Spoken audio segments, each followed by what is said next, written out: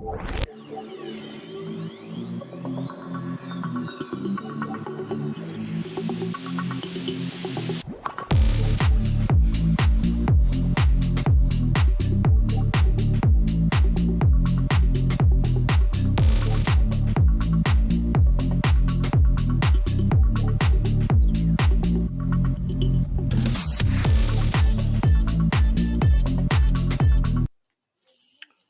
right. Good evening out there in the internet lands. I would say TV lands, but well, I guess I could. Some people do watch this on TV. Anyway, it's not primarily a TV show, so I don't know if I could say if saying TV land will be appropriate or not. But anyway, we are live and with This Week Unloaded. I am your host, Rich White, as always. And as usual, at this point, we don't have a panel yet. When we do have a bracket for later on in the show, if we get a panel on here. So far, it says we got one watching on Rumble, three watching on YouTube's, and one watching on X. So, evening to all of you. On the YouTube side, we had Ron2A Matters in there first, followed by Pack Rat's Attic. So, good evening. Pack Rat says he has on TV and phone. Well, I guess you would be in TV and phone land then. Yeah, let's see. Put the switches over there. No comments from Rumble as yet, and X. I don't think the comments show up there. I never get people commenting on X, but I do get people watching on X. So if you're watching over on X, good evening to you. Yeah, nobody said anything over there yet. I gotta go find what I had pulled up. Darn it. I screwed up something. Yeah, boy. Yay, fun when you have. Oops, I didn't mean to do that. I gotta find the story on from X that I wanted to talk about. Give me a minute here. I mean, there were a couple things actually over on X. But yeah, if you've read the title for this episode, it has truly been a crazy week, particularly where Afghan nationals being brought into the United States is concerned. So we go over here and share the screen I have here. Where is it? There it is. So we got Brenna Morello, who's an independent journalist. She's worked for places like Fox and Newsmax, MLB, ESPN Plus, etc. Anyway, she puts up a post about Afghan terrorists saying more than 5,000 Afghan evacuees who have arrived in the United States following the 2021 military withdrawal have been identified as potential national security risks, according to a DHS document. And she has the cover for the New York Post from today, which has the headline, Enemies Among Us, 5,005 Afghans with national security flags. The main picture is the piece of shit Muslim terrorist, and make no mistake, they are a Muslim terrorist. Not people on the left. Oh, he was just crazy. Yeah, whatever. He's a Muslim terrorist. He yelled Allahu Akbar before he shot them. He's a Muslim terrorist. That's their war cry, for crying out loud. Anyway, that's that son of a bitch. He's the one who shot the two National Guard members in D.C., one who has passed away and one that is in critical condition still. And the guy down there in the bottom left-hand corner, he was arrested the day before in Texas for making a bomb threat. Apparently, he had been turned in by some people on some forum or something because he said he was going to make a car bomb and detonate it in downtown Dallas, I think it was. So, yeah. And then we got, if I screw up a little bit here, we have another winner from that group of people right here. this son of a bitch was arrested for raping a teenager in Missoula, Montana earlier in the week as well. So, yeah, we've had quite the banger week for people from Afghanistan, which has led the Trump administration to put a halt on initially all Afghan visas, but since then he has extended it to all third world countries, with 17, I believe, in particular. I don't remember what all 17 were. There was a list somewhere on X, but I couldn't find it right before I went live, so don't have that list. And then, while all this is going on, there is a bill sitting in the Senate. Wesley Hunt was talking about it on Friday, I believe it was, on Fox News, where the Democrats want to bring more of these people over here and give them asylum. And there are 13 Republicans that have signed on to it. I have the list somewhere around here. Let me find it, because I posted the list of the 13. As soon as I find it, we can look at it. Sorry, I got a lot of stuff here on my Twitter profile or X profile. So, see if I can find this real quick. If not, then ain't no big deal. Did I pass it? No. I know I did. Like I said, I just gotta find it because it's.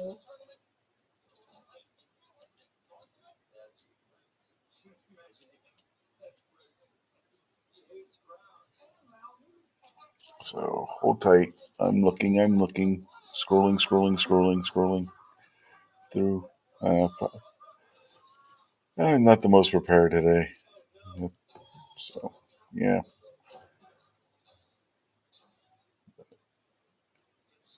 Most of what you can see is stuff having to do with, as I'm scrolling through, if you're looking.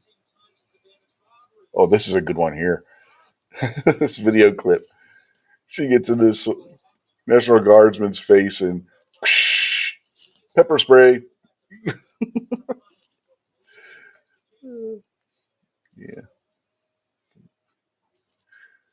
I just thought that was funny, so I reshared that one. Or reposted, whatever you want to call it, on X. But yeah, I thought that was kind of funny. I'm going to get in your face and act tough. National Guardsman all nonchalantly.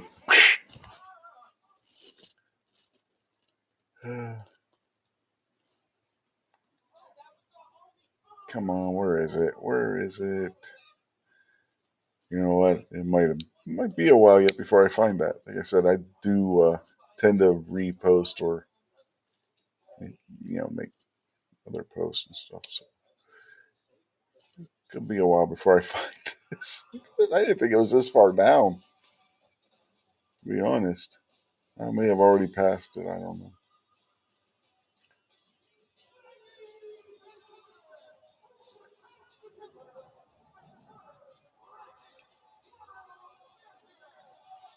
Yeah. Doo-doo-doo. Yeah, it's always fun when you're trying to find something. You can't just search for a particular post. You got to scroll through everything.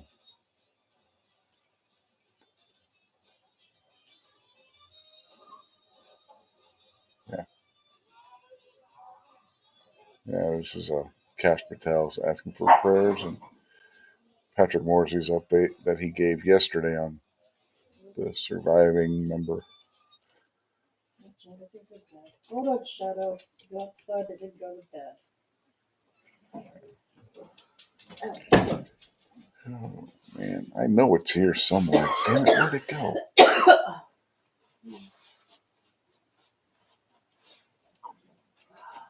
I'll find it eventually. Yeah, there we go. Yeah, I agree here completely. The Afghan shooter isn't mentally ill. He's a Muslim. Stop with the excuses. Doo-doo-doo.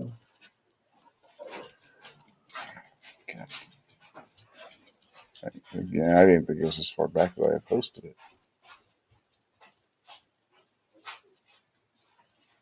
Maybe it was. I don't know.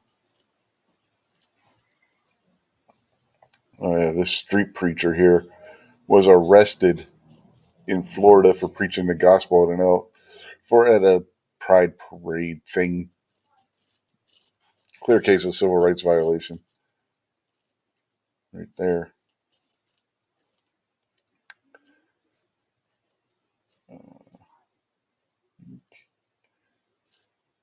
This dude was arrested in the UK because he shot a shotgun and posted a picture when he was on vacation in the United States.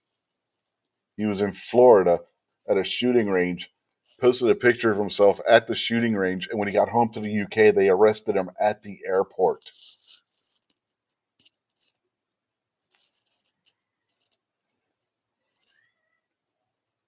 for something he did in a foreign country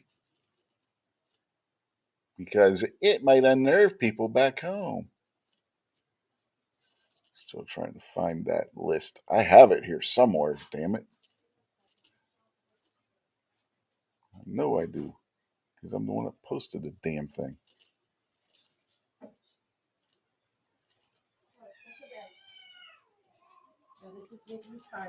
Here we are. Here's the list. The 13 Republicans who have co sponsored the bill to grant more asylum to Afghans are Lisa Murkowski of Alaska, Lindsey Graham of South Carolina, Bill Cassidy of Louisiana, Mike Rounds of South Dakota, Jerry Moran of Kansas, Roger Wicker of Mississippi, Tom Tillis of North Carolina, Roy Blunt of Missouri, Susan Collins of Maine, Mitt Romney of Utah, Johnny Ernst of Iowa, Dan Sullivan of Alaska, and John Cornyn of Texas. All these 13 Republicans, along with a bunch of Democrats, are sponsoring a bill, for those of you who just came in, New York Outcast on the YouTube side in particular, to bring over more Afghans for asylum.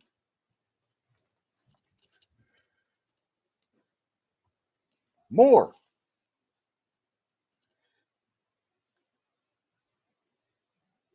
As I was saying earlier, we had one arrested earlier this week in Montana for raping a teenager, one arrested the day before on Tuesday, or not the day before the guy was arrested, but on Tuesday, we had a guy arrested in Texas for threatening to make a car bomb and detonate it in, I believe it was in downtown Dallas.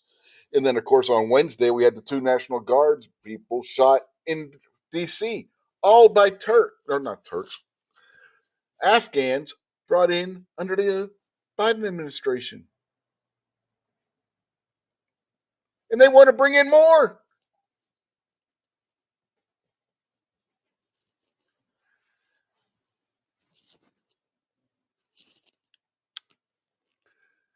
This while they just released the DHS released a report saying there's 5,005 that should never been brought into the country in the first place because they all have issues that make them appear to be risks to homeland security, to national security risks. Gee, if you're from Afghanistan and you're a national security risk, that makes you a potential terrorist. You know, these are the people that Biden brought in where everybody was saying, no, you can't vet them. And the Biden administration said you could, except for James Comey. When he was FBI director, the only time he probably was ever honest and the whole time he was FBI director, when he said there's no possible way to vet all these people. He was right.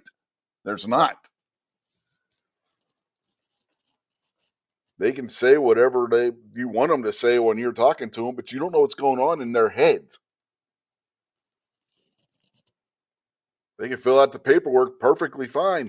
Oh, okay, you filled out this paperwork fine. Okay, you're good to go.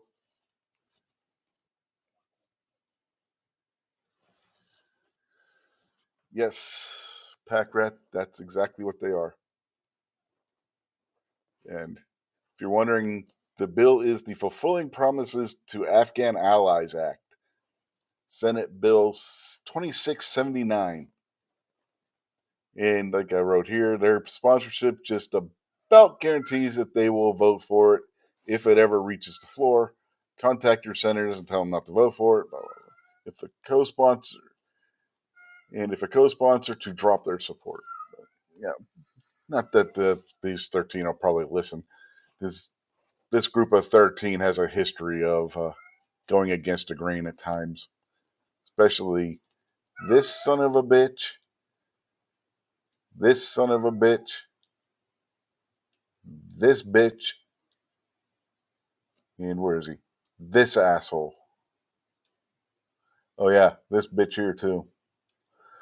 Those ones in particular have a long history of not necessarily doing what their constituents want.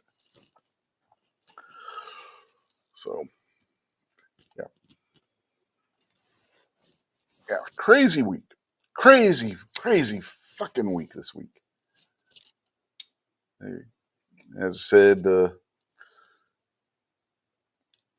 young lady guardsman who was shot, she passed away sadly, and the young man that was shot, staff sergeant in the Air Force National Guard, is still in critical condition. If I remember correctly, Patrick Morrissey said earlier today that he is in a medically induced coma. So it doesn't look good if that's the case. As he said earlier in the week, instead of being home celebrating Thanksgiving with their families, they volunteered to be out there on the streets on Wednesday. They were going to be there Thursday and Friday as well to help defend Washington, D.C.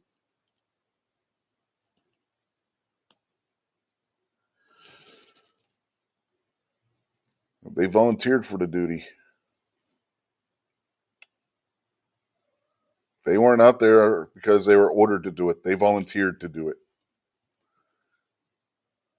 And some asshole Muslim kills one of them and tries to kill the other.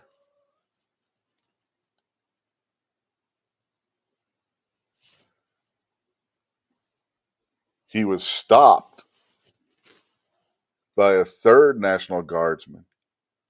I believe he was a captain who saw what happened, pulled out his pocket knife because he didn't have a firearm, charged the guy while he was reloading, started stabbing him in the head, then took the shooter's gun or the murderer's gun and used it on him, shooting him in the butt and leg, if I remember correctly.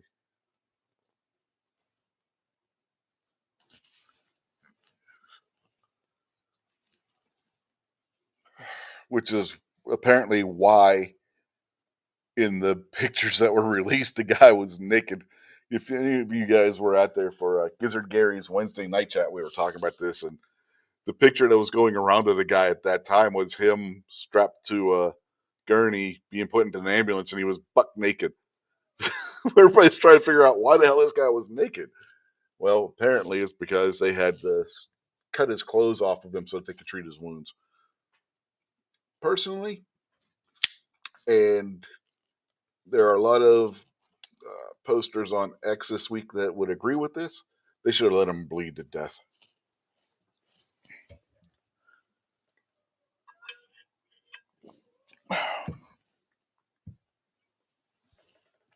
Rob says things will get hot if attacks on the National Guard keep happening.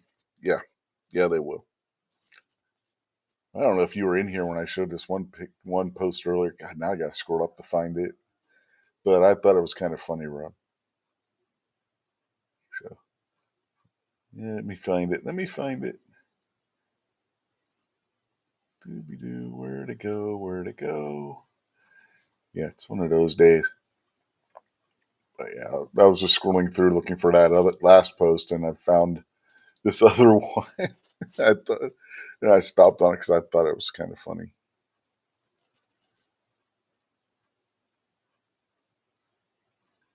Come on, where is it? Where is it? There's the body of the young lady being removed from the hospital that she was being treated in.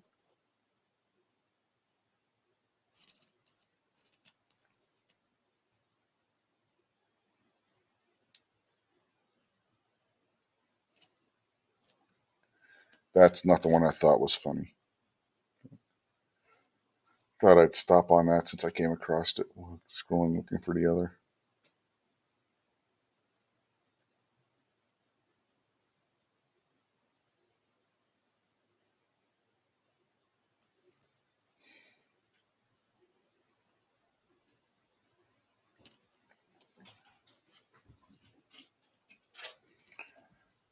Anyway, let me see if I can find it again.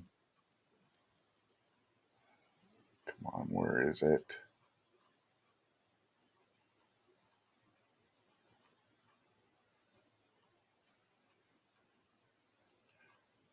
No, it wasn't that big middle finger. Come on, where is it? Where is it? Damn, was it? Well, I know I didn't pass it this time. Come on. Our doggy. Is it the? Yeah, this is the bomb threat guy. They booked him in as white. Now, I don't know about you, but people from Afghanistan ain't white. They're more of an uh, Middle Eastern, Iranian type skin tone. Oh, hell, now I can't find this one. There it is. Watch this. This bitch is getting into this guy's face. He just nonchalantly just pepper sprays her right in the mouth, too. Gets her right in the mouth.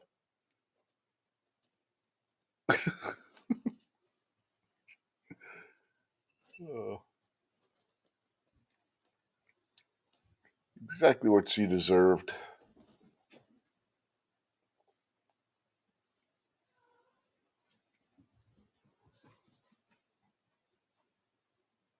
Yeah, I thought that was funny. Gotta laugh where we can find the time to do it, right? But yeah.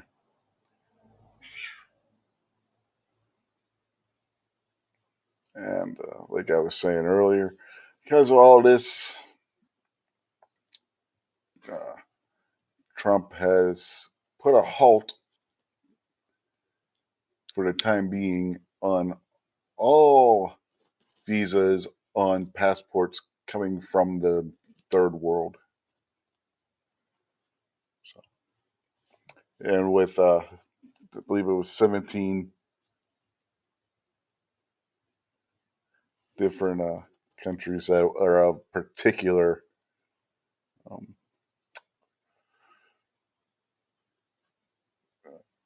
discrimination, shall we say. Rob says good hit, but he bets it got some blowback. Yeah, probably, maybe. Depends on what the operating procedure or orders were. Because she was up in his face. So, That could certainly be considered to be a threatening posture if somebody's getting in your face like that. And he did use the less than lethal method. So, yeah. And again, here's the story about the 5,005 Afghans with national security flags.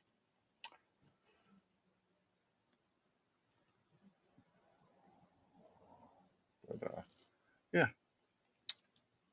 So, yep, crazy week this week.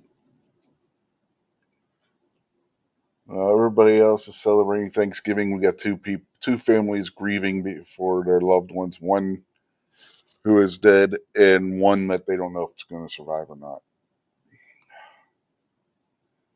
So,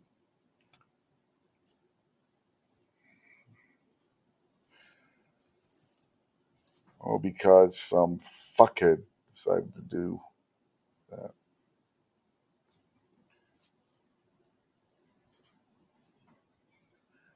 Yeah, Rob says not really sure where the situation was, but normally that would be a no go.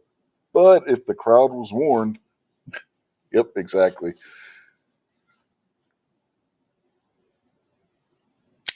That's why I said it depends on what the operating procedure for and rules of engagement were.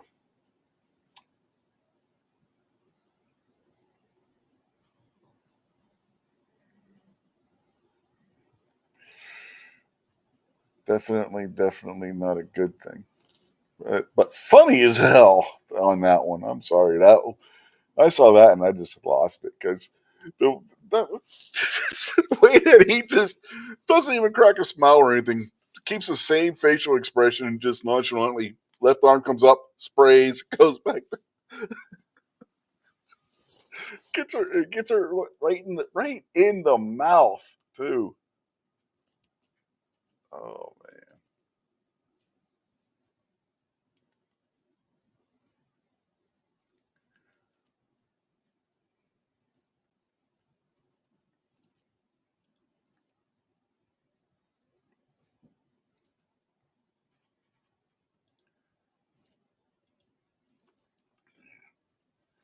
man, a similar story or kind of the same topic. There have been reports that I've seen on X and other places too, saying that they've started to round up some of the Somalis in Minnesota for deportation.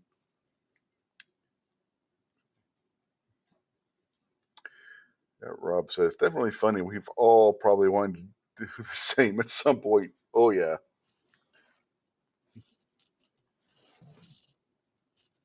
there are definitely times where you just want to pop somebody in the face, or if you have pepper spray, just cut loose on them. But there's times where it's completely inappropriate to do so, no matter how much you really want to. Yeah, definitely, it was funny.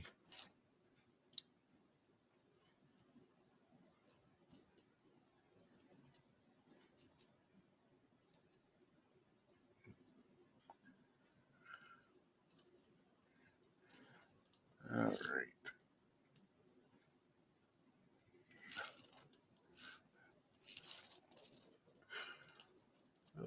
Still no fellow panelists yet, but I do have another story that we can look at in the meantime. If we don't get a panel, we don't get a panel. Ain't that big a deal. I'll just end up ending the show early. But yeah. Got this one. This comes from USA Carry. It's DOJ to launch Second Amendment Rights Office on December 7th. Yeah, this was written by Luke McCoy and it was published on the 26th of November of this year. It says Washington, D.C. The U.S. Department of Justice is set to launch a new office under its Civil Rights Division dedicated to protecting gun rights making a significant shift in federal civil rights enforcement priorities. According to an article published by Reuters yesterday, the newly formed Second Amendment Rights section is expected to begin operations on December 4th. The section will focus on investigating local laws and policies that may infringe on the constitutional right to bear arms as outlined in the Second Amendment.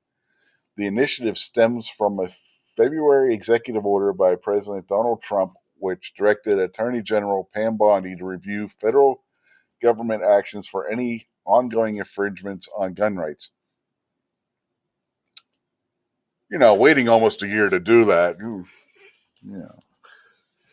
Anyway, the DOJ's reorganization is part of a broader move by the current administration to expand the scope of civil rights enforcement to include constitutional gun rights protections. The Civil Rights Division has traditionally focused on issues such as racial discrimination and police accountability. However, this new office signals an increased emphasis on safeguarding the rights of lawful gun owners. Critics argue that this represents a departure from the division's historical mission. Stacey Young, a former Civil Rights Division attorney, told Reuters the Civil Rights Division new focus on the Second Amendment, which is far outside its long-standing mission, is moving us even farther away from our nation's commitment to protecting all American civil rights. Yes, protecting everybody's civil rights on firearms as well as everything else is a move away from protecting civil rights. Sure, lady. Earlier this year, the DOJ initiated a civil rights probe into the Los Angeles Sheriff's Department amid allegations of delayed concealed carry permit approvals. Gun rights groups had filed suit over long wait times, fees, and approval procedures. The DOJ noted in its communication to Congress that the new office will be created using existing resources, and the Office of Management and Budget did not object. The department is not required to seek congressional approval for such a reorganization, but must notify lawmakers in advance. The establishment of this office is a welcome development. In an era where federal civil rights enforcement is largely focused on issues unrelated to the right to keep and bear arms, this new section represents a critical shift in prioritizing constitutional freedoms. By investigating local and state level restrictions, the DOJ may help ensure that law abiding citizens are not burdened by overreaching regulations. So, I would ask a panel for thoughts, but don't have a panel.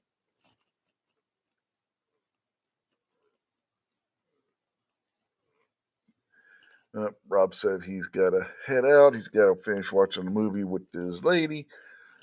Hopefully he gets released on good behavior soon and can make it back. If not, peace and thumbs up. All right, Rob, enjoy the movie.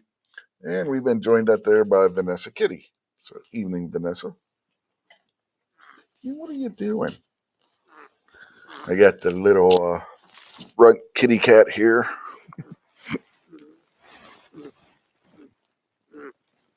Really?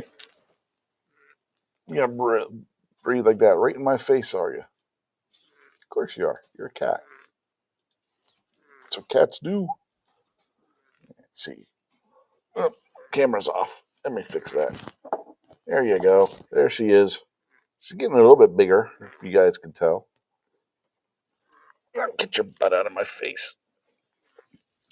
She's getting a little bigger. I still don't think she's gonna get awfully big. I think she's gonna be a tiny little kitty. Yeah. No, don't sit on my microphone. If you sit on my microphone, that's a live cat on the microphone, not a dead kitty, and not a dead cat, and then they won't be able to hear. So it's not good.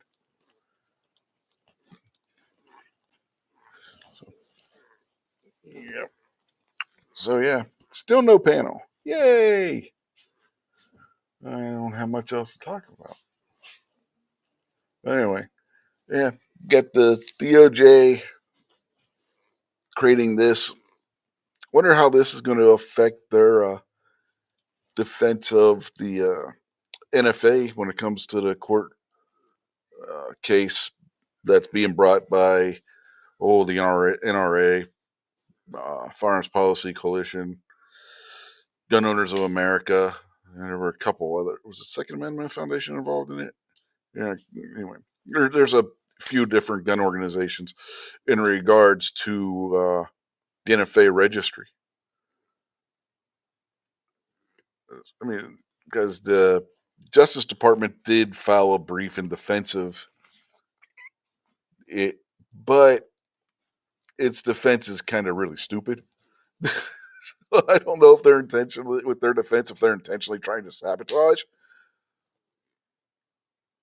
that proceeding, because in that defense, if you haven't seen it, they essentially state that the attacks being eliminated under the big beautiful bill still leaves a tax of $0, which is a tax that the registration would need to be able to track.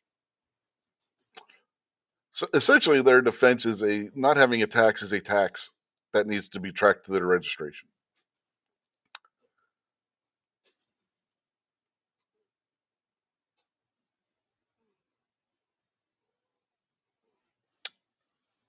Yeah, that sounds like a bunch of nonsense. I don't see how that defense is possibly going to stand up to judicial scrutiny when it comes time for that case to go to the Supreme Court, which I'm sure it's going to end up.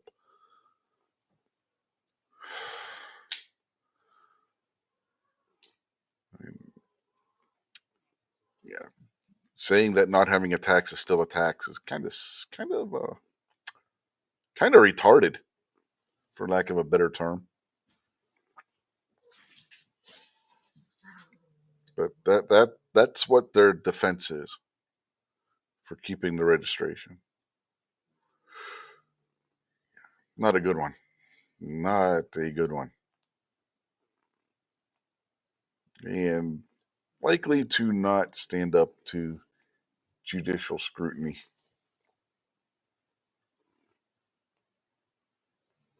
But we ain't at that point yet, so. Of course, cats are going to start. Why wouldn't they?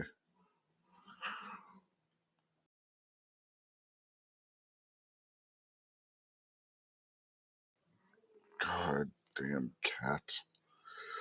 Let's look over on X and see if there's anybody over there saying anything. I haven't looked over in on there in a little bit. No comments in the chat over on X. Says we got 2 views over there. So if you're over there, good evening to you. Says we got 3 watching on YouTube. Only 3. Man.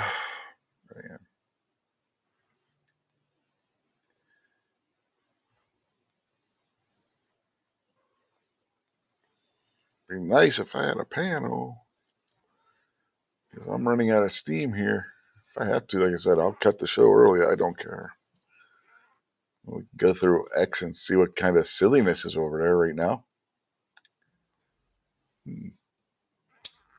I can screenshot that, I guess. If y'all want me to screenshot it, I can screenshot it. But let's do that. And we got a guy saying Islam teaches us to be kind to animals, and then there's a community note that says the video contains an Orthodox Christian monk, which can be seen from his robes. So yeah, not a Muslim at all. The silly Muslims. Oh, I know what we can talk about. The sedacious 6 who just keep doubling down, led by Senator Mark Kelly of Arizona,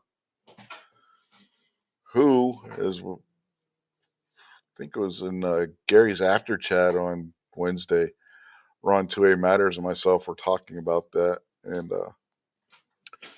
yeah, he can be recalled to active duty because he is retired military. They could call him back to from retirement to active duty and put him on court-martial for sedition, trying to incite a mutiny, and a bunch of other stuff. Backstory for those of you who don't know what the Seditious Six, as they're being called, did. They basically put out a video telling the military not to listen to Trump's orders, saying that any order Trump gives essentially on defense of the country without congressional approval is an illegal order, and they are to uh, not listen to those orders, completely forgetting the fact that the president has the authority to take action in situations like what has been going on with the drug boats in the Caribbean, putting National Guard in cities to assist law enforcement. In fact, that's one of the National Guard's duties of record, is to assist with law enforcement issues in the events of rioting, natural disasters, that kind of thing. So it's absolutely insane. And anyway, yeah, he could be called back to active duty, and the others could all be arrested and charged under the Sedition Act. So,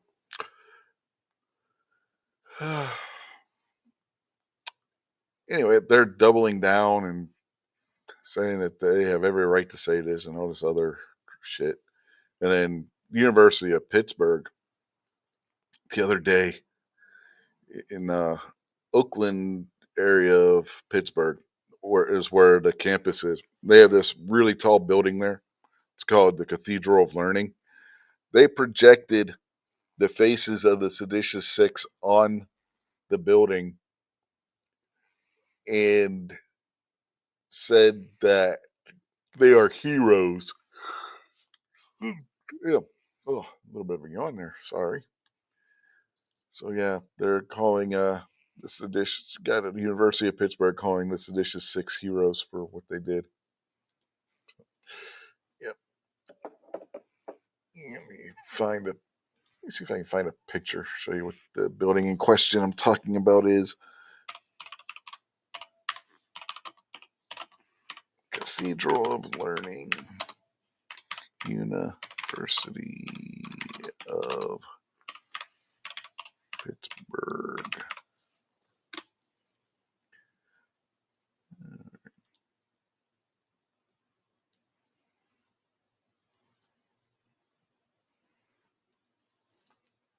Yeah, here we go.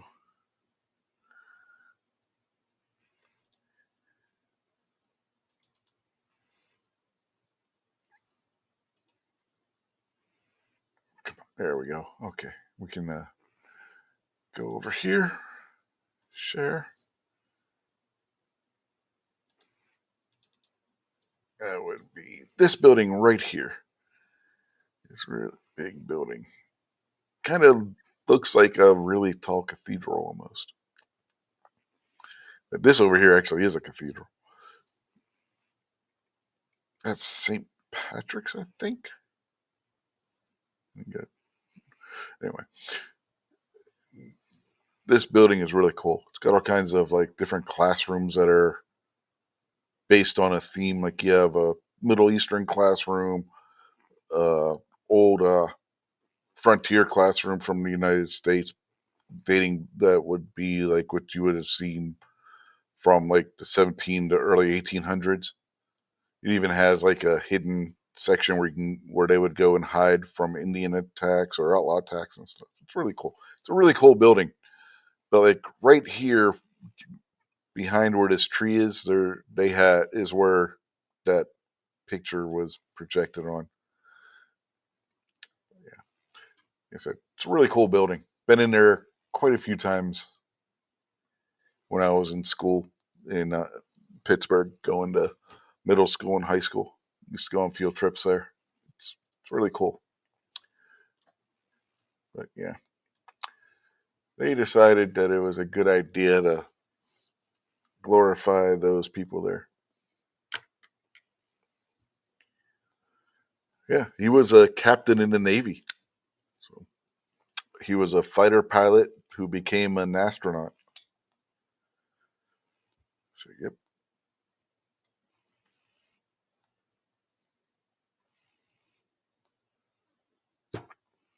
Packrat says he got a nasty remark from Gabby Gifford about a response from Mark Kelly.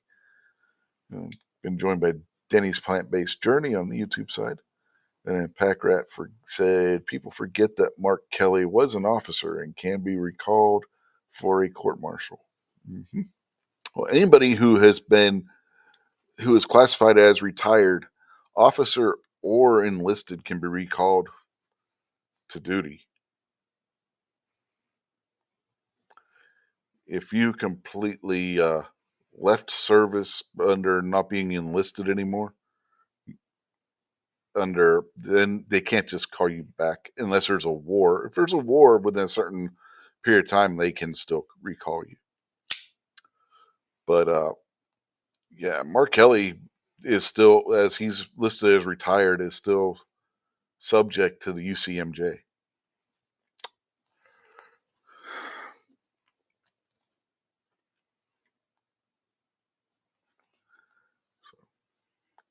So yeah, Gabby Gifford's a piece of work too. She, of course, used the death of the young lady National Guards woman whose name, for the life of me, I can never remember, as a reason to call for gun control. While at the same time offering her prayers and condolences to the family at the other side of her mouth. No, now's what we know. This is why we need to get rid of guns. Uh huh. Right. And of course, you got other idiots saying about how, see, we need tougher gun controls. This guy should never been able to buy a gun, blah, blah, blah. Like, he was in the country legally. He didn't have a criminal record. He has every right to be able to purchase a firearm. Now, what he did with that firearm, he doesn't have a right to do. But if the gun was purchased legally, he had every right to do so. You don't have, people have this, this is something on our side too. People have this strange idea that to purchase a firearm in the United States, you have to be a citizen. No, you don't. You have to be a legal resident of the country. You don't have to be a citizen. A perfect example is the Crazy Scotsman. He owned firearms before he became a citizen. He wasn't a flag officer. He was only a captain. Flag officer is, trying to remember because they keep changing the damn ranking system in the Navy. Oh, shoot. Can't think of what it would be. It'd be rear admiral, lower half, or commodore to admiral, or in case of war, a admiral of the fleet. A captain is not a flag officer.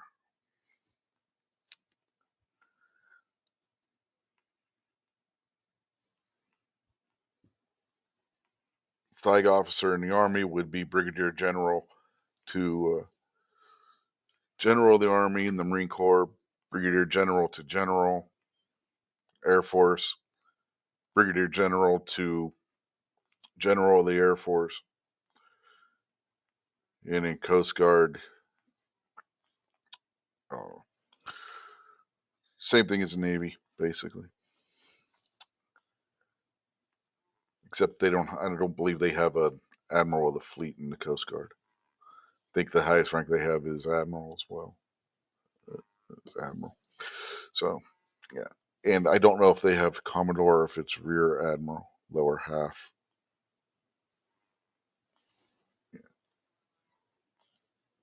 Packrat said Navy ranks confuse him. Well, officer ranks in the Navy are real easy.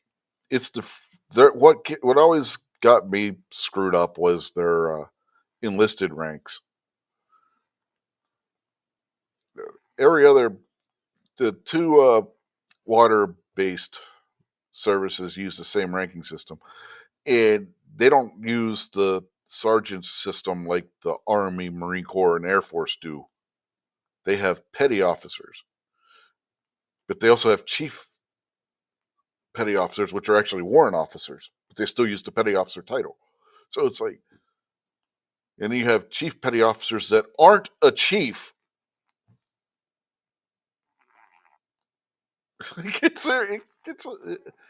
That can get confusing.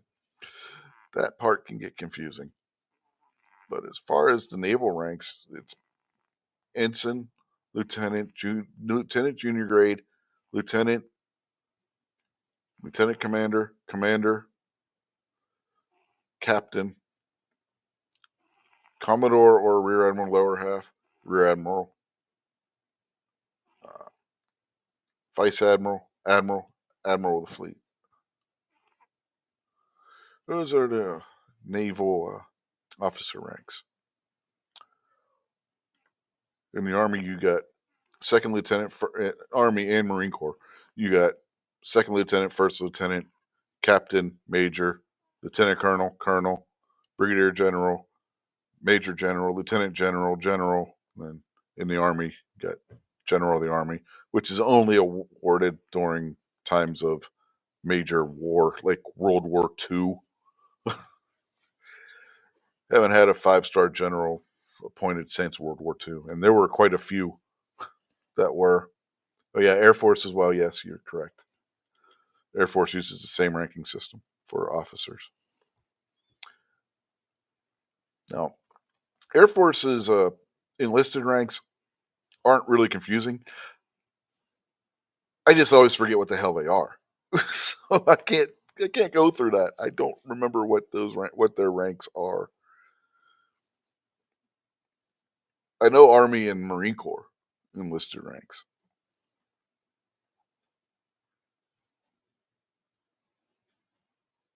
Then warrant officers, you have warrant 1 through 5, which is warrant, chief warrant, senior chief warrant, master chief warrant. That's that kind of stuff. Yes, there's only been one 6-star general, and it was awarded posthumously to George Washington, so that nobody else could ever outrank him.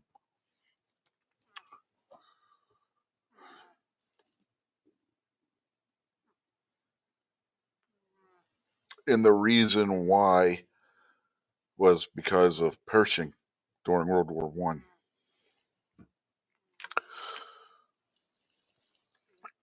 Pershing, if I remember correct, was the first to ever be given 5 stars. Washington technically would have only been a 4-star general. So they posthumously promoted him to 6 stars so that he would have been ranked above Pershing.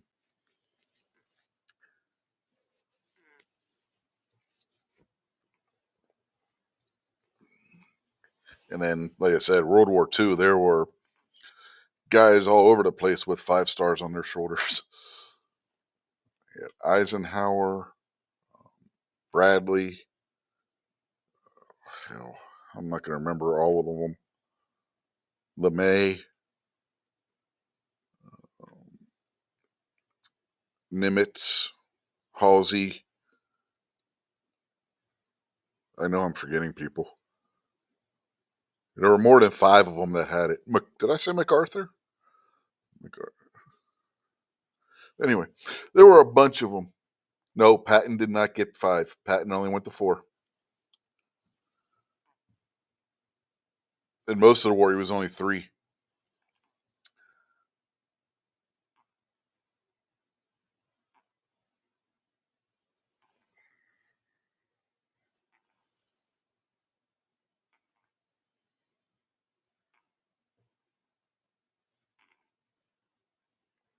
I know I'm forgetting somebody.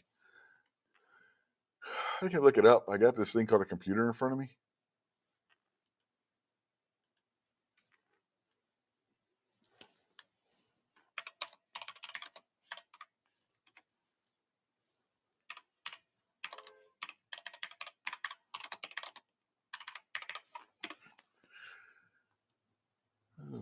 Okay, let's not look at a picture. I want a list.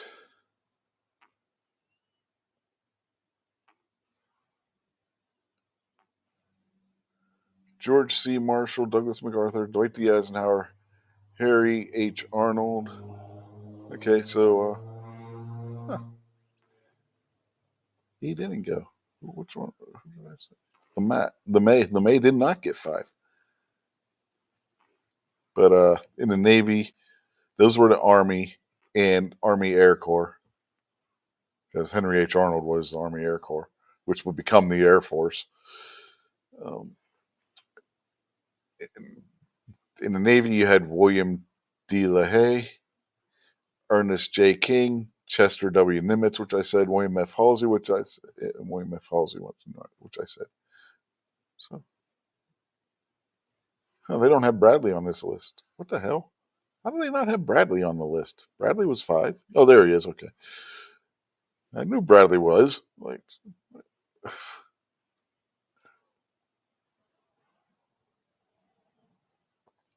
Yeah, those are the guys in World War II that had 5 stars. So from both Pacific and European theaters, I might add. MacArthur was the only one of those Army guys that was over in the Pacific, but all the Navy guys were Pacific, if I remember correctly.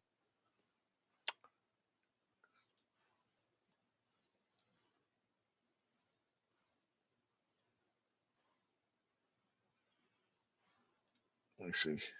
This King guy, where was he?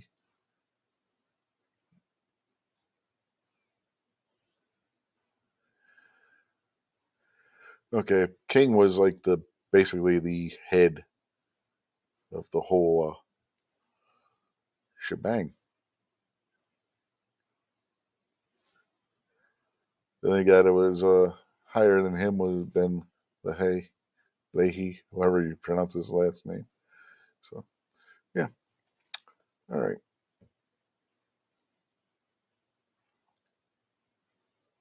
So, yeah, basically, most of your admirals were Pacific. Only one general was in the Pacific.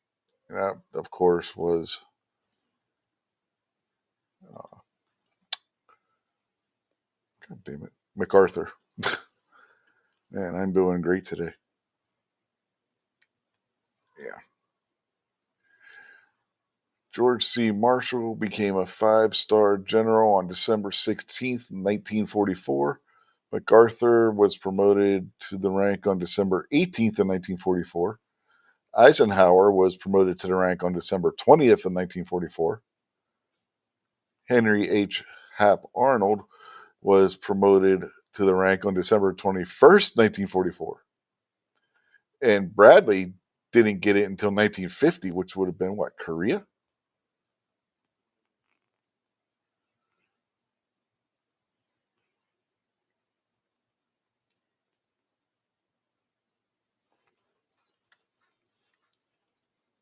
Oh, yeah.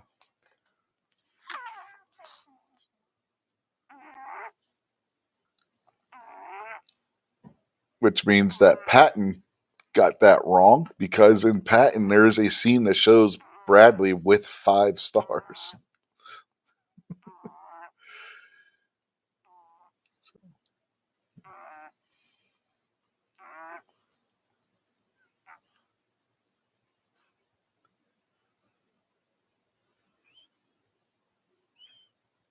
And Bradley is the only person to serve as chairman of the Joint Chiefs of Staff as a 5-star general.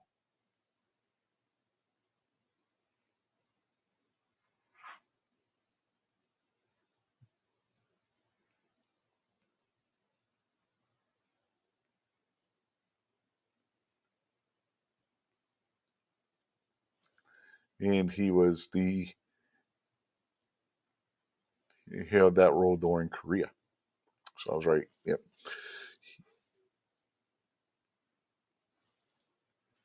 Well, apparently there has.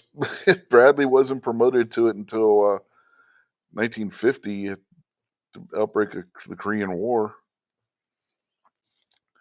one has been promoted since World War II Only one. And the only guy to be chairman of the Joint Chiefs of Staff that held the rank. Yes, Schwarzkopf was a 4-star general. No, there are no Marines. Marines don't have 5-star rank. That goes to them being under the Department of the Navy.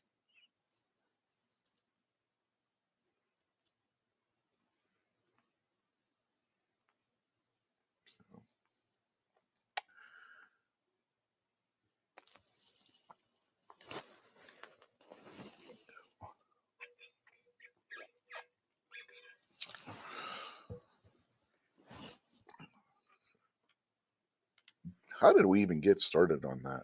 Oh, the ranks because of Mark Kelly. That's how we got to that point. You never know what rabbit holes you're going to go down when you start talking about one thing. Yeah.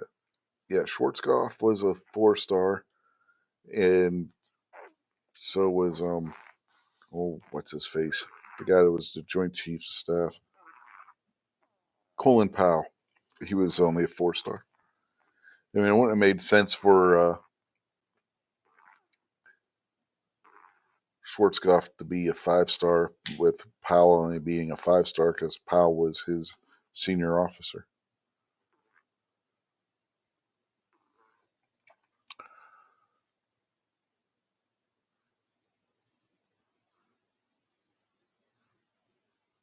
But there's also the regulation that states that the ranking officer can be one rank lower than the highest ranking member of a particular unit.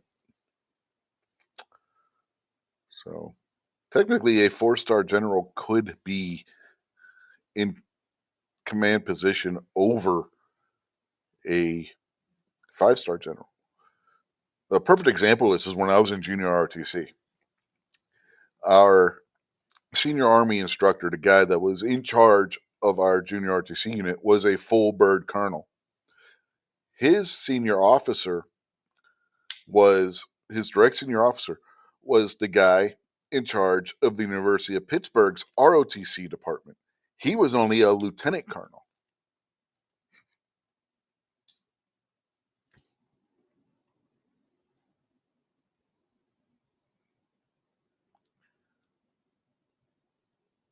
So, yes, it is possible for a lower rank officer to be senior to a higher ranked officer, but it has to be within one rank difference.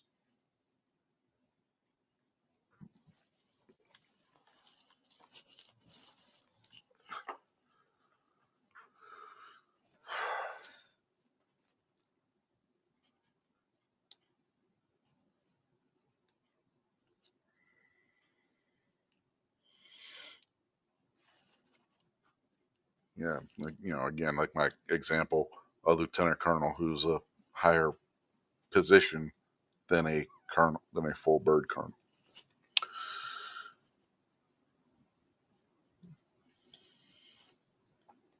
It's rare, mind you. It doesn't happen often, but it can happen.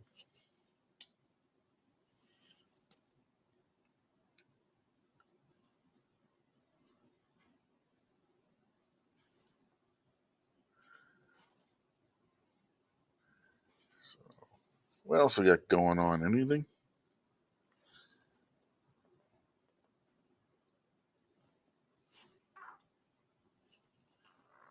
Yeah, Packard says most base commanders are lower ranks than some unit commanders on the base.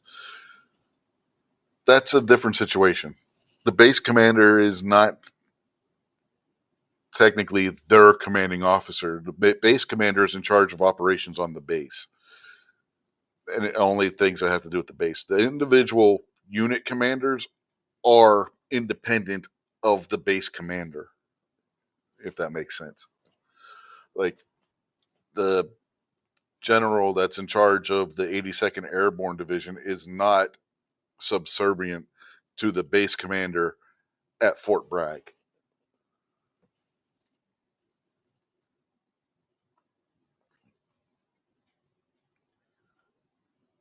Generally speaking. If it's something that has to do with base operation, then yes. But generally speaking, the general of the base, the general is in charge, the base commander doesn't give the 82nd Airborne Division commander orders to do this or that. Well, not really. Because if you think about it, even in the Navy, the guy that's in charge of the Navy flagship is not the admiral on board, it's the captain of the ship. But the admiral on board the ship is in charge of the whole strike force.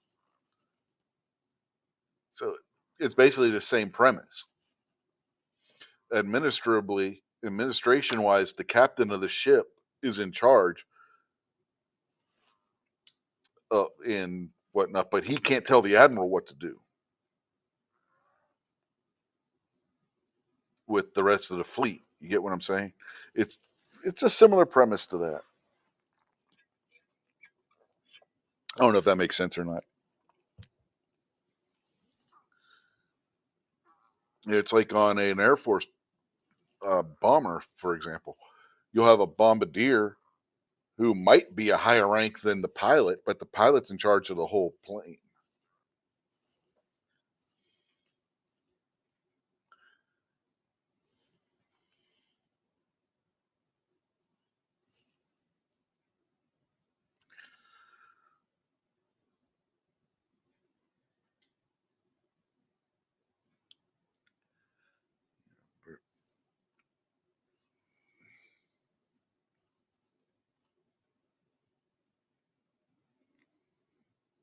Yeah, base commander, you're generally going to be a 2 or 3 star command general or general officer, flag officer, however you want to refer to it.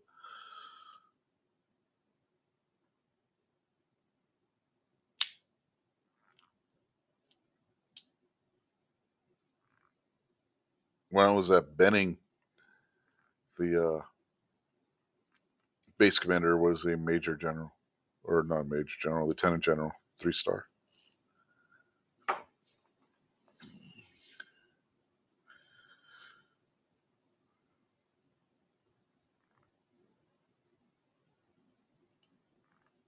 That was 26 years ago now. Holy shit! Oh man, that's a long time ago. My youngest kid wasn't even born yet.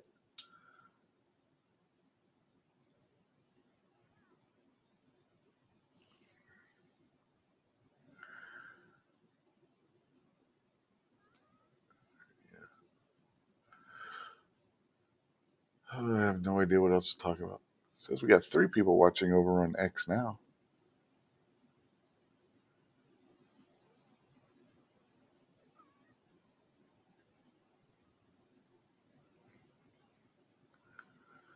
Let's see. Anybody saying anything over there? Nope.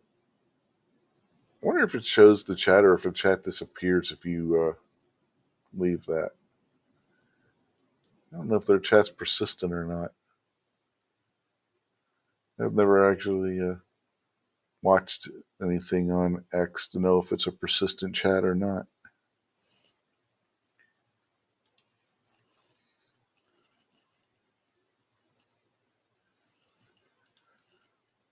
Packra said he went to basic training in 81. Yeah. 81, I was, what, 7 years old? Yeah, I wouldn't go into basic training in 71. That'd have been what? 2nd grade? Yeah, I would have been in 2nd grade in 81.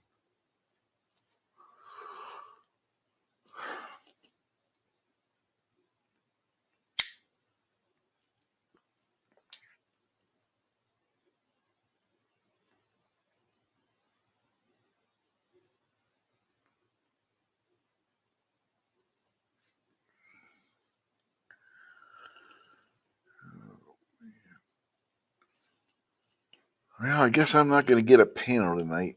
Who knows where those slackers all are? Gizzard and Barbecue and Foss are my typical panel. They said, who knows where they're at? They haven't even showed up in the text chat yet. It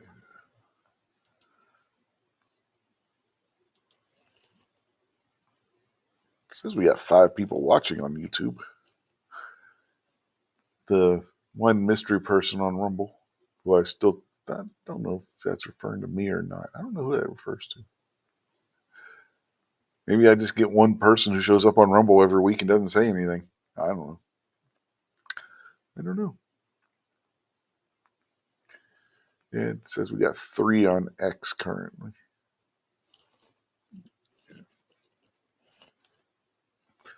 Packrat said he thinks everybody's still full from Thanksgiving.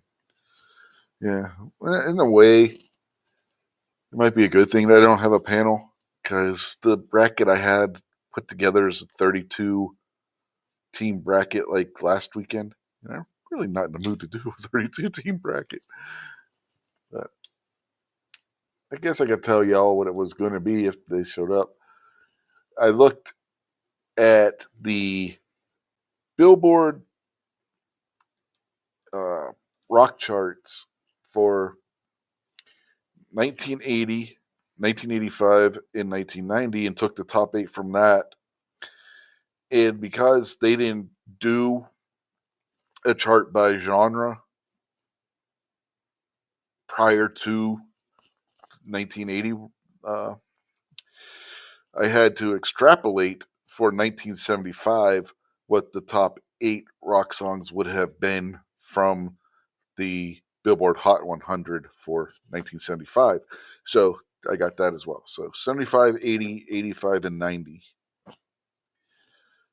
The top 8 on the rock charts for this week ending from each of those years, which most of them they were all either the 29th or 30th.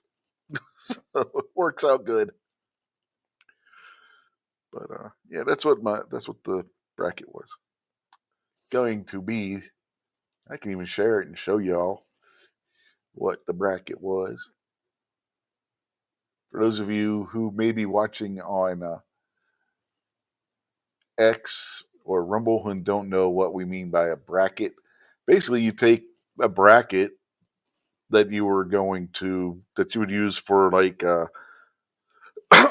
excuse me, March Madness, or say the upcoming NCAA football tournament, and you just put different things in there. In this case, it was the songs that I have on the list, and I have them all in their ranks by year. So this one would be 75, this will be 80, 85, and 90. So yeah, got them all ranked by what they were. The number 1 in 1975 rock song for this week ending in 1975 would have been Sweet Ballroom Blitz. So, and 2 would have been War by the song Lowrider. And then Nazareth, Love Hurts would have been number 3. Foghat, Slow Ride would have been number 4. The Eagles, Lying Eyes would have been 5. Jefferson Starship, Miracles would have been number 6. Queen's Bohemian Rhapsody would have been number 7. And number 8 would have been the Bay City Rollers with Saturday Night. Then in 1980, it would have been, again, we see Queen on the list. Queen with Another One Bites the Dust. Heart with Tell It Like It Is. John Lennon jumps on with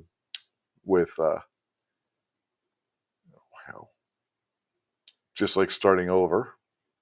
Then Pat Benatar with Hit Me With Your Best Shot. AC/DC with You Shook Me All Night Long. Billy Joel's at number 6 with Still Rock and Roll to Me. Bob Seger and the Silver Bullet Band with Against the Wind at number 7. And then The Knack with My Sharona at number 8.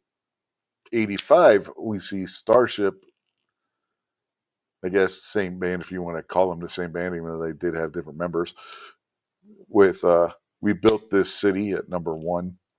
ZZ Top with Sleeping Bag at number 2. Heart Never at number 2. Their number 3 rather. Their second entry on the list. Then John Parr with St. Elmo's Fire, Man in Motion. Then Survivor with The Moment of Truth. Dire Straits with Money for Nothing. Number 7, we have Bryan Adams with Summer of '69. And number 8 would have been Eddie Money, Take Me Home Tonight. For 1990, we have at number 1 for this week, Steve Winwood. And I can't remember the name of the song. One and Only Man. I think that might even be his last big hit for his career. Number 2, the Black Crowes with Hard to Handle. Traveling Wilburys with She's My Girl. ZZ Top on the list again with My Head's in Mississippi. Then we have Tesla at number 5 with Love Song, followed by Damn Yankees with Come Again, Ted Nugent's only appearance on the chart. Well, this bracket anyway. Number 7, we have Poison with Something to Believe In. And number 8, the Scorpions with Tease Me, Please Me. So if we do the bracket, that would be it. Most of those songs are older than I am. No, none of them are. I was born in 74.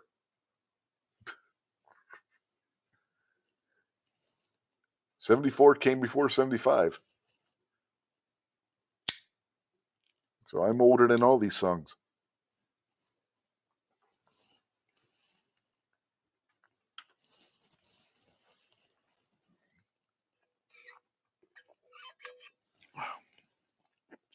I just went in the military late. Then he says, a lot of great songs. Yeah. That could be a hard bracket when it comes down to it, depending on how people vote. But like I said, got to have a panel to do that. Got to have a panel.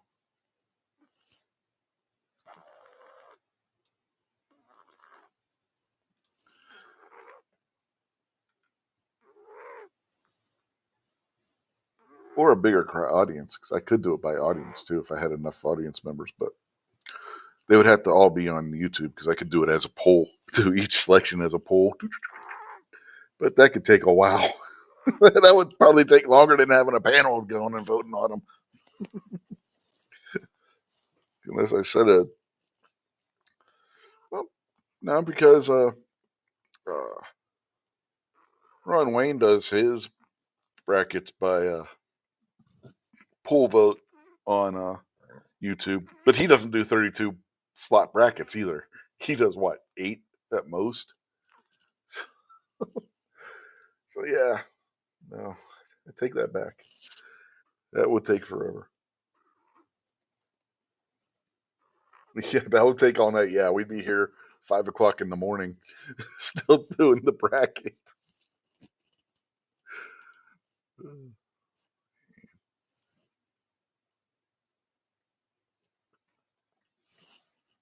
I cheated on the year 1975.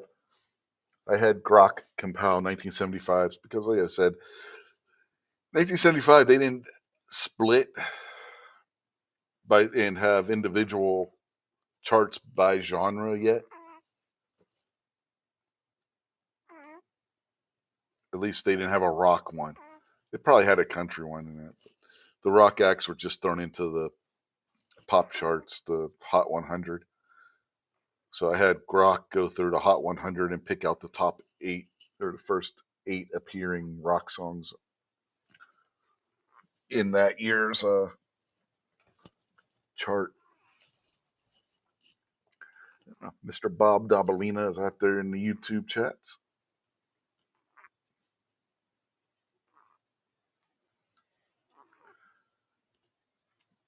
Mr. Bob will probably know a few of the songs that were on that poll, or in that bracket, I should say.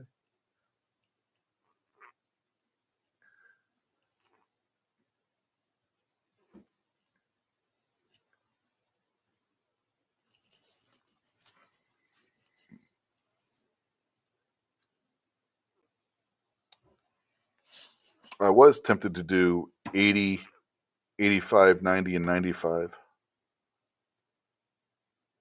but I decided to keep it to go with 75. So you had 75 and 80 from the 70s and 85 and 90 from the 80s. And yes, contrary to what a lot of people seem to think, the year ending in zero is not the beginning of a new decade, century, or millennium. The calendar starts, it goes from 1 BC to 1 AD. There is no year zero.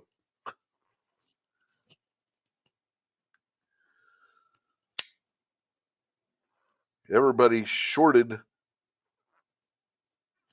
the last century and millennium and decade a year. They turned a year. Mr. Bob says he turned 16 in 75. Yeah. So yeah, you would know all the songs on the chart, on the bracket. You weren't in here yet. The bracket I had for tonight was the top 8 rock songs for this week ending in 1975, 1980, 1985, and 1990. 75s, I had to cheat. I had Grok compiled the top 8 rock songs off of the Hot 100 for that year because they didn't have a rock chart yet. The rock chart didn't start until 80. So couldn't do the actual rock chart for 75. So I cheated.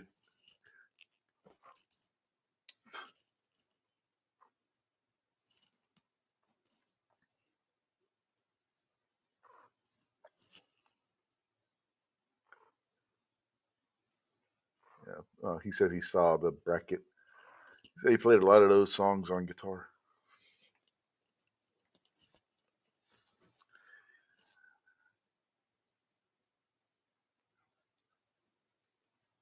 But yeah, I had to cheat for 75.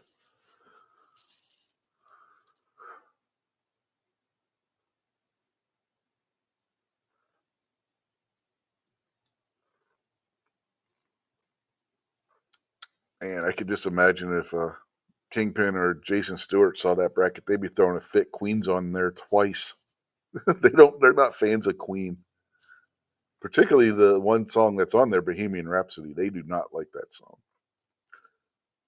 We've discussed that in prior episodes. they, they both hate Bohemian Rhapsody with a passion. Packrat says he was 13 in 75. Gary would have been in your guys' age range in 75. He was born, what, 61? Yeah. He would have been around the same age as Mr. Bob. He would have been, what, 14? So, yeah, he would have been between your ages.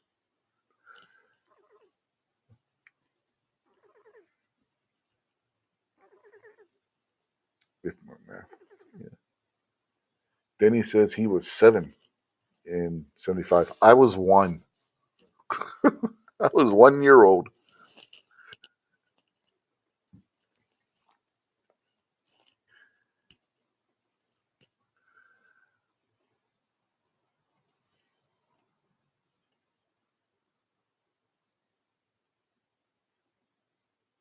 My mother would have been 22 in 75.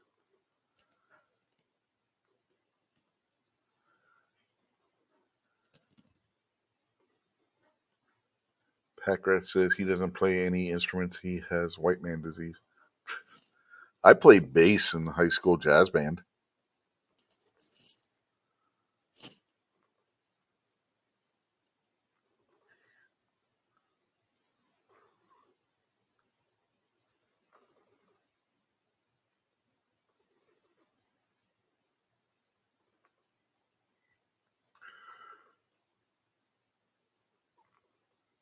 Issues with my arm. The strumming the strings can be painful anymore. I haven't picked up a bass in quite a long time. The boomsticks out there now on the YouTube side.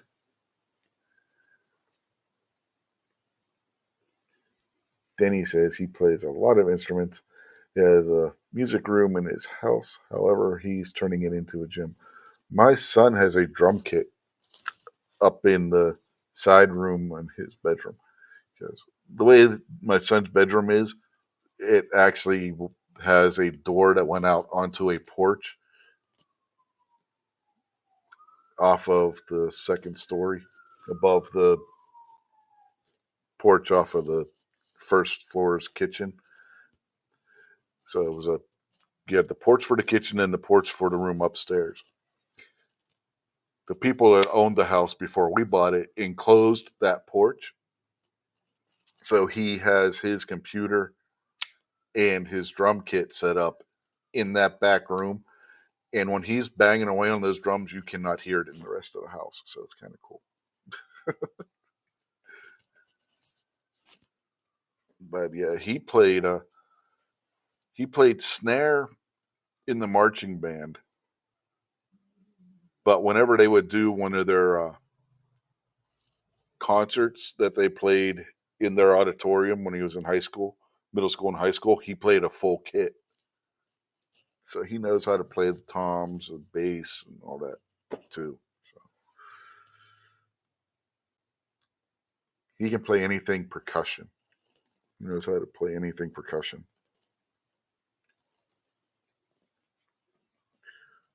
Our youngest daughter played the flute and a couple other woodwinds. Mainly, she was flutist in the high school marching band. Then he plays drums, bass, three or this is what he has: drums, bass, two electrics, three acoustics, three mandolins, two keyboards, several amps and mixing boards, several large speakers, etc. He played four instruments in high school.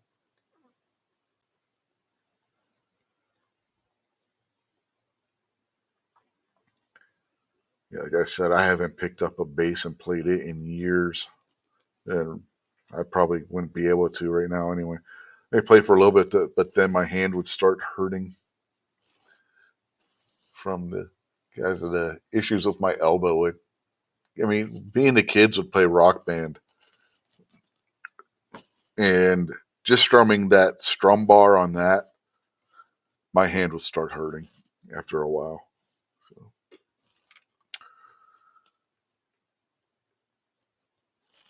and you could tell when my hand would start to hurt because my strumming would get to be off more and more.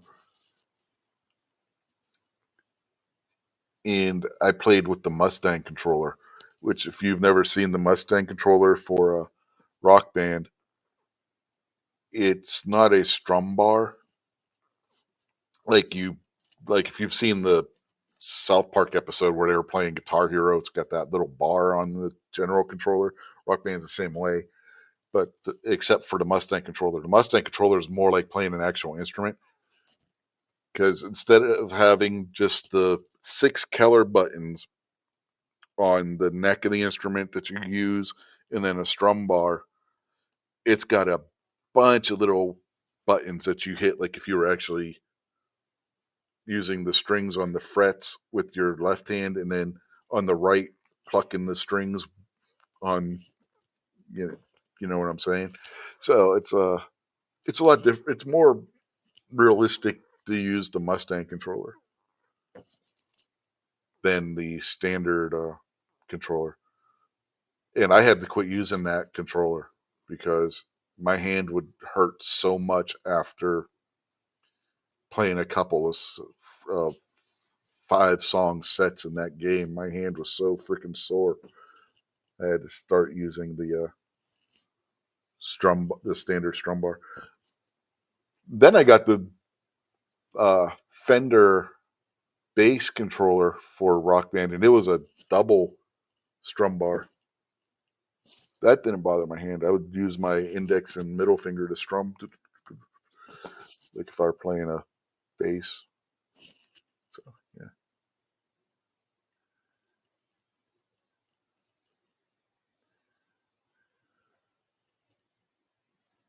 Danny says he forgot he has a Dumbrowin banjo too.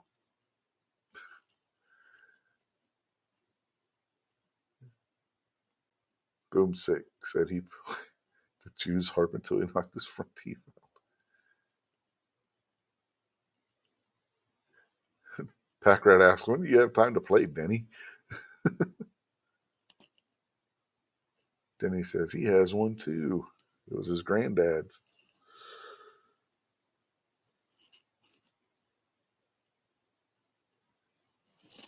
I'm trying to remember what all instruments have I played.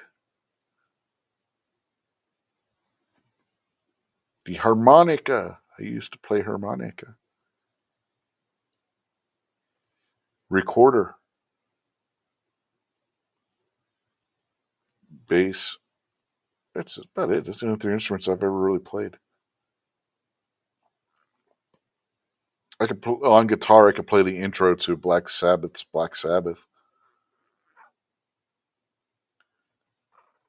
But that was about it. That's as far as I got. I never really got it into playing guitar. My brother's one who played guitar. We always, when we were younger, we're going to start a band. We're going to start a band. Never did. Never did.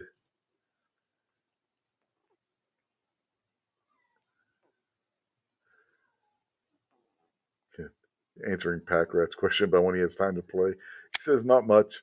That's why he's converting it into a gym.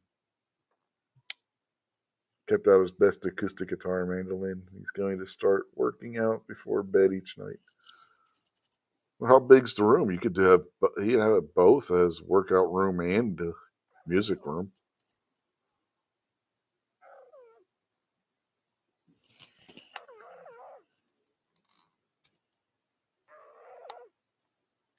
Boomstick said his dad used to play harmonica and Jude's harp and taught him a little.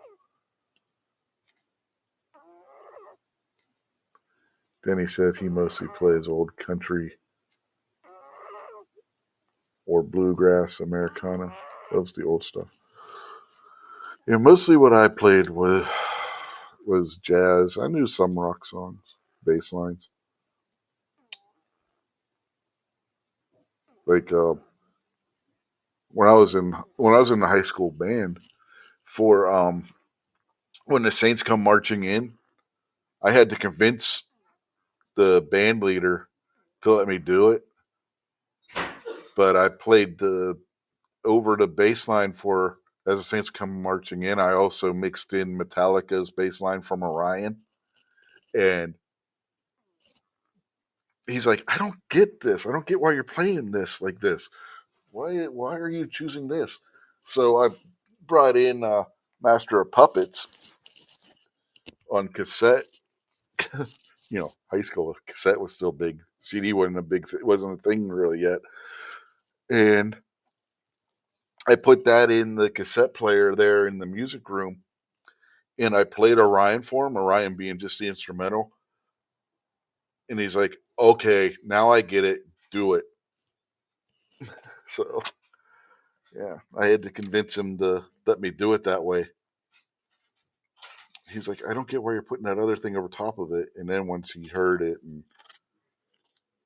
yeah,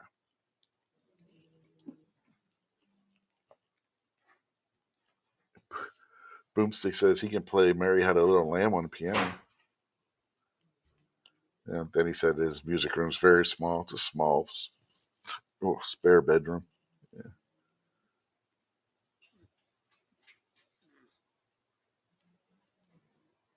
Then Packrat said, "How many high school kids want to start a band?" Yeah, right. We were talking about it in middle school, dude. we went by the time we graduated high school, we wanted to have this major band going. My brother is a grade behind me in school. He was in sixth grade. I was in seventh grade, and we're talking about how we're gonna by the end of high school we're gonna have this major band going. We never even had a garage band. We never even got to that point. One, we didn't have a garage, and nobody in our neighborhood had a garage.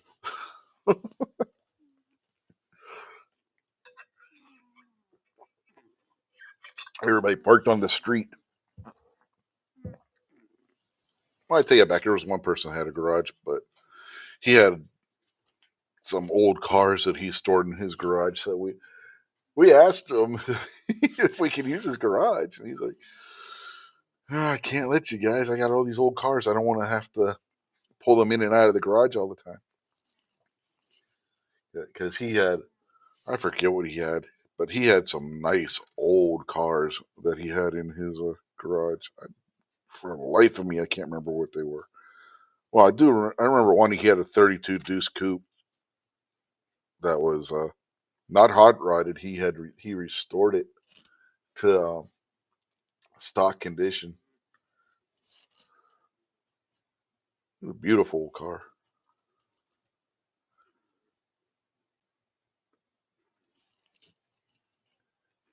And what the hell was the other one he had? He had a Chrysler Imperial with the suicide doors. And there was one more. Damn, I can't remember what it was.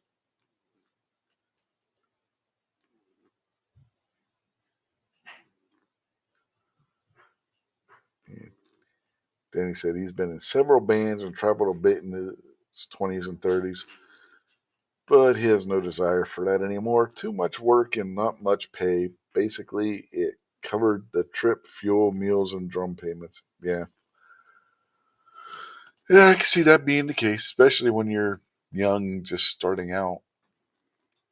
You know, get to be a house band at a bar, you might get free beer.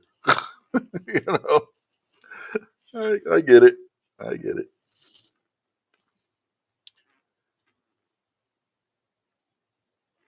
Then there's the fact that none of us really were what you would call lead singer material. We would have been great as an instrumental band.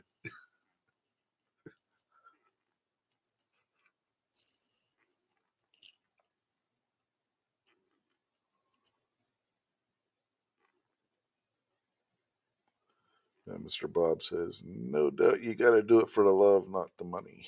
Yep. Yeah. Yeah. Very, very few get into where they're making any kind of money doing that.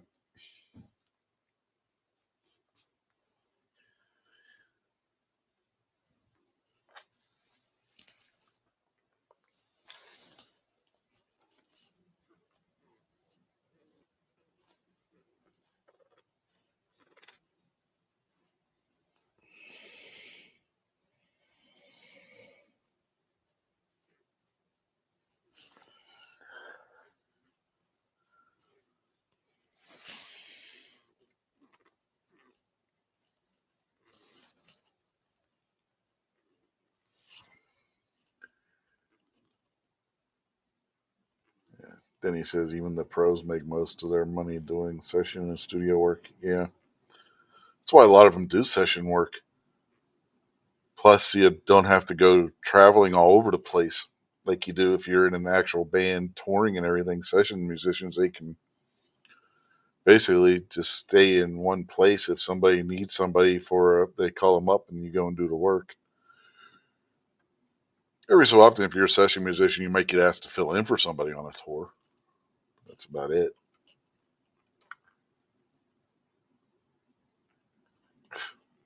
Rob's asking, did he miss the 308 giveaway? Wrong channel for that, Rob. I can't afford to be giving away no 308. Heck, I don't even own a 308.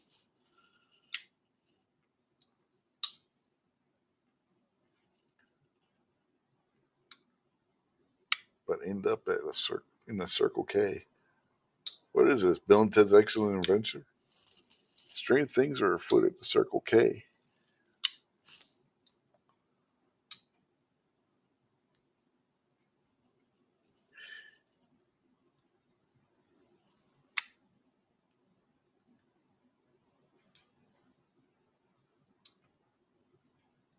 Yeah. Mr. Bob says he knows several people much more musically talented than him, and they still have to scrabble hard to make ends meet. Yep. Yeah. Bob says, gotta try, right? You're gonna try, doesn't mean you're gonna get one.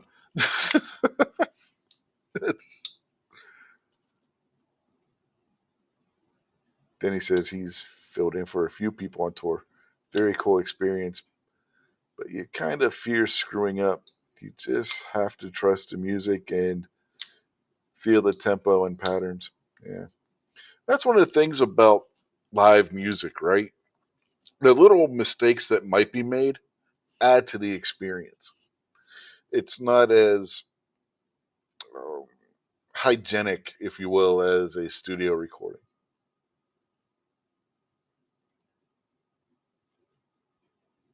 Packard said it was. I thought it was 7-Eleven. No, it was a Circle K, if I remember right, in Bill and Ted's Excellent Adventure.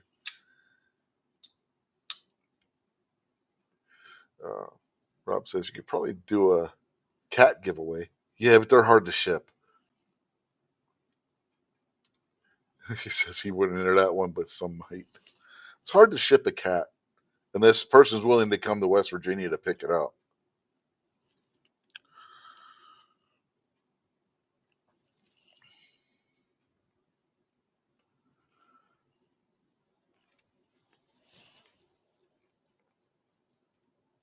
And of course, you can't have my little who's becoming my mascot. You want to be on camera again? See, this little girl. She is quickly becoming the mascot of the channel. Can't do a show without showing this little shit because she's always on my lap. Mm-hmm. Yeah. Oh, you gonna sneeze on me? That's not nice. You shouldn't be sneezing on people.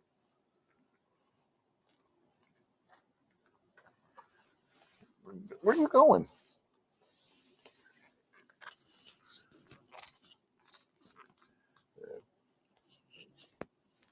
Then he says he's been in a couple of studios, but didn't like having an engineer or tech trying to decide how we should sound. He wanted to have more of a say. Yeah, once you get bigger, you get more of a say. Or you just go and build your own studio. I mean, hell, it's what the Beatles did. That's what Led Zeppelin did when they got tired of producers and shit telling them what to do. They went and built their own studio and did it themselves. There's some other bands that did that too.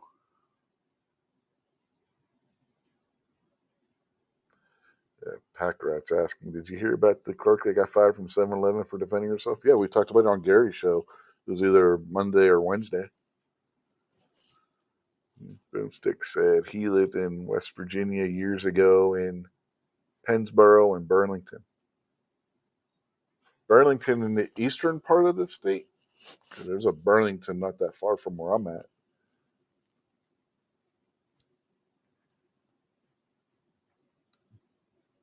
Then he says, yep, he wasn't that good.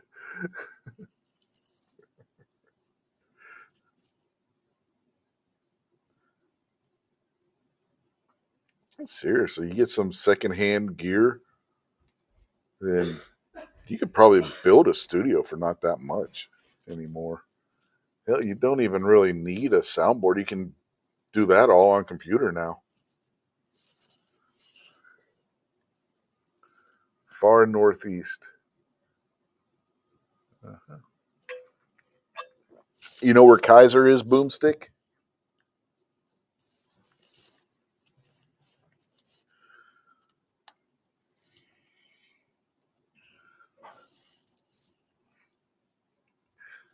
Then he said, lots of bands have studios.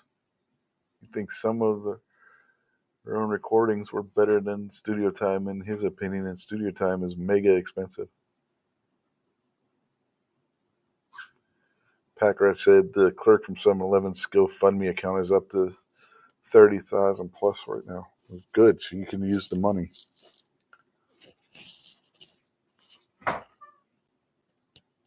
Boomstick says, "Yep, that was close. That's where I'm at. I'm in Kaiser, so just about downtown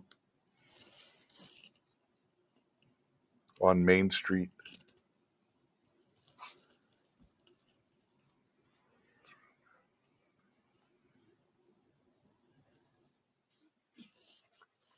Main Street area, anyway. So yeah.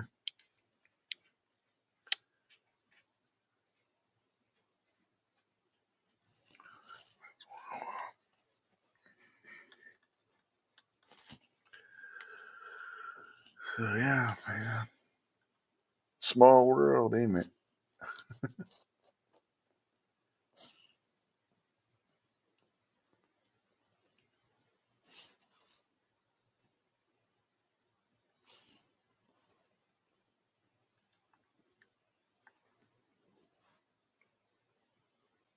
Boomstick says he drove through this area a couple years ago.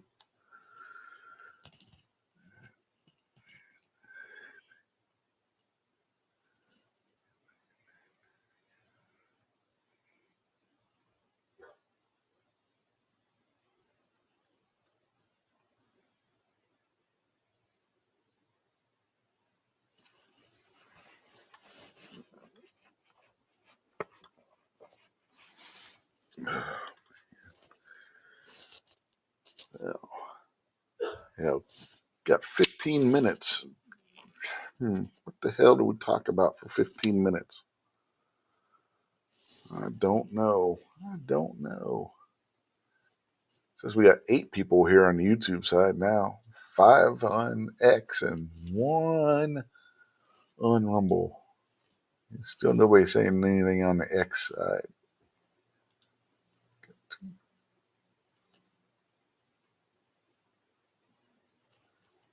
One of them on the X side appears to be Mr. Run to A Matters, who liked the feed over there. So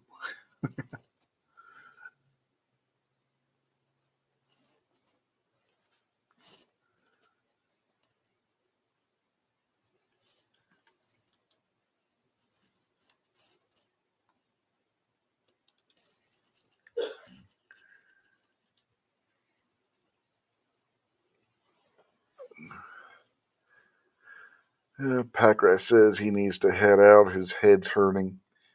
It's the place he got hit. It acts up every now and then. All right, brother. Go get yourself some headache medication of some kind and get some rest. Hopefully you feel better.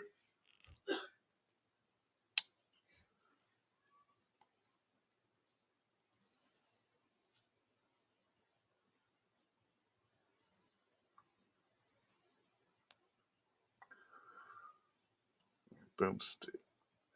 Boomstick says his parents were originally from Marlington down in the southeast corner of the state.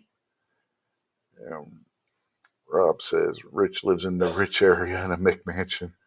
He even has a female driver that dresses in tight leather. Dude, there ain't no McMansions around this area where I'm at. There's some outside the town, but none right in none right in town. No.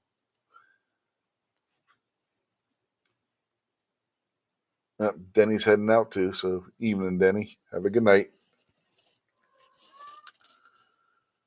Oh, you be quiet, cat. We don't need your input. And the little shit left.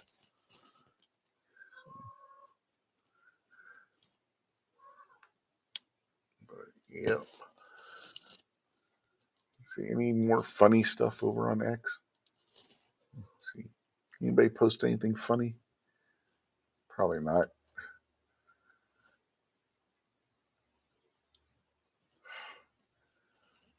You know how you can tell Islam's bad? I'll tell you right off the front, right off the jump, man. Dogs are haram in Islam. Haram means bad. So, yeah, dogs are bad. They're considered haram and filthy. So, you know, right then and there, right? That Islam's bad because they don't like dogs.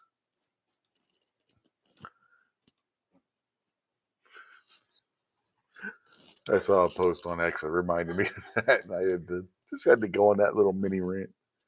How can you not like dogs? Well, I know why they can't like dogs because according to Muhammad, the angel Gabriel is afraid of dogs. So, yeah, whole bunch of nonsense. Ain't getting into that tonight.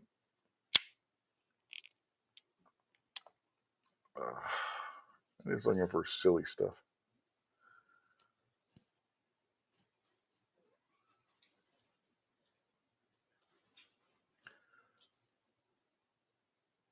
Wow.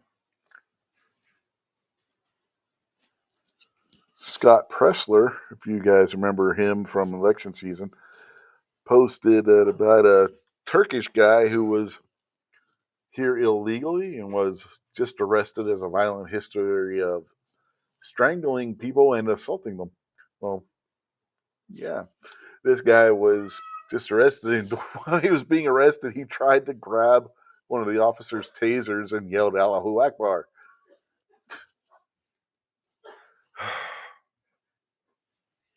Want to take a guess what president he snuck across the border? Give you a hint. Dementia may have been involved.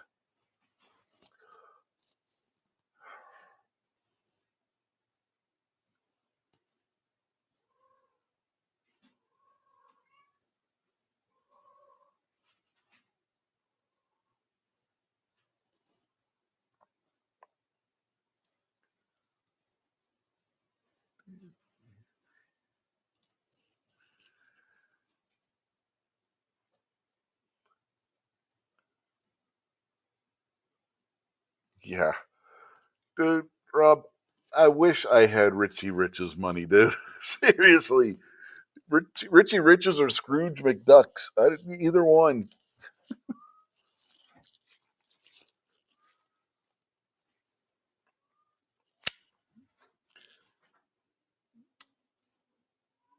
Tim Walz is still whining because Trump called him a retard. The shoe fits, dude.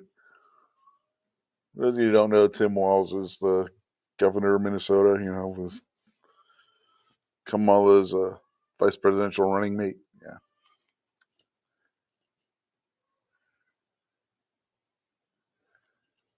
No, he's not backing him. The mayor of New York City came out and said something stupid, and Trump attacked him for it. So yeah, he's not backing the guy. He played nice when he was visiting the White House. That's about it.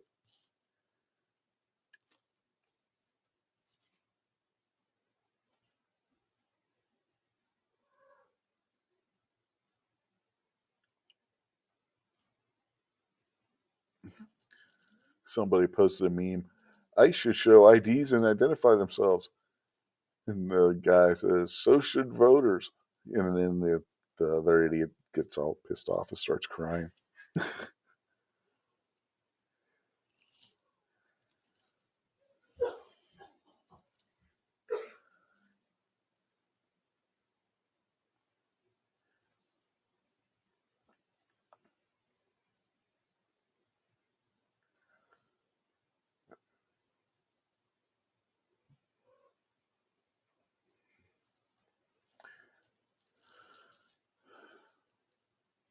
Oh God, this guy Junior JVNIOR. He's a Muslim dude on X, and he keeps posting all this stupid shit. A recent post of his that somebody else reposted. The reason your societies are collapsing is because you do not have cousin marriages.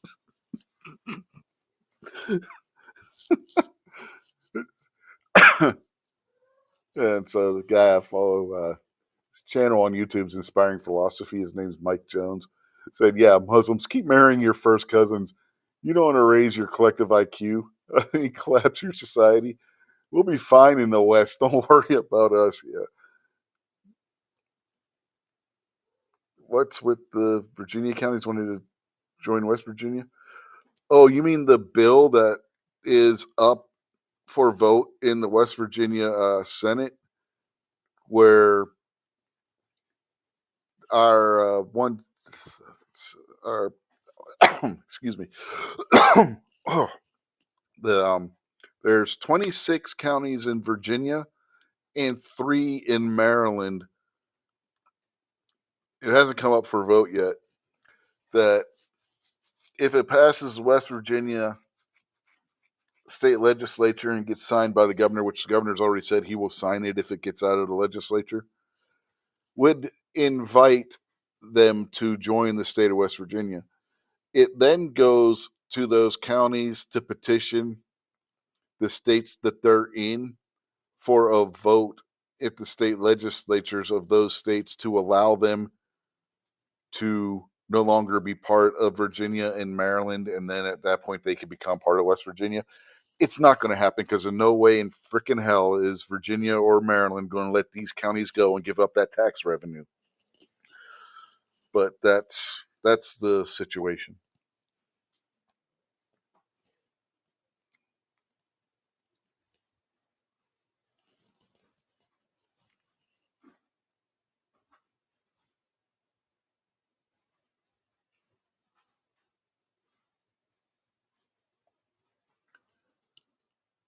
Rob says something about it. Oh, he deleted it.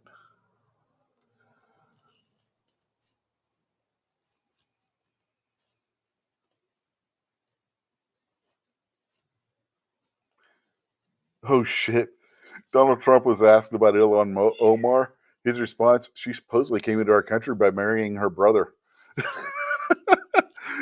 And he says, goes on, well, if that's true, she shouldn't be a congresswoman and we should throw her the hell out of the country.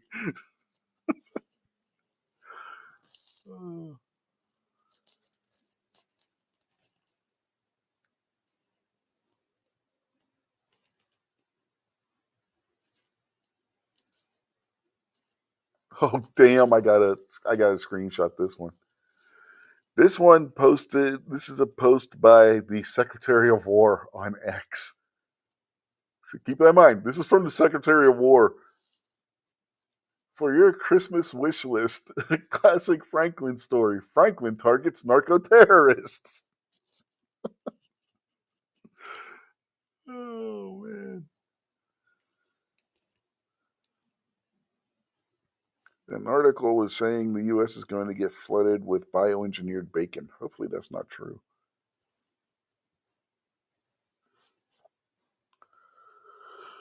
Well, depending on you ask, big farms, it might already be, some of it might already be bioengineered.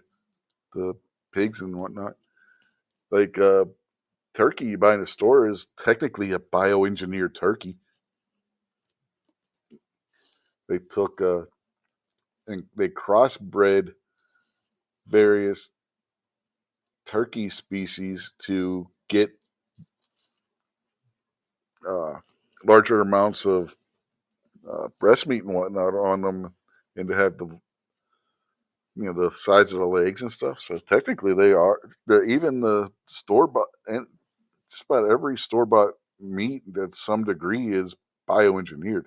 Now, if you're talking bioengineered in a lab, like this shit that uh, Bill Gates keeps pushing, where it's artificial meat made in a lab somewhere, yeah, I don't want any of that shit.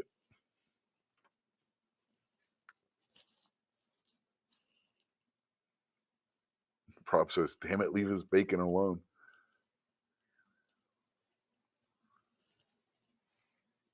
Hmm. Yeah, I thought this was. Yeah, Boomstick says KFC chicken's getting awful stringy. I haven't eaten in a long, long KFC in how long? Yeah, Rob said they was talking about lab grown. Yeah, I don't want none of that lab grown shit. Who knows what the fuck's going into that shit? No, thank you. But yeah, what do you guys think? This post from the Secretary of War funny, or is it just me? I got a good chuckle out of that when I saw it. Franco targets narco terrorists. I can see Franklin now, from the old PBS cartoons. And my kids used to watch Franklin when they were little. They had a Franklin toy box. Yeah. Franklin and his buddies with RPGs and shit shooting them out of a Huey. Yeah, I can see that. Sorry, I thought that was funny. Yeah, I'm even gonna repost that one. I think that was funny.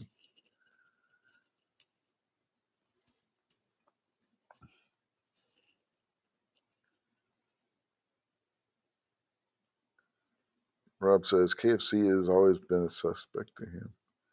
No way every piece should be the same size. Dude, I don't know what KFC you're going to. I've been the one we get around here. It, they're not always the same size. One drumstick you pull out to be real big for a chicken, and the next one looks like it came off of a pigeon or something as small as it is.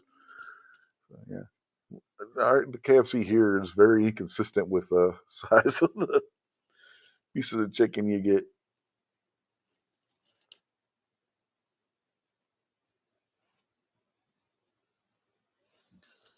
Dr. David Wood posts Muhammad ordered his followers to massacre dogs. Literal genocide. Poor little puppies. Yeah. Yeah, Mr. Knives is out there. Evening Knives.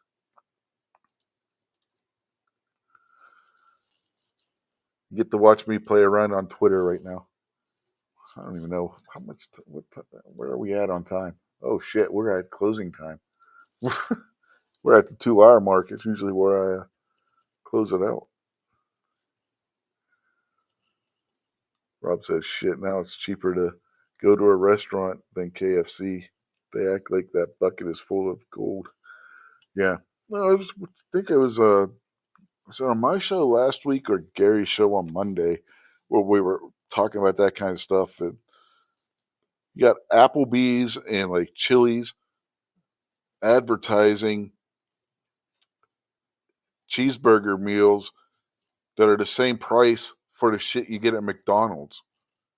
Why the hell go to McDonald's unless you're like in some kind of hurry? And even then, you go through the drive-through McDonald's if you need a special order, like if you don't want onion on your burger or whatnot, you're going to be sitting there just as long as if you went to Applebee's or Chili's. If you went to Applebee's or Chili's, you get a better burger than you would at freaking McDonald's.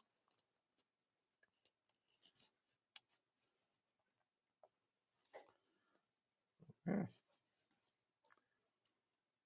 Oh shit! Trump says his ban on third world migration is permanent. Permanent until you get another asshole in there and they reverse it. But okay, works for me.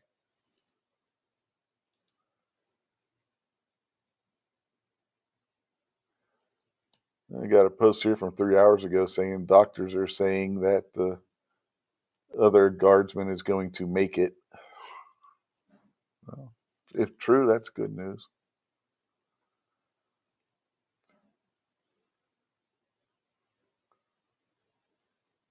Yeah.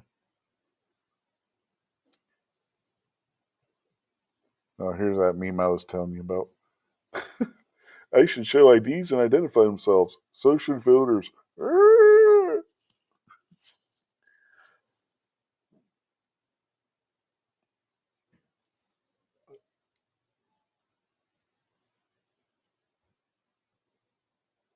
Yeah. Anyway, I'm gonna quit sharing on my YouTube. I'm gonna quit sharing my X feed for now.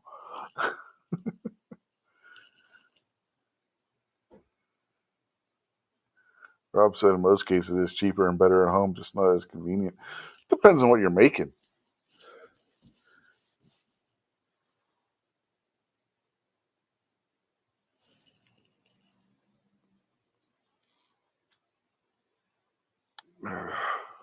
Boomstick said a place called Tumbleweed Head, sirloin steak and two sides all summer long for $10. Oh, that reminds me.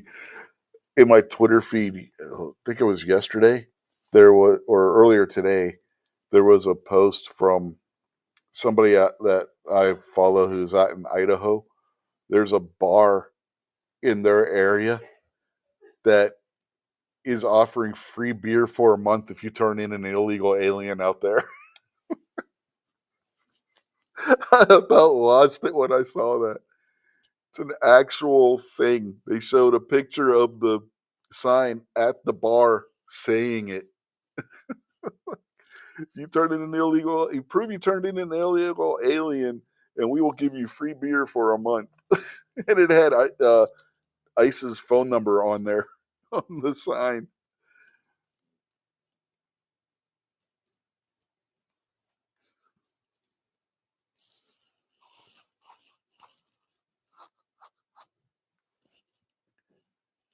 Ten isn't bad as long as it's not a damn 6 ounce. Dude, even if it's a 6 ounce $10 these days, wouldn't be bad.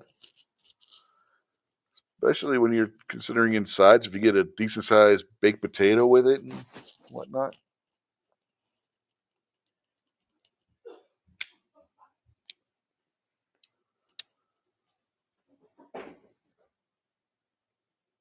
Well, you got to figure some places you're going to probably get one or two appetizers before you eat.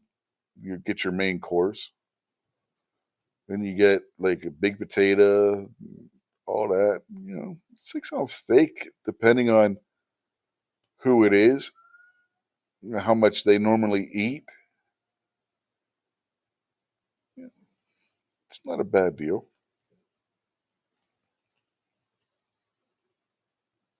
especially if it's an older person who may not eat a lot.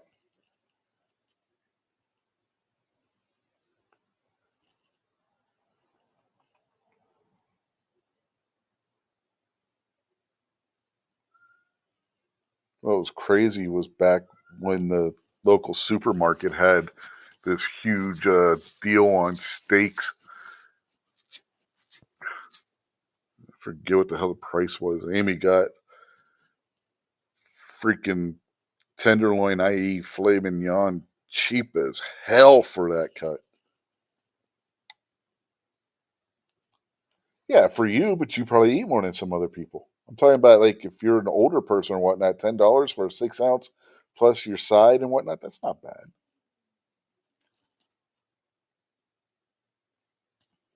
Yes, I've met your lady before, Rob. I know how big she is. She's not very big. I know she's a little thing. I don't mean that derogatorily.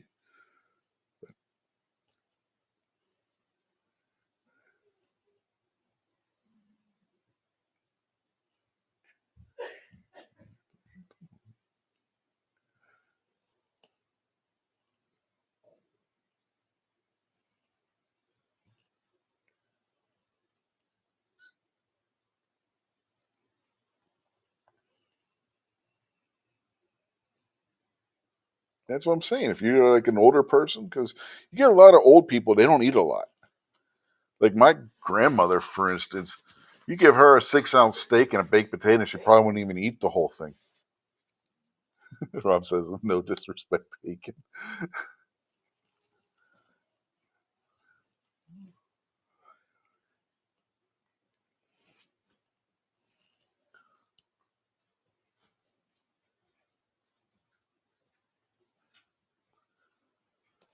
Boomstick says they have a restaurant that offers senior discount meals. He's finally old enough to take advantage. Yeah, but sometimes those senior discount meals are about the same size as a kid's menu.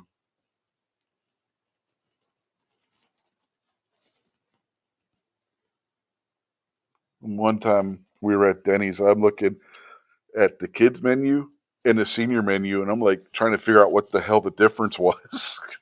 Same size shit. Like the breakfast, two pancakes, an egg, and like two strips of bacon was the same breakfast on the kids menu and the senior menu. So it's like, what the? Yeah, Rob said it's honestly hard to find anything decent for $10.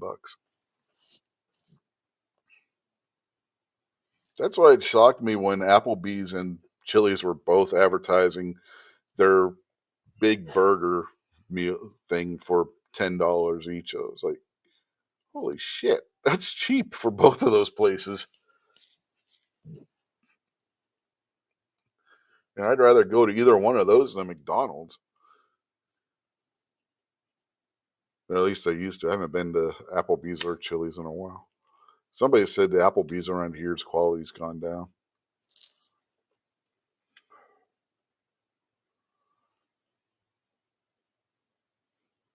Heck, go to Applebee's. I don't even know if they still do it anymore, but you used to get the 2 for $20 deal, and you got a decent amount of food. It was an 8 ounce sirloin, plus you got appetizers and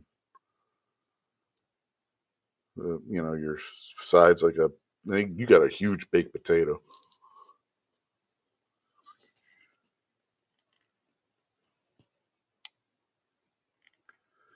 Rob says the best fast food deals going are on pizza, depending on where you go. Well, what we got around here is Fox's, whose pizza is not the greatest, or Domino's or Little Caesars. That's what we got here in town. Like I said numerous times, we are a college town and we do not have a mom and pop pizza shop. What's wrong with that picture?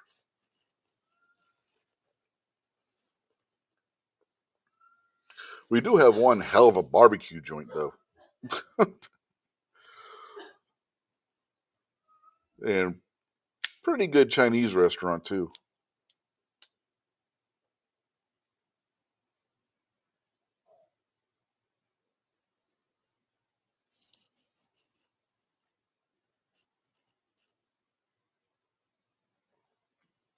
Chinese food you can still get good deals with.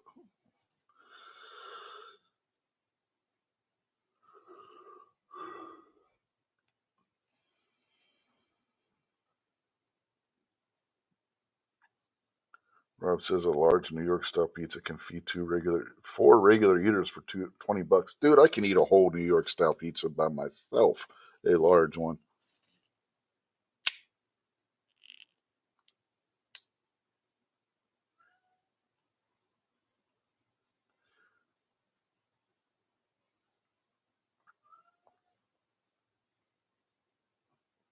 We ordered from Domino's the other night because Amy had to work late and she forgot to thaw anything for our daughter to make it.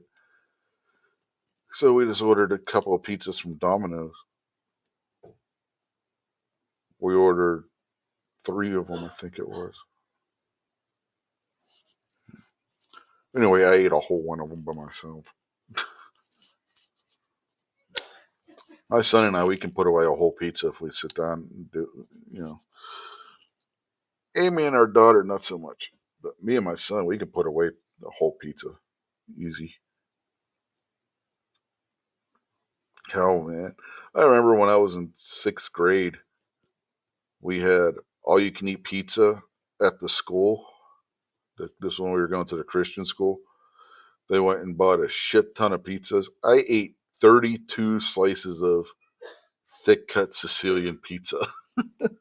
I can put away some pizza. I always could.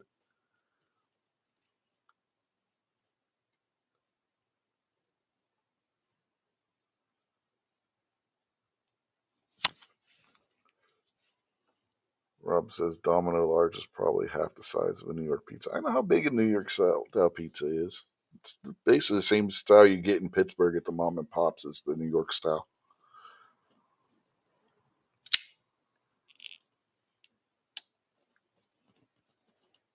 Yeah, Domino's large is a 12-inch, if I remember right.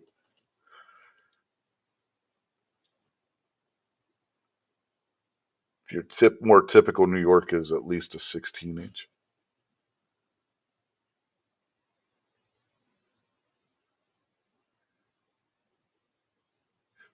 Mr. Bob, that was another thing we did in 75 Totino's pizza eating contest. Dude, a Totino's pizza is small. They are small. They always were small.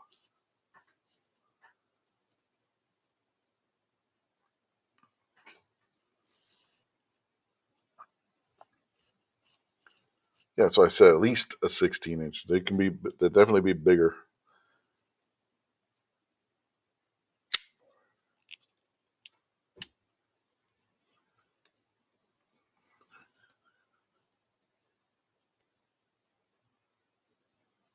There was this place in Pittsburgh that made a pizza. It was the about 20-inch, but it wasn't the thin style New York crust. It was thick style crust, man. I think that was the one pizza I ever came across that I couldn't eat the whole thing by myself. That thing was filling as fuck.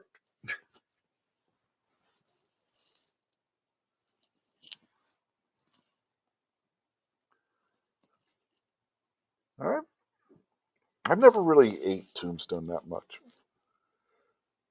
It was cheaper at the supermarket I worked at when I was younger. That instead of getting like a Totino's or a Tombstone, to get one of the deli pizzas that they made up there, and they would take a loaf of Italian bread and slice it in half and make a pizza out of each half and sell them that way. Those are the ones I would buy. I would buy that, take it home, pop it in the oven.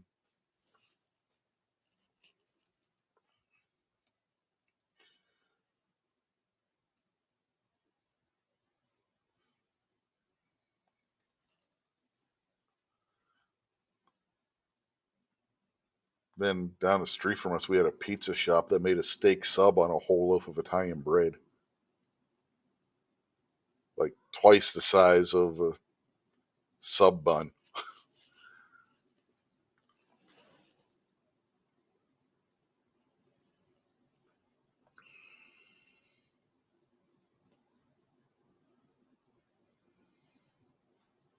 I used to eat a whole one of those damn things.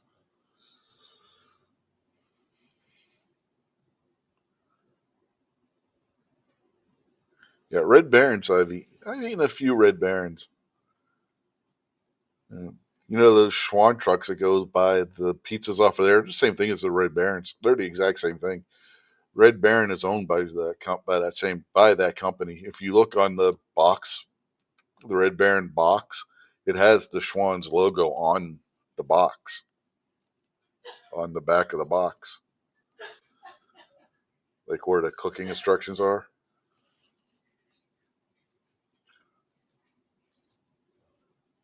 And you pay twice as much for the Schwann's version. It's the same goddamn thing. Same goddamn thing as the Red Baron. But when you get to like the frozen pizzas like the DiGiorno and even the Walmart store brand ones, it's cheaper just to fucking get pizza Domino's already made. You don't have to cook the damn thing.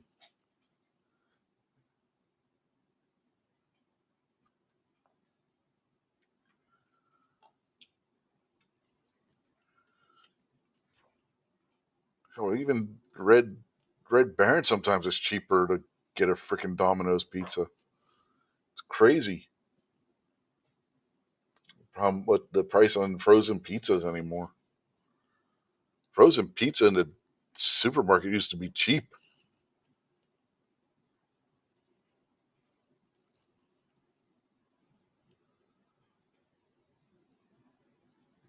Boomstick says they have an Ohio pizza chain called Donato's, probably his favorite. There is a pizza chain up in Altoona, PA, that we go to periodically. It's wood fired brick oven pizza place. Oh boy, are those good?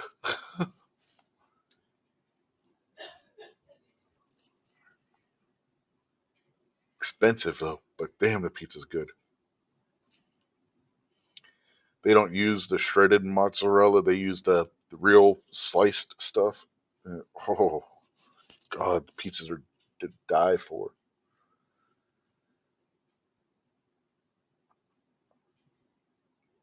When you're lazy, hungry, and tight on funds, it works.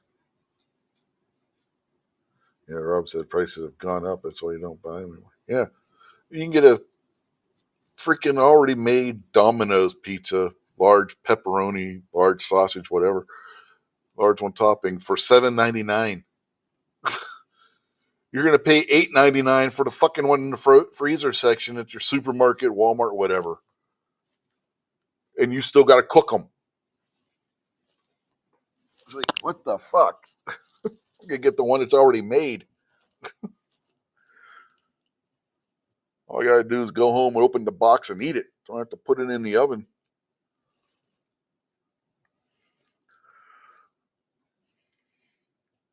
You think I'm joking? Go to your local supermarket or Walmart, wherever you go food shopping.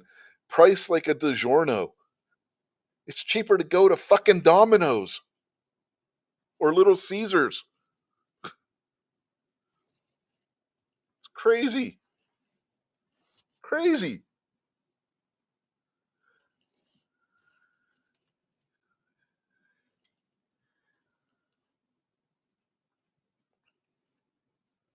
Ain't no way in hell a frozen pizza should cost that goddamn much.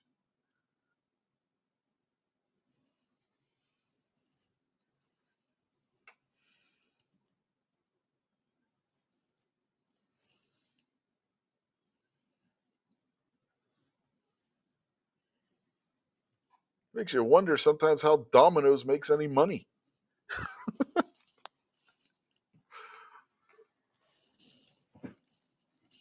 Hell, just a couple weeks ago they had this deal, unlimited toppings for $10.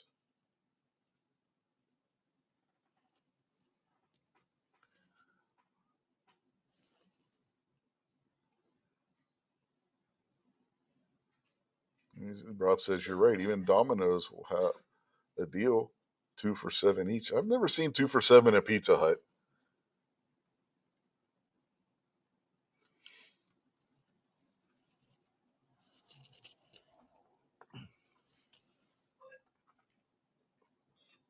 Maybe the little personal pan pizzas. I've eaten quite a few of those. The little uh, Pizza Hut personal pan pizzas. When I worked at Greyhound, there was a gas station down the street from there that had a one of those little Pizza Huts. That's all they sold. Fuck, dude. I ate quite a few those little personal pan pizzas on lunch when I was working at Greyhound.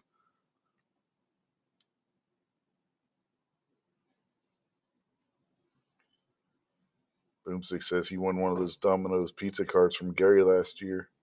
Used the hell out of it. Yeah. Yeah, back in the day, Domino's had that 2 for $5 menu. You pick anything off of it for, you get 2 medium pizzas for under for like $10. But they increased the price. It's like $6.99 now each off of that. But you can still get 2 medium pizzas for under $14 already made. $7 each, or yeah, okay, $7 each. Yeah, you can do that. Yeah, I misread I misread it at first. I didn't catch the each part. I thought you just said 2 for $7. I was like, what? 2 for $7? That would be $3.50 each. But yeah, I get what you're saying now. Yeah, that's what I'm saying. Like Domino's, you can do that. It's like seven. You can get $7.99. I think it is. This is takeout only. $7.99. One large one topping pizza. $7.99. That's constantly on their menu. It's not even a special. That's just always on their menu.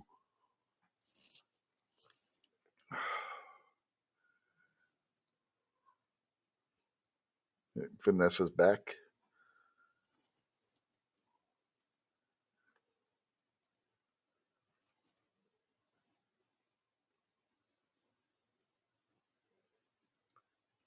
Mr. Bob said he had a bad experience with Domino's.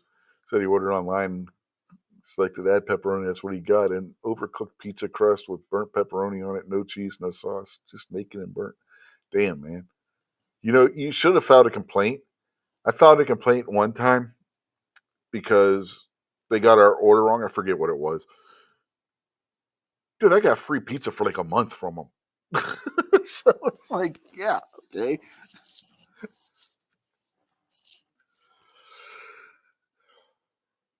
Yeah, Vanessa says make my own pizzas. Yeah, we're talking about it if you're like in a hurry or something, Vanessa, and you don't got time to do all that.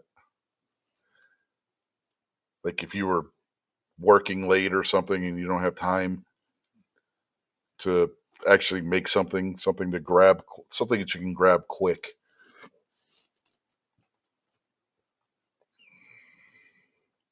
Homemade's always going to be better.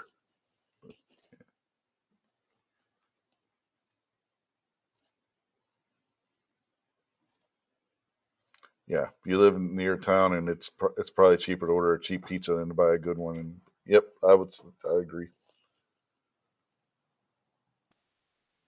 What kind of bullshit is this? Oh, Gary's here finally. Oh, we're just talking about pizza, What about it? huh? What about it? Um, which is better, to order like from Domino's or buy the pizza that costs $1 more from the freezer section? I think we're coming to consensus that Domino's will be the better one because you don't have to cook it. I haven't had Domino's in ages, to be honest with you. We just have Pizza Hut around here. Yeah, we That don't and have a the Pizza Hut. We had a that Pizza and Hut. the convenience store pizza from Casey's General Store, which is pretty good actually. Man, we don't have a Pizza Hut anymore thanks to COVID. I miss our Pizza Hut. That was always the go to. I mean, if we had to, it was go Pizza Hut. We always got Pizza Hut. But like I said, our Pizza Hut closed. It's now a senior center. And Boomstick said he used to like Little Caesars. No, he won't touch them. I like the pretzel pizza from Little Caesars with the cheddar cheese sauce. Those are good. And they got one now that's the pretzel one with the cheese filled crust. Pretty good. Pretty good. I'm not a fan of their tomato sauce, though.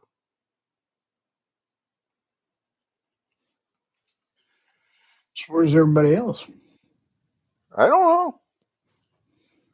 I've been going for by myself here for past 2.5 hours, almost 2.5 hours. Me and Hmm. the audience. Did you do the bracket all by yourself too? No, we didn't do a bracket. I have one, didn't do one because nobody was here to do it. It'd go pretty quick if it's just one person.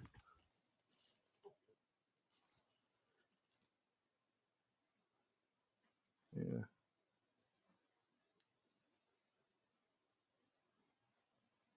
Vanessa says their good pizza place is 1,000 feet south of her.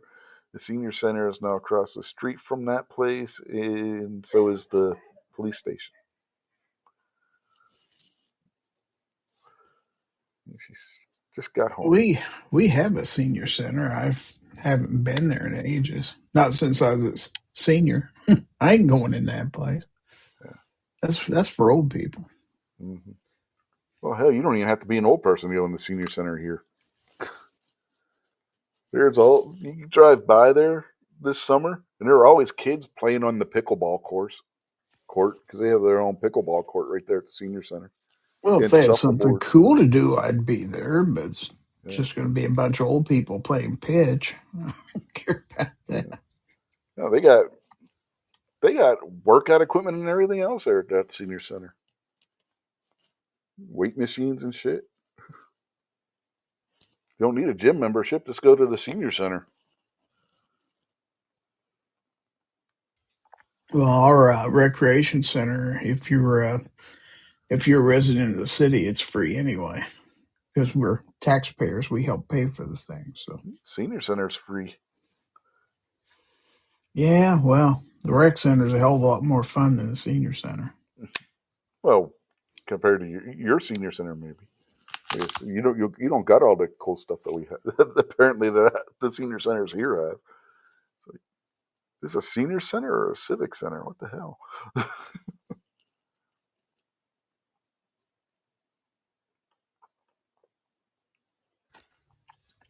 Where my daughter lives, they actually have a YMCA. You don't see those too often anymore. No. Pool and everything. Yeah, Pretty nice. there used to be a real nice one downtown Pittsburgh. It was right across the street from the Junior Achievement Center. It had the glass the windows on the front and everything where you could see right down into the pool and stuff. That real nice pool in there and whatnot.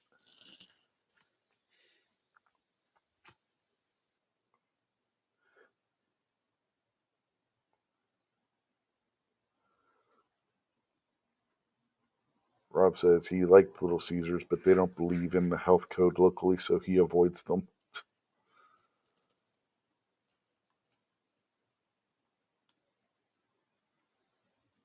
Vanessa says senior center costs money for the meals, etc. Well, if they aren't following the health code, you should turn them in because the state Mm-hmm. will shut them down. Boomstick says he's been thinking about going to the senior center and doing macaroni art. I know around here they do special visits to restaurants and stuff like that just for code enforcement. So Mm-hmm.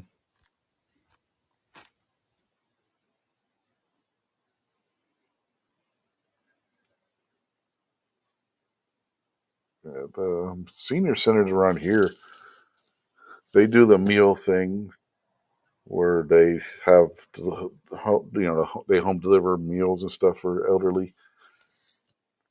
They also have do the CNA home visit thing, like what Abigail was doing.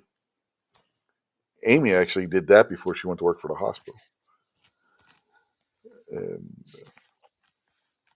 but they also have like gym equipment and stuff at the senior centers. Like I said, they got a pickleball court, an outside pickleball court at the one up here. it's a game I've never played. Basically, ping pong, only life size.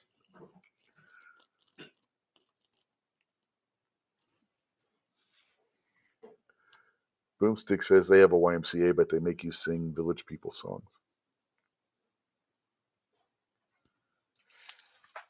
You can get yourself clean there and you can have a good meal. Mm-hmm.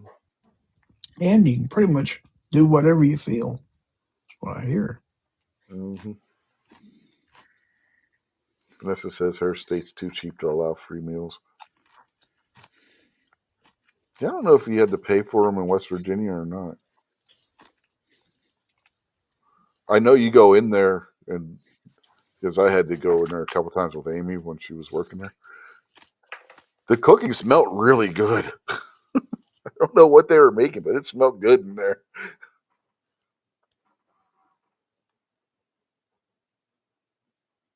Yeah, Vanessa says All I know is if I need a ride somewhere, I can just call the county transportation department and they'll come pick me up for like less than $5 and take me wherever I yeah, want to go. we have that too. They'll For take you just a wherever you little want bit to of go with money, no they'll money. even take you out of town. Yeah.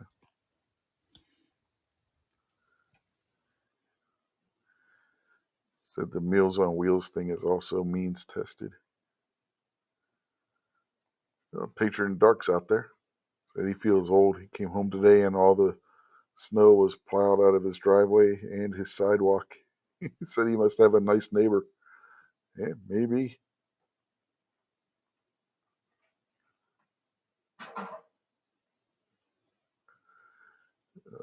Rob says Little Caesars is good for the price. It was hard to beat. Hot and ready for $7 each. With a truckload of kids, buying 4 was still cheap and easy at times. Yeah, yeah. That's the good thing about Little Caesars. You just walk in and they already had pizzas that were already made. I don't know if they still do that or not. I haven't been in there in a while.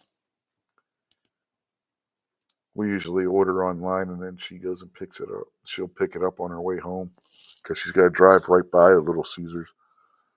Or if we order from Domino's, she'll pick that up because Domino's is like maybe a couple blocks down the street and she comes back up this way. Do they have Papa John's around there? Not here. There's one up in Cumberland. It's not that great. I'd rather have Pizza Hut or Domino's, honestly, than Papa John's. I don't care for it. At least that one.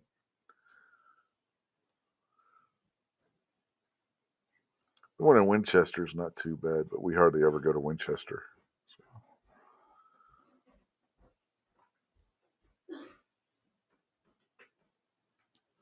There was a place, Anthony's Jr. down in Winchester, local little mom and pop establishment, well, chain there. They got a couple different stores in the area. Their pizza's pretty damn good.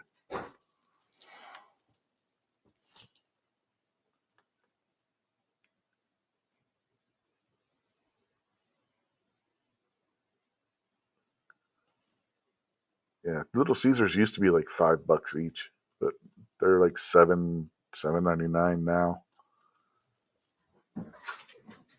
Plus, you can order online and have different types made.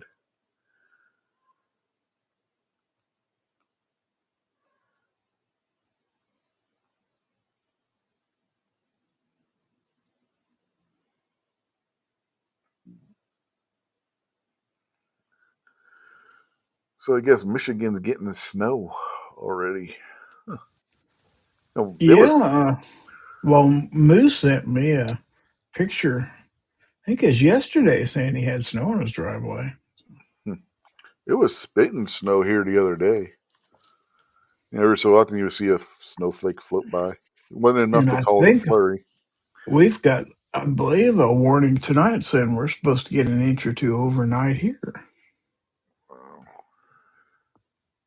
I think it's supposed to start at midnight. Of course, I haven't looked outside lately. I haven't checked the weather here, so I have no idea what our weather's saying. But it's definitely cold enough. It's 23 degrees right now. It's 34 here. Yeah, I don't see anything out there yet. We have a slight chance. But I'm not going anywhere tomorrow, so I don't care. Let her snow. Yeah, we got like a 15% chance. So yeah, slight chance. That decreases down to a 2% chance at 4 a.m. Now, Monday night into Tuesday, they're calling Tuesday 94% chance.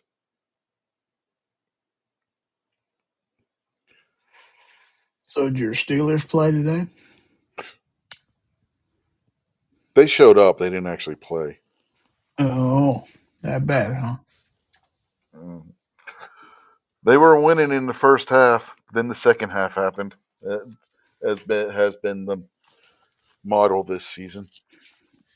I don't know what the final is. I turned the game off.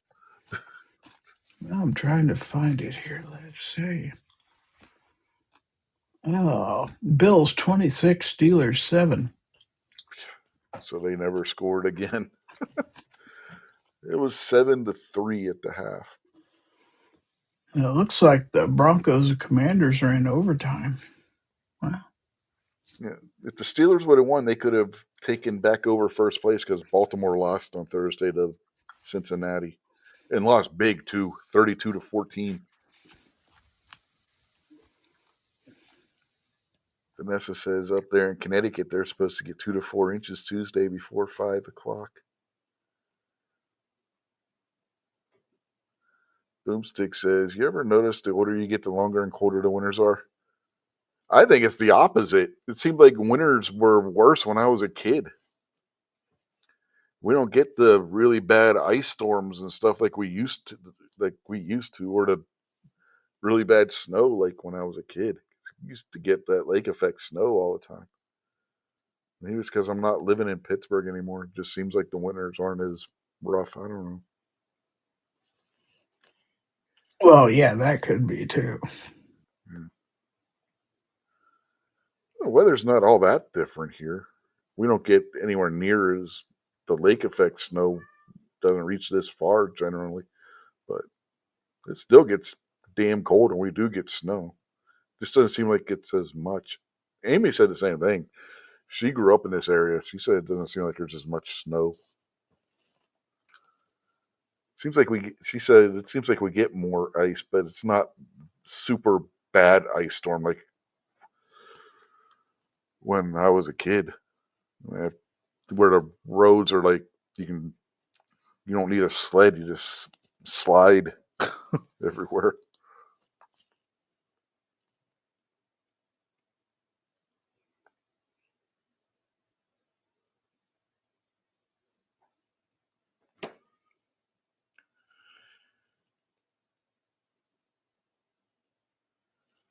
Uh, Looks like Patri- Foss's team won today. Patriots saying up in his area they were supposed to get 5 to 9 inches yesterday.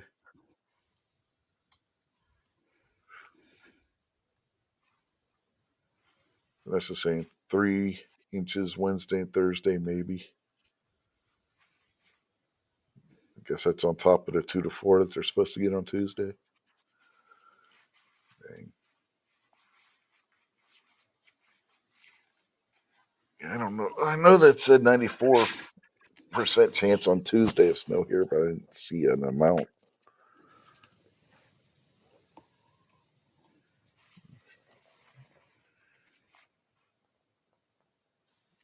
Potential winter storm. That's all it says. Snowfall around 1 inch. That's not much of a winter storm. Tell you what, man. They were playing in Pittsburgh, and boy, was it windy. Heinz Field's got the like Steeler flags that go all the way around, and terrible tall flags go all the way around the top of the stadium. You know how they'll make displays with flags, and they'll have a pole that goes across that holds the flag to where it's like fully furled. Yeah. That's what the flags at the top of the stadium looked like today.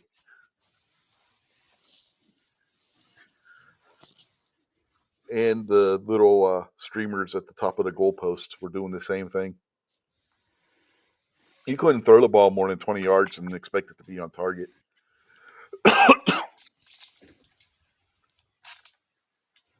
Every time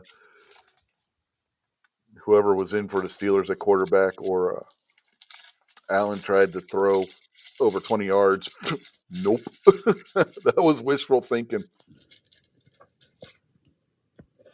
They were getting gusts over 30 miles an hour, just blowing that ball everywhere. Um, Buffalo's kicker went to kick the extra point after they scored their second touchdown. Bong! Right off the upright. The wind he hit it and the wind just took it and it went straight into the upright. That ball never had a chance.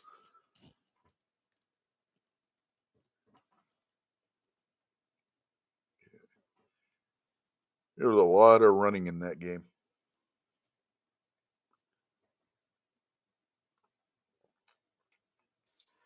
I think there was one touchdown scored through the air. I think all the others were all running touchdowns. And the one through the air was only like a 3-yard pass. Wow.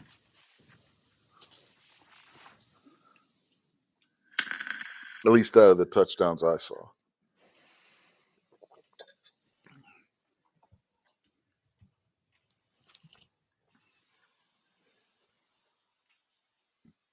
They weren't even trying to kick field goals, really. The one that Buffalo kicked was a short kick. It was both teams had where they'd be normally within their kicker's range. They opted to go for it on fourth down.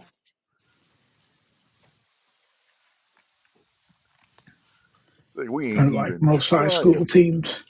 Huh? Our high school teams usually would. We didn't have anybody who could reliably kick a field goal. So Mm-hmm. Well, this was because it wasn't because of that. It was because of the wind. You got to remember the Steelers have probably the best kicker this season. He's only missed one field goal, and that's because he slipped on the turf. It wasn't his fault. He went to plant, and his foot just kept on going because of the field conditions.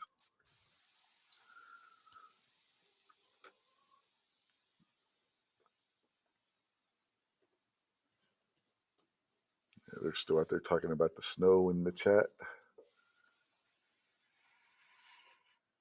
Rob said the average person doesn't have a spare. I have a hard time believing that. A lot of Unless new you took cars. A lot of new unless you cars. took your spare out. A lot of new cars. You got to pay extra for a spare. You No should at least joke. have a compact spare in them. Mm-mm. A lot of these new cars, you got to pay extra even for that. You got to pay more for a donut, and then you got to pay even more if you want a full size spare. Well, most of them, the place they have for a spare isn't big enough to hold a full size tire and wheel anyway. So. I'm talking about on the ones that do. You remember? I don't know. You're not old enough to remember, maybe, and maybe it's just this part of the country. But when I was in high school, it wasn't uncommon. You would keep a spare set of snow tires and you would switch those out for the winter time. Oh, yeah, my father did that. We he kept them in the basement. That's where they had the all season. They had highway Mm-hmm. treads and you had the snow treads. And there were some places, if you got stuck and you were caught without snow tires, you'd get a fine.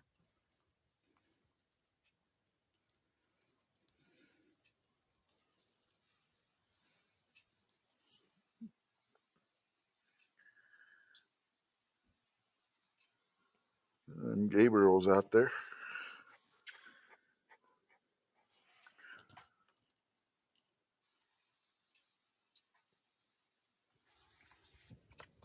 Yeah, the only vehicles I really remember seeing chains on even There's since these the kids. '90s. Since the '90s was when I was working at Greyhound. The buses, we would put them on the buses, but didn't really see any cars with them. My uncle kept a set, but I never saw him use them. These kids nowadays wouldn't know how to put on a spare anyway. I know because I saw my son-in-law try to Mm-hmm. fix Well, you got tried all to these. he tried to put the jack on and tried to take the tire and wheel off. He couldn't even get the jack up in the air. Yeah, well, And he most got of mad these. and got in the car. I got out and put the jack under there like it's supposed to be. I mean, it's not like there weren't directions right on the Yeah, jack. It's not that hard, but the kids they don't look at that stuff. yeah. A lot of these newer cars too come with roadside assistance for like 3 or 4 years. Like with the Maverick, she's got 4 years roadside assistance from Ford on it. They don't need to know how to change a tire. They just call up whatever the number is on your roadside assistance, and they come and do it for them. Take longer, but I didn't say I can do that with my car insurance too. I've got emergency road service, but I'll be damned if I want to wait an hour for somebody to come out and change my tire. hmm well, hell, some of these new cars not only do they have to come out and change the tire, they got to bring the tire with them. If you didn't pay for the spare, or go to a junkyard or whatnot and see if you can find one there. That's what my stepfather did. The spare tire, like in his Nova, he didn't have a, it didn't come with one when he bought it. He went to a junkyard, got a rim off of a Nova they had there, and had an extra tire put on it. That was the That's spare. another thing. When I was in high school, we all drove around with cheap tires, and a lot of the gas stations would have racks with reed treads outside you hmm could buy for $15 a piece. And yeah, you took your wheel in there, they'd mount that retread on there and sell it to you. For like $20, you'd have a new tire. Now it's not going to last very long, but Yeah. Yeah. Rob said only 17% of new cars come standard with a spare tire. It's all fix a flat BS now. Yep. If you want an actual spare, you got to pay extra. And it's got to be an option that's offered on the car or truck you're buying. All trucks uh, have them as an if you option. got a blowout, fix a flat ain't fixing it. Yeah, no It kidding. fix a slow leak. It ain't going to fix a blowout. hmm But yeah, standard. That's what they And come it's with. Is just a essentially temporary it's fix. That's yeah. what people don't understand is all that's supposed to do is get you to the damn gas station, not drive around the rest of the day. hmm Same way with those compact spares. Don't drive around for 6 weeks with a compact spare on your vehicle. hmm I've seen people do it. Oh, well, so have I.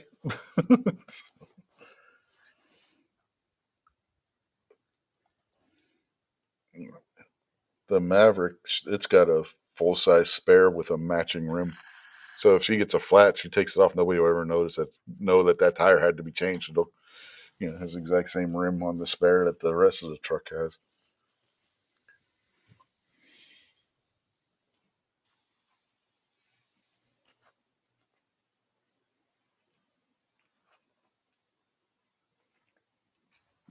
Boomstick says changing a tire should be required for driving tests.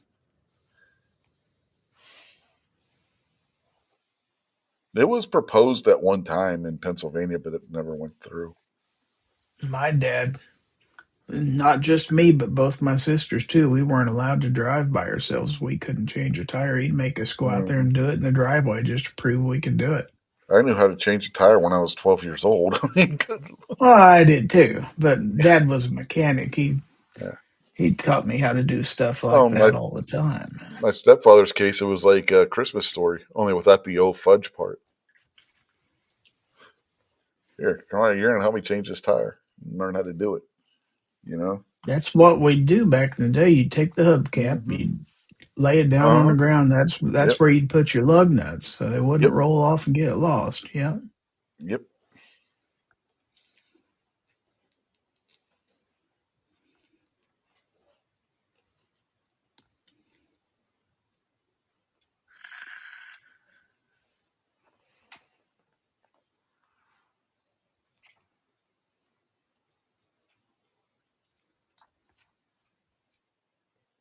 The jack in the Maverick is stored behind the back seat.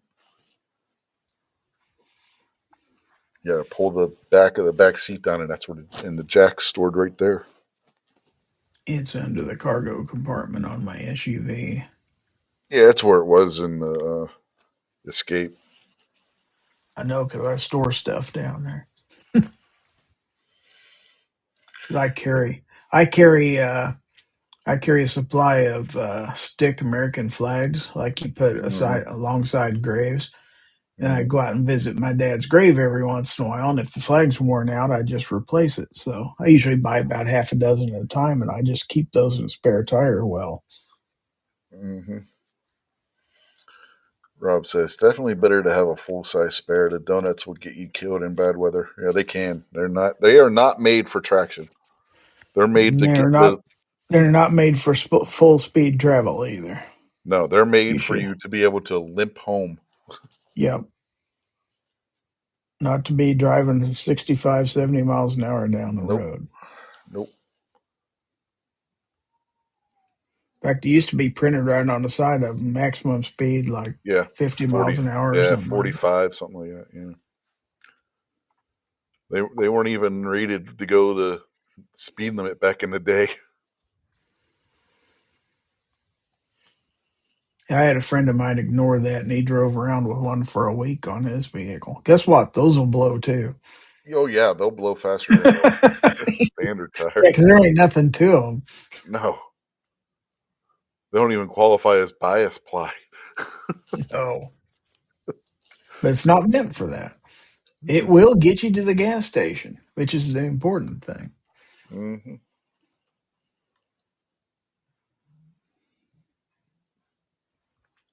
Her spare tire is up underneath the bed. You got to put the little crank in there and crank it down.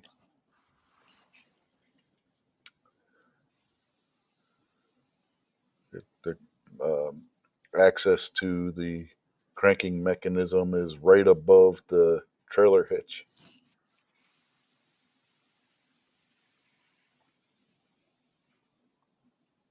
On my daughter's old Nissan, the scissor jack for that thing, it actually had a little tab on top of it, and it went into a slot along the side of the frame. There's one in front of the rear tire and one in back of the front tire. And you mate that up with that slot. That's so it won't slip. And it's not the fastest thing in the world, but it will get up in the air because that car didn't weigh that much. That thing she's got now, though, it's a Volkswagen. It's probably all in German shit. I don't. Probably says Octune or something like that on it.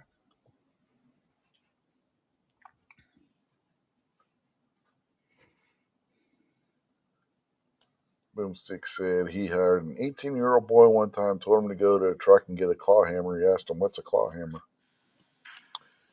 Sadly, I can believe it. Boomstick says he misses bumper jacks. Bumper jacks are easy, but they could be dangerous. Claw hammer as opposed to a ball and peen hammer. Mm-hmm. Or a roofing hammer. Well, a roofing hammer's got like a hatchet on the other side. Mm-hmm. I used to have Well, one around here. I think I still do, as a matter of fact. they don't know what a claw hammer is. They damn sure aren't going to know what a roofing hammer is. Those are cool. Mm-hmm.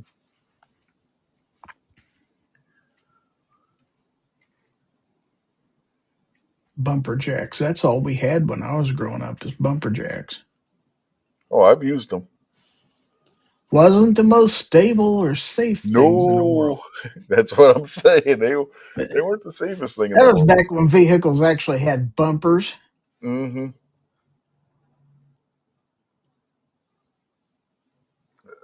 Get yourself That a yeah, small floor jack. you could get that tire a foot off the ground if you wanted to. Mm-hmm.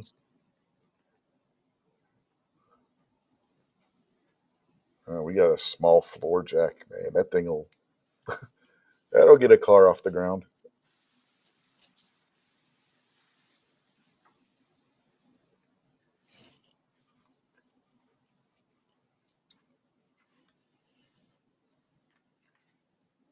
Haven't had to change a tire on the Maverick. Never had to on the Escape either. I never had to on my old Versa, and I had that thing, what, 7.5, 8 years. And I've had this Jeep I have now 3.5. I've never changed a tire on it.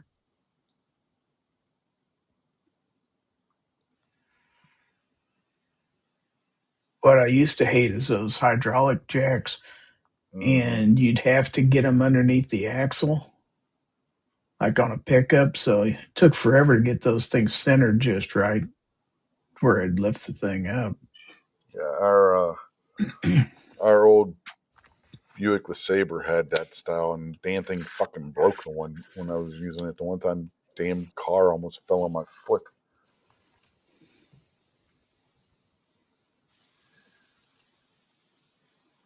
Had just gotten the tire off, and the damn jack broke. Yeah, I'd like to see cars with bumpers that actually stuck out past the body too.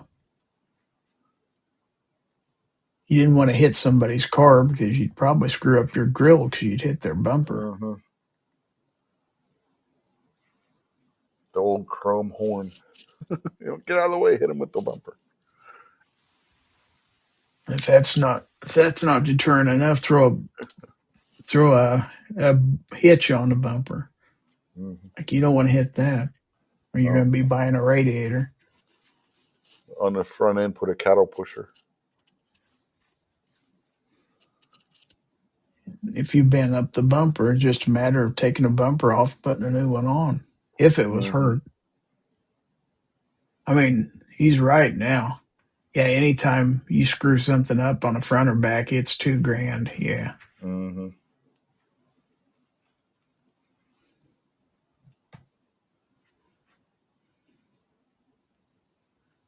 Well, I don't pay that much. My insurance company does. Yeah, I have to pay the first 250. yeah.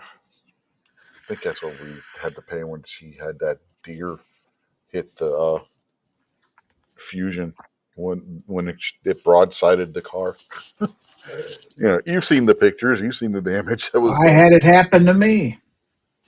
I had a deer come right up out of a ditch one morning going to work and slammed into the passenger side of my little Versa, dented in the passenger side door, bounced, got the rear quarter panel. On her case, it came up and it basically the deer had to have turned sideways when it hit because it hit the driver's side front and rear doors I'm and just took glad out it was the coming up out of a ditch and wasn't high enough to hit my windows because it'd probably come yeah, broken bow. yeah. She was lucky it didn't hit the windows. It took out the mirror. Like I said, you've seen the pictures. I took pictures of it. Still had deer fur and parts on parts of it. There was no doubt what the hell hit the car.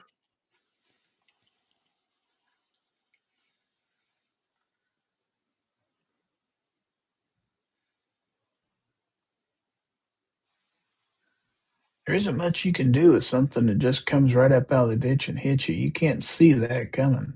Mm-mm. On her I mean, case, it it was, came down. There's the road she was on. I know where she got hit. There's a small, like 10-foot cliff on the one side, and the deer jumped down off of that and then hit the car. That thing had to have a suicide wish.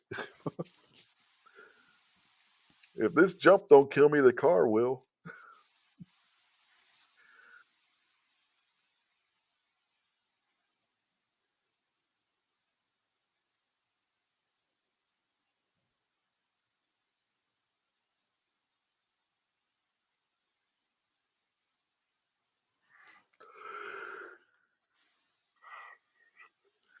Rob says he understands crush zones, but they shouldn't happen if stones start crushing at 15 miles an hour. You'd be surprised how much damage 15 miles an hour can do to a person. say you take an average sized deer hitting your vehicle, those things aren't lightweight. Mm-mm.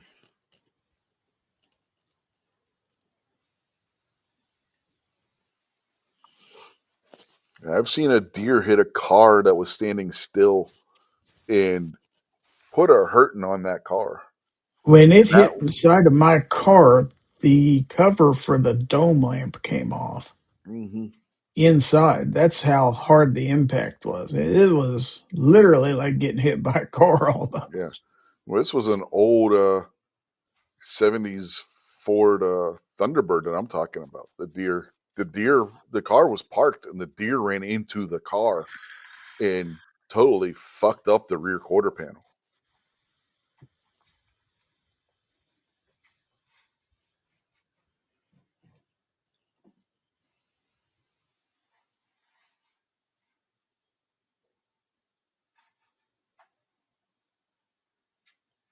I forget where we were when saw that happen. I think we were in North Park, just outside of Pittsburgh.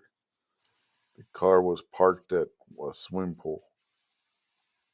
So I'm pretty sure that would have been North Park because that's where we always went to the pool at, was at in North Park.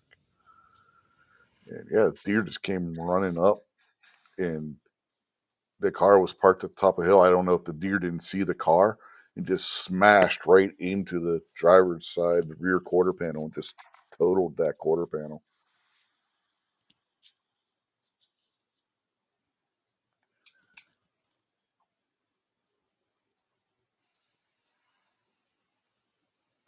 What I miss most about the old cars was if you had a headlight go out, or nowadays the things just fog up on you and stuff like that. Hell, back in the old days, we'd just go about to any gas station or any auto supply store and buy a sealed beam, about Mm-hmm.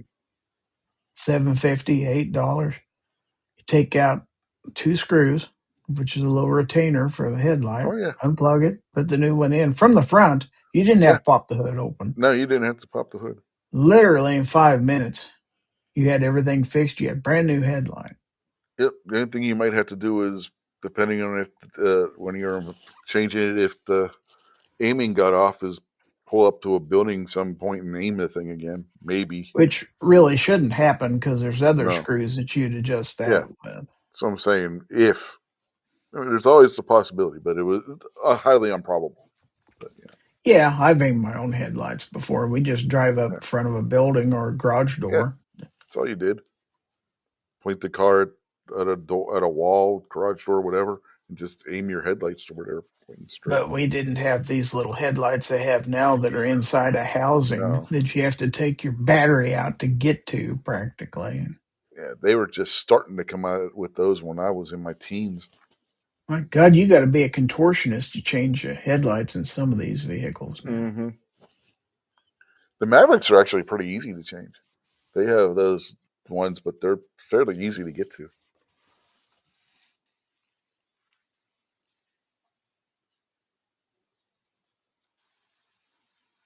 And really, even turn signals were the same way. You just had two screws. You'd take the little plastic cover off, and the rears were the same. You didn't have to get in the trunk to change, your rear bulbs, anything like that. Our Saber, you did. They didn't have external access. You had to change the rear inside the bump inside by opening. You had to pop the trunk because all the bulbs were inside, and they went all the way across the back of the car too. Now, my last pickup, which was a '95 Chevy, it had rectangular sealed beams, but they were still sealed beams. Mm-hmm. That's what the LeSabre had. It had the rectangular ones.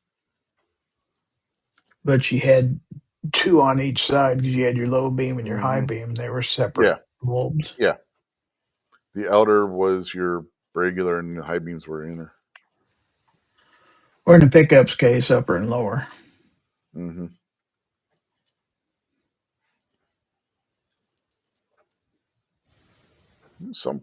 Some pickups had them set up where they were, smaller ones. Like I think S10s were inner and outer, weren't they? Trying to remember. Now, in the older vehicles, it was just one beam. They had the high and Yeah, low one elements bulb. both in them. Yeah,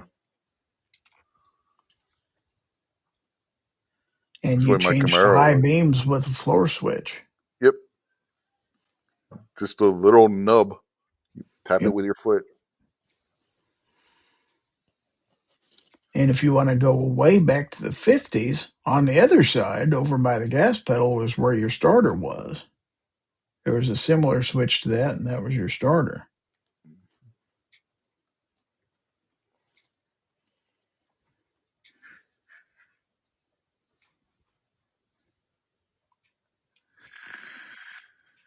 It was still better than the 20s. You want to start the car, you get out and crank it. The hell with that shit. Hmm. My dad had a 51 Chevy pickup. It had the floor starter. You had a key in it, but it was just on and off. You turn it Hmm. to on position, then you hit the starter. Put Yep. the clutch in, hit the starter. Yeah. Yeah. My friend's dad had a 50 Chevy tow truck.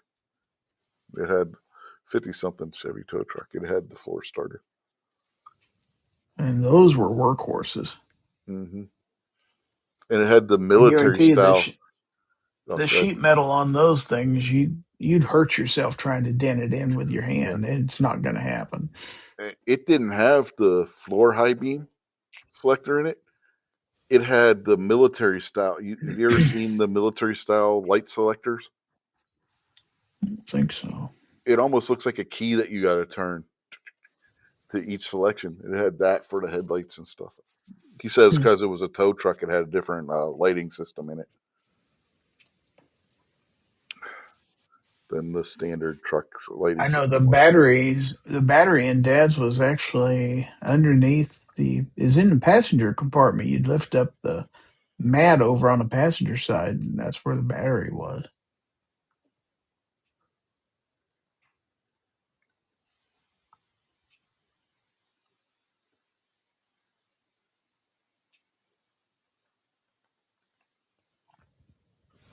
Now my Jeep, all the lamps in it are LEDs now, I believe.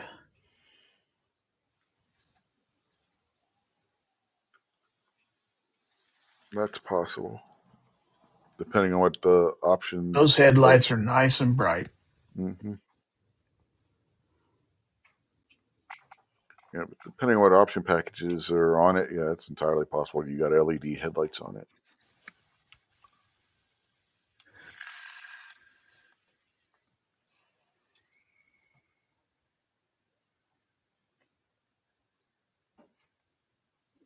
Remember when they came out with those blue headlights? Those things were Hmm. those things were awful to have coming at you. They were nice if you were in the car that had them, but if you were in the car that they were driving towards, it was terrible. Those Those things were, halogen headlamps, yeah. yeah.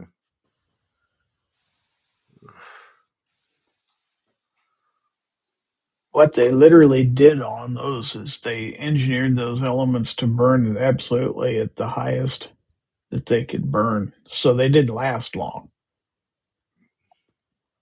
Like back in the old days when you had incandescent light bulbs, Mm-hmm. right before the light would burn out, it'd get real bright. Mm-hmm. That little filament was about to burn through.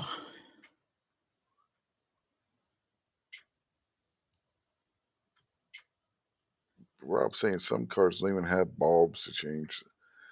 1,200 for replacement. I've not seen those. I wouldn't be surprised if like some German or something high expensive cars like that. But again, if you can afford to buy that type of car, $1,200 probably ain't nothing that you're worried about spending either.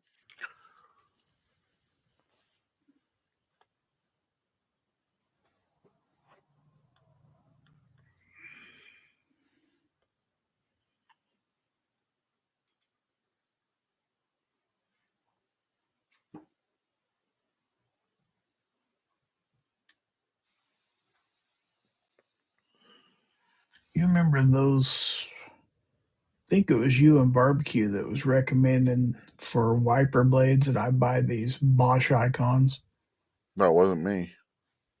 Anyway, that was 2 years ago, and they're starting to wear out on the driver's side already. Yeah, shit. We always get the $45 Rain-X. is a hell of a lot to pay for wiper blades. Hmm. Yeah, it wasn't me because we just always get the Rain-X wiper blades. I wanted the ones that were basically replacement equipment, the ones that looked like the ones that came on the Jeep, and these were Mm. pretty much an exact match. And it's covered instead of exposed. It's just kind of nice in wintertime. You don't have, when the ice would get Hmm. inside your wiper blade and then it Yeah. Yeah, wouldn't conform to the shape anymore. yeah. The barbecue said it was him. Well, looky there. He's been he's been out there lurking all this time. He said, "What? That's bonkers. Only 2 years." Yeah. I was just in Amazon looking when I bought him is October 23. So Yeah, yeah. now the one on the passenger side is still good. I'm thinking of just swapping them out. Rob saying a friend with a Jeep found it cheaper to order 2 aftermarket headlights than 1 factory replacement, and she still paid $600. So I guess depends on what Jeep you got. I guess what year. Your headlights ain't gonna cost anywhere near that, are they? I would think so. Let's see. Uh, damn. Well, you're talking depending on what brand you get, but you're talking around $100 a piece anyway. He's saying that hers would have Oh, been 12. that's a whole assembly. Do you have to buy the whole Oh, assembly? I Wow, don't know. looks like it. I can't.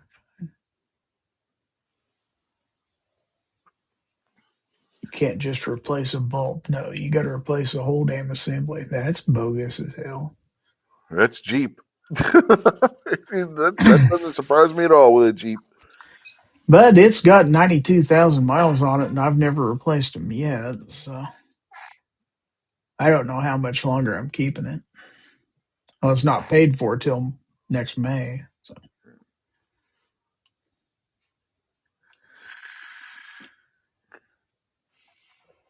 Yeah, we haven't had to change one on the Maverick, but just out of curiosity, we checked to see where they were at. They're easy to change, and I definitely it's need just to the bulb. replace that rear wiper blade because that thing's about to fall off, and I've never replaced it. It's a little tiny thing.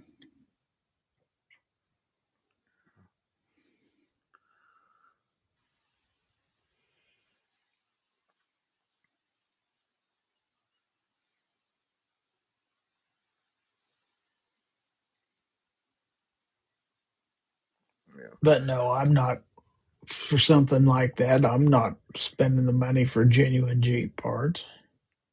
Hell no. Jeep parts are fucking expensive.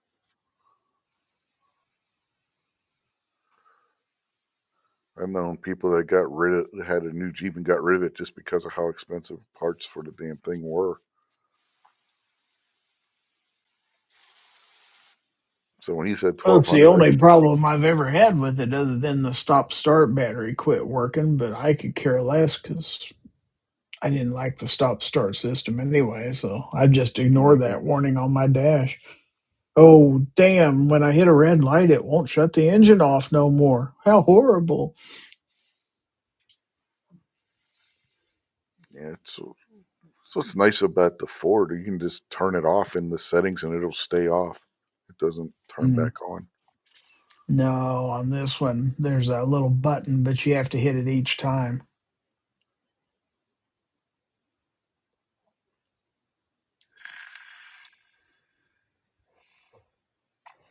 Well, I've got a nephew that actually works as a mechanic at a Chrysler dealership. You know, they service like Ram trucks and stuff like that. And he said it's about to the point where I won't even buy him anymore. He said he's actually looking at Toyotas more for a vehicle because the Mm-hmm. cost of what you have to pay to replace some of the things on those is ridiculous. Mm-hmm. Yeah, anything Chrysler is expensive. Well, I hate to tell you, but a Jeep is basically a Chrysler. I know it is. And I'm only saying Chrysler because I can't remember the name of the company that actually owns it. It's Stellaris or something like that. All that shit's Back in the day, it was Daimler, but yeah. Well, it's Stellaris now. That's a different company. They're the same parent company of Fiat. Fiats are expensive. Fiats don't cost you a lot to buy them. Don't hope you don't ever have to replace anything on it. Cheaper to buy a new Fiat than to replace a part on it.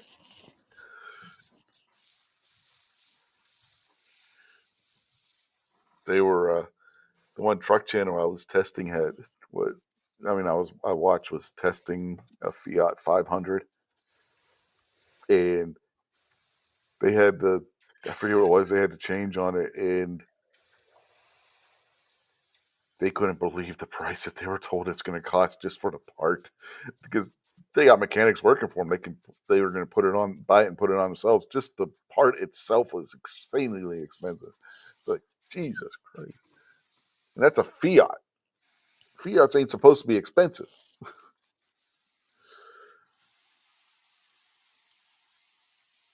Freaking ridiculous. That's why when Amy said she wanted a Jeep Gladiator, I was like, no, you don't. She's like, why? I was like, well, because you're going to pay 4 times what the truck should actually cost. And then if you have to change anything on it, you're going to pay 5 times what that part should cost because it's a Jeep. Like, no.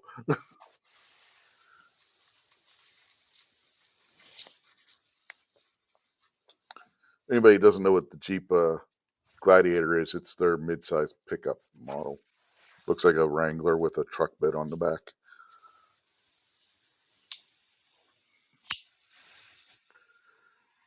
That's what she originally wanted. I was like, no, you're not getting that.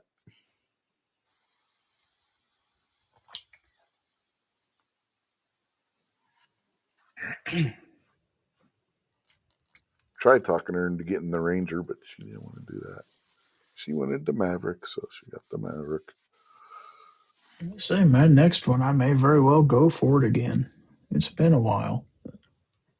My dad would turn over in his grave, but he was always a Chevrolet man. But when your dad works at a Chevy garage, Mm-hmm.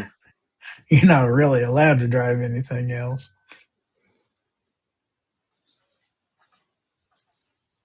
Well, until we got the Ford Focus, the only thing I'd ever owned was GM.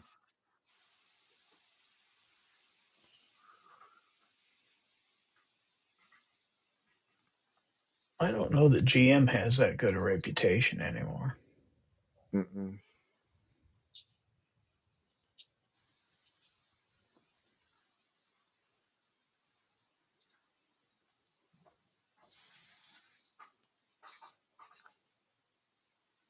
Got the Ford Focus, traded that in for the Fusion. Ended up trading the Fusion in for the Escape, and then the Escape, trade that in on the Maverick.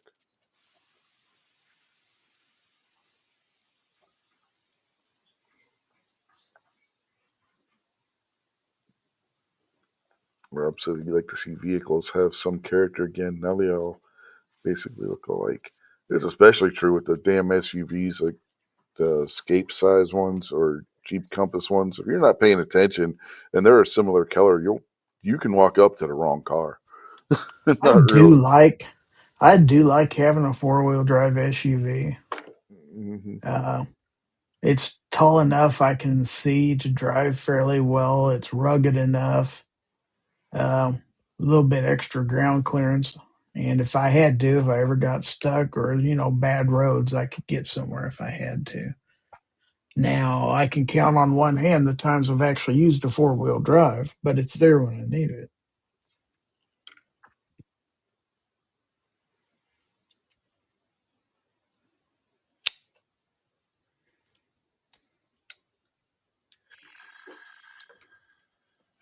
Rob says, go buy an older vehicle cheap and have it redone.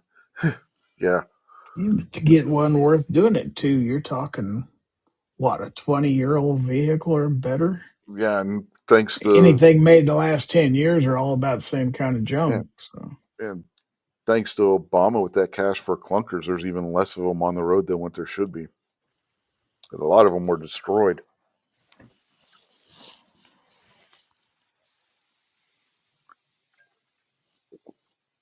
And around here, a 95 pickup still cost you 20 grand.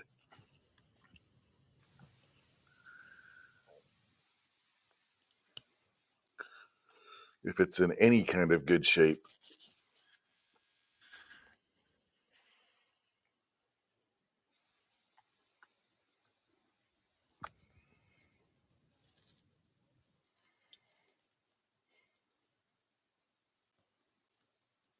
There's people all the time selling Tacomas for like $5,000 that are like 2000, 2003, but the damn things don't run.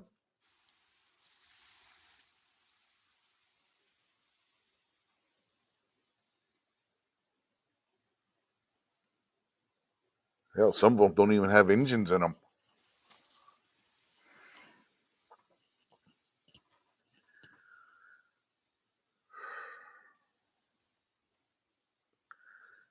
Price you pay for a crate motor anymore is ridiculous. Remember the days when you could get a crate motor for like $300? That Good was a luck. long time ago, but yeah. Mm-hmm.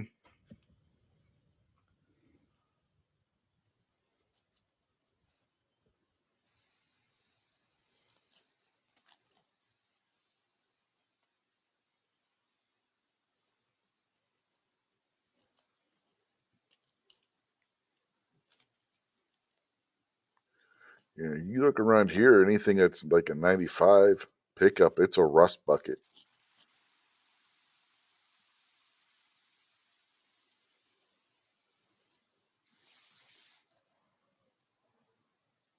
You're not just doing mechanical, you're having to do body work, and that runs into money, especially if you don't know how to do it yourself.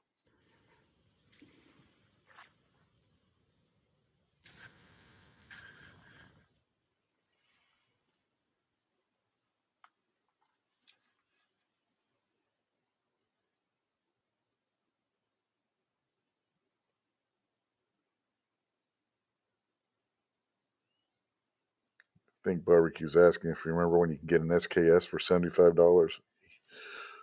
Yeah. You would have been a little baby at the time, but yeah.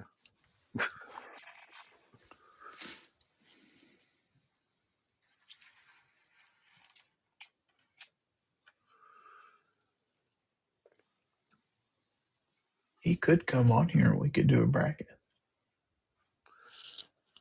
It's already after midnight. Ain't no way in hell I'm doing the bracket starting now. Wouldn't be the first time. It's a 32 slot bracket. I am not doing a 32 slot bracket now. It ain't happening. It was a good one, too. I actually went to the Billboard charts and got the top 8 songs from the rock chart for this week in 75, 80, 85, and 90.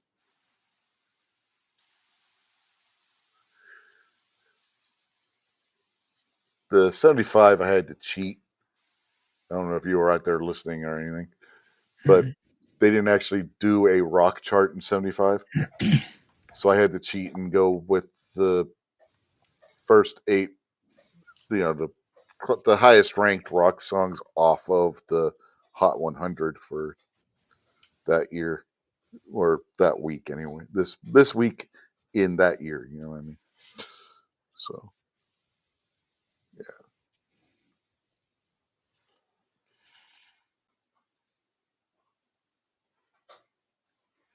Well, there's some back in good. 75 was just when FM radio was really starting to gear up.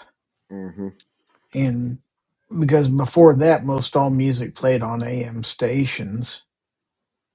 And then when mid 70s, when FM stations would start broadcasting in stereo and stuff like that. And you had people with really decent receivers. And yeah, that's when you had specialty stations out there that would Mm-hmm. pop up.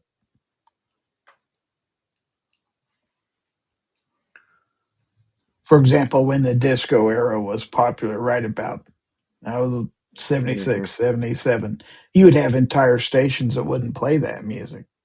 Yeah. Usually not on the AM side because, well, that's what sold. So, Yeah, I think the rock chart itself didn't come out until 80.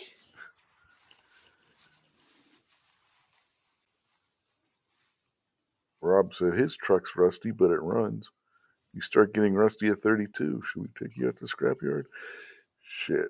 I'm not talking like a little rust spot here or there, Rob. I'm talking about around here. You find a truck that old, the floorboards are all rusted out. The damn quarter panels need replaced. It's not good. Because any truck that old around here is being used for farm use and they're being abused.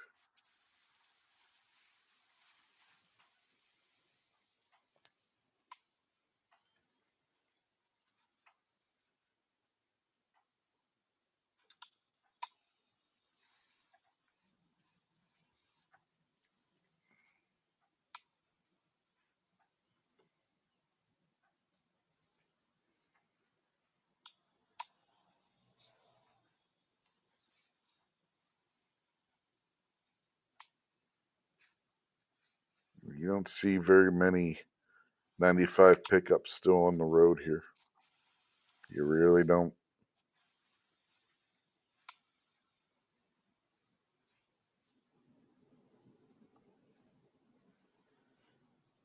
What I love seeing is these people who's got these $50,000 pickups, 4-wheel drives, jacked up. A lot of times they got dualies on the back of them. And it's like, what do you even have that for? You're not ever pulling anything with it. Mm-hmm. Well, hell, some of them it's a status symbol anymore. Christ, F-150, you can easily pay 150 grand for one, depending on what options you have on the damn thing. Trucks are ridiculously overpriced for a full size pickup.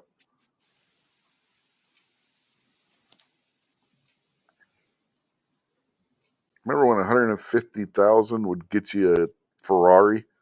Now it'll get you an Mm-hmm. F-150.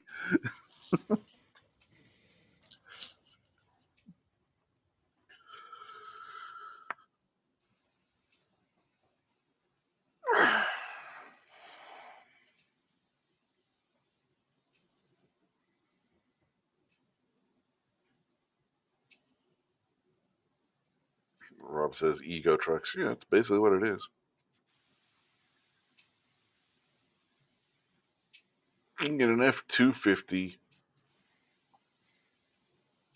better equipped than an F-150 at the same cost. It's freaking ridiculous. There's no reason an F-150 should cost more than an F-250. Yeah, well, as long as people are willing to pay it, Mm-hmm. That's the problem. that's it. People got to say to hell with it. I ain't paying that kind of. Those prices will come down. It don't cost that much to make them. Mm-mm. Like Rob said, they never even touched dirt. No. Oh hell no. There ain't hardly any dirt roads in this county. They've paved everything. No, we got dirt roads around here. Her mother lives back a dirt road, and that road's like doing mild four wheeling. It totally needs redone. And the state keeps saying they're going to do it. They're going to do it because it's a state named road. The state's going to do it. She's not allowed to pay somebody to come in and do it. She got to wait till the state does it because the state went around naming all these dirt roads and saying that they're their responsibilities now. If you have your road resurfaced, that's on you. You're going to get fined for it.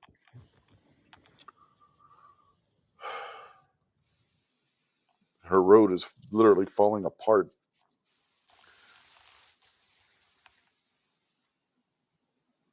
When we lived back that dirt road, you could barely get a car back there.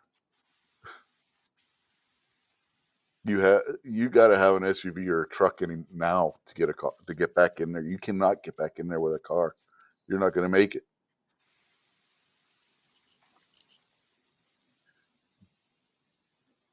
Cars sit too damn low.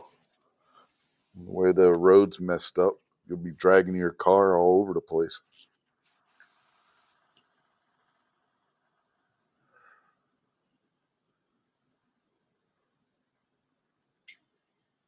Yeah, you know, I'm gonna have some. I'm gonna call and have somebody come out and grade the road and repay, throw down new gravel. And she was told, nope, you can't do that.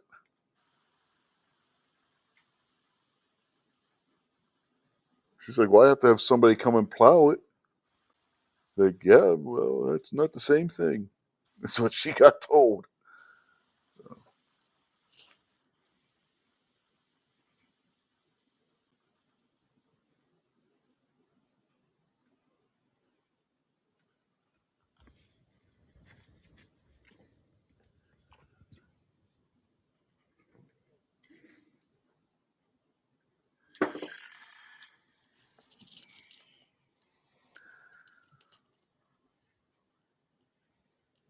One of the reasons we got out from back there is because of how bad that road was getting.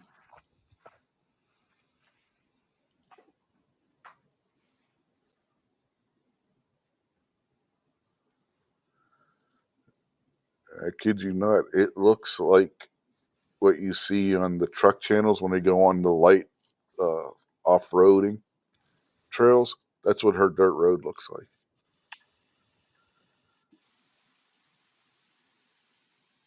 Until you get closer to her house, then it smooths out. But the main part of that road, it's terrible. And a lot of that's to do with her damn neighbor when he would plow it. He fucked that road all up.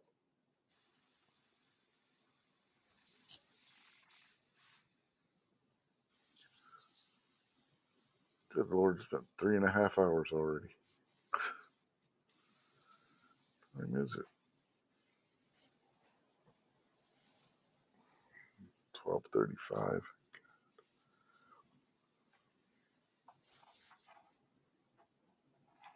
Yeah, I don't gotta be up at any time tomorrow, so who cares? I have no idea what she wants to do tomorrow. She's on vacation this week. Better check with the boss. By golly. She was saying something about 8 o'clock in the morning earlier. Like, I don't know what. I didn't catch all of it because I was watching a football game when she was trying to talk to me. So she might as well have been talking to the wall, basically.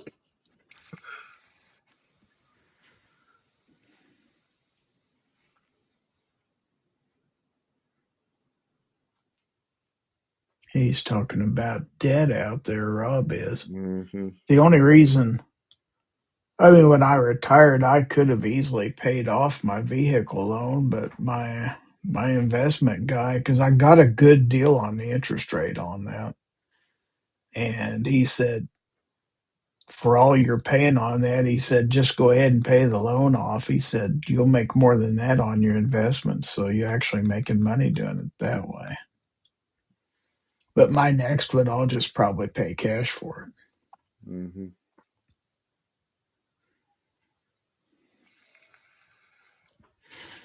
Because, yeah, I don't have any other debt. I don't have house payments, don't have any credit card debts. So,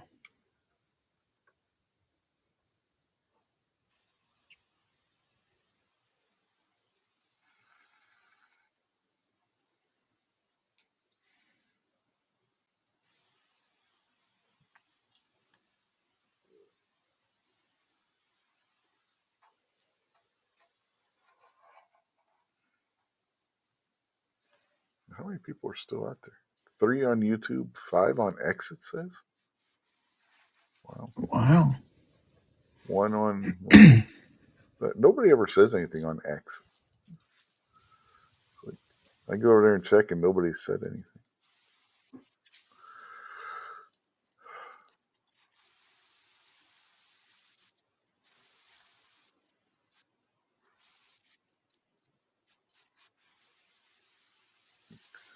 Got one like on the show on X. That's from Run 2A Matters. He gave it a like over there earlier.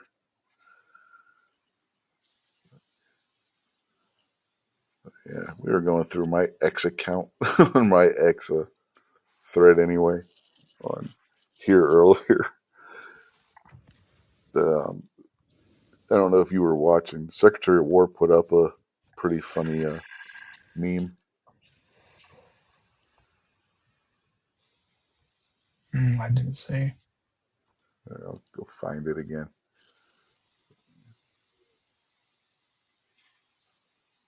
There it is. I don't know if you know what Franklin is. It was a PBS cartoon and storybook series for kids. My kids used to watch it when they were kids. Franklin targets narco terrorists. This thing must not show the comments on X. I just made one. I've been going over to X and looking.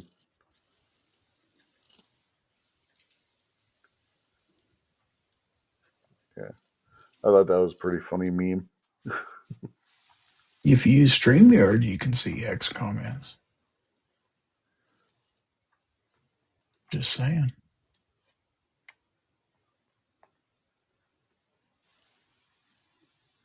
Yeah, I don't see your comment in X. Oh, there it is. It just popped up. So, yeah.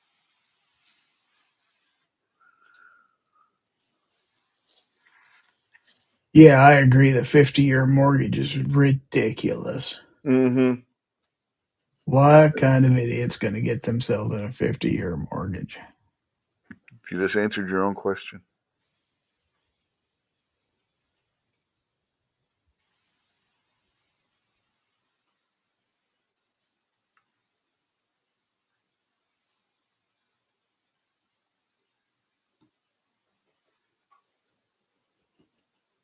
I understand people aren't willing to take out mortgages because they can't afford houses nowadays, but Well, people can't afford houses because they don't want to live in areas where they can afford the houses.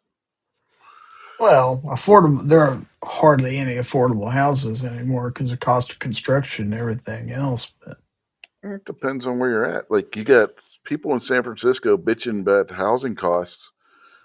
They go outside of town to outside of San Francisco to one of the little towns outside and ride the train into town. They can still work and everything in San Francisco and have a house that they can afford. They don't want to because they want to live right in San Francisco. so the That's what last I'm place talking I'd about. want to live is San Francisco. Hmm. That's a I'm just using hellhole of a town. I'm just using that as an example because that's I'd live been in shown. L.A. before I'd live in San Fran. Yeah, San Francisco, a house that costs you $1 million. You go into one of the little surrounding suburban areas, that same house would cost you 150 grand. That's all they've already this has been proven by numerous different people going in and looking at the housing cost. But everybody wants to live right in San Francisco, and that's where the housing cost is ridiculous because it's fucking San Francisco.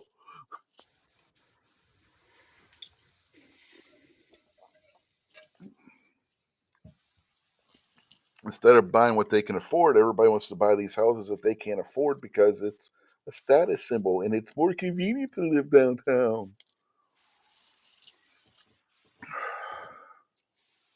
I don't want to have to commute.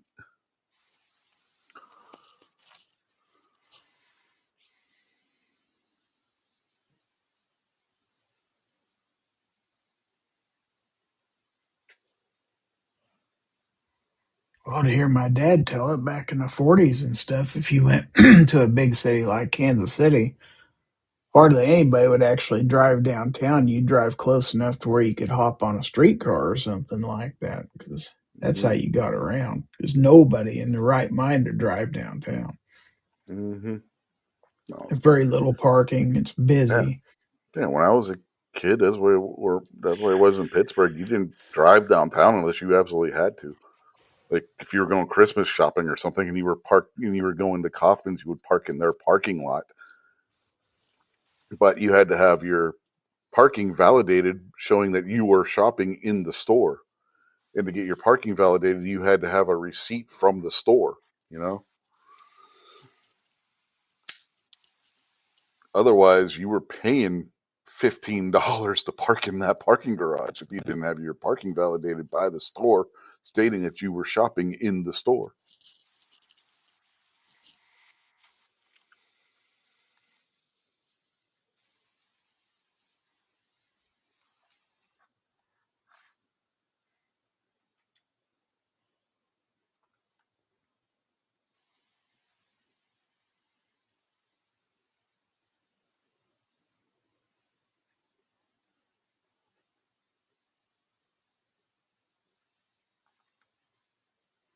DHS put out an interesting statistic this week. I don't know if you saw this one. Since we're talking about housing, over Hmm. 50% of rent-controlled housing in this country is inhabited by illegal aliens or refugees that were brought into the country by the Biden administration. Wow.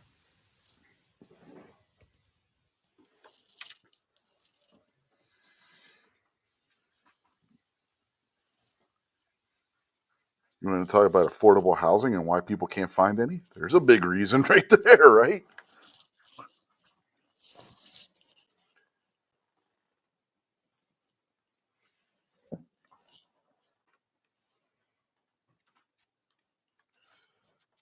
It's insane. It's insane.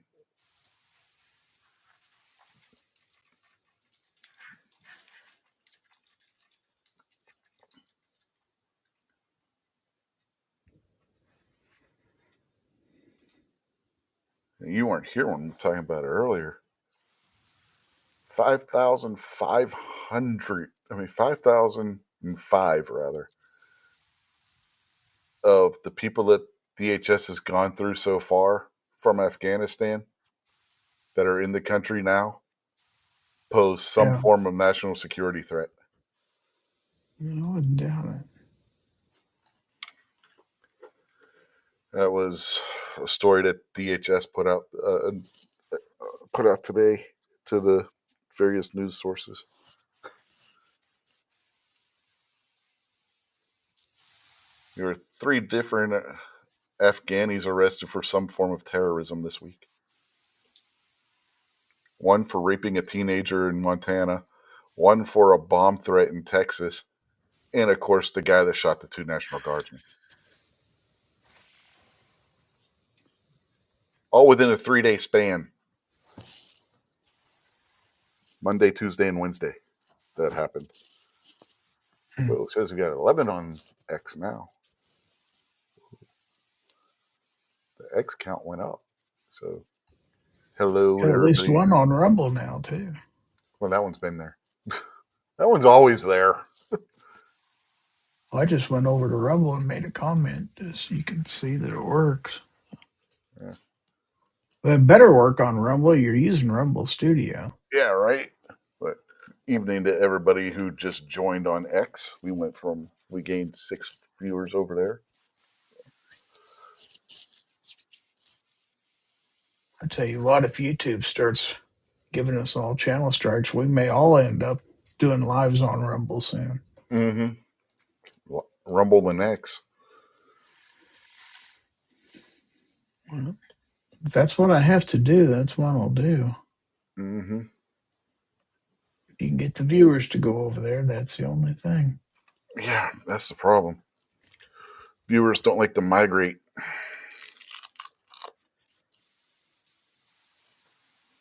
They want to stay in one place.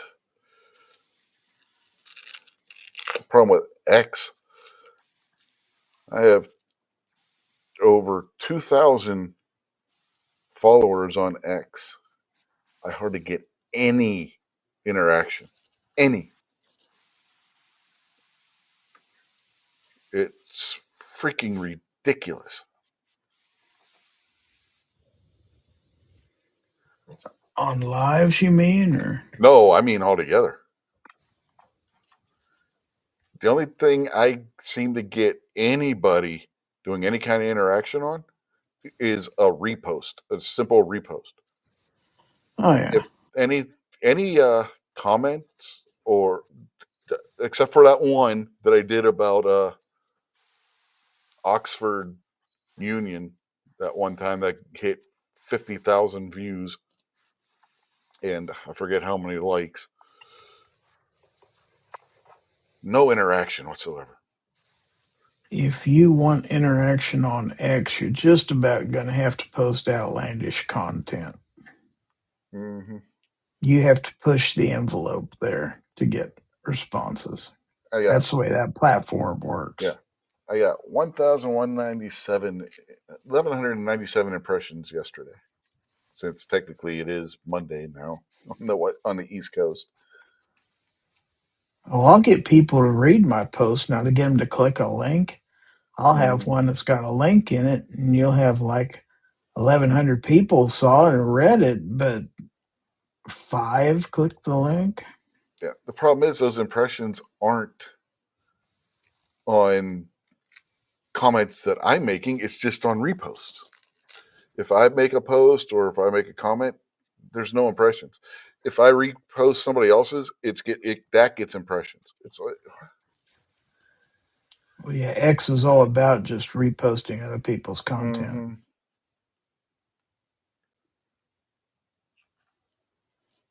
That's the thing.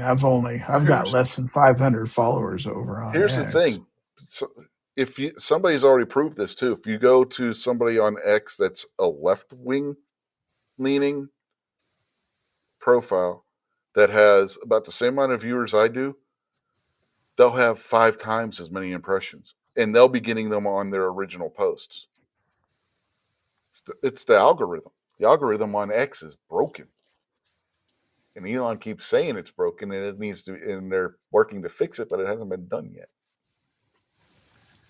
Rumble, if I started doing regular streams on Rumble, I'd probably be kind of flopping around like a dead fish because the Mm-hmm. following I've got over there. Yeah, I don't know what my If you following look is at right now. my main channel only has 79 people following it. Well, that doesn't bode well for I got 42 on Rumble, but I get when, views on Rumble. when I used to when I used to multicast over to Rumble. It You'd hardly get any views. There are weeks I got more views on Rumble than I did on YouTube. But last week, I think, is an example. I got 80 views on Rumble. I think I got 50 on YouTube last week for the show. It's going to be what the hell is the point? Honestly, some weeks it's like, why am I bothering? Well, I like being on social media, and I've been doing it for a number of years, but Mm-hmm. I sure hate having to fight standards and stuff like that. Yeah. It's getting to where, and what you're getting strikes for isn't usually your live content. In my Your case, other that's all I've ever gotten a strike for.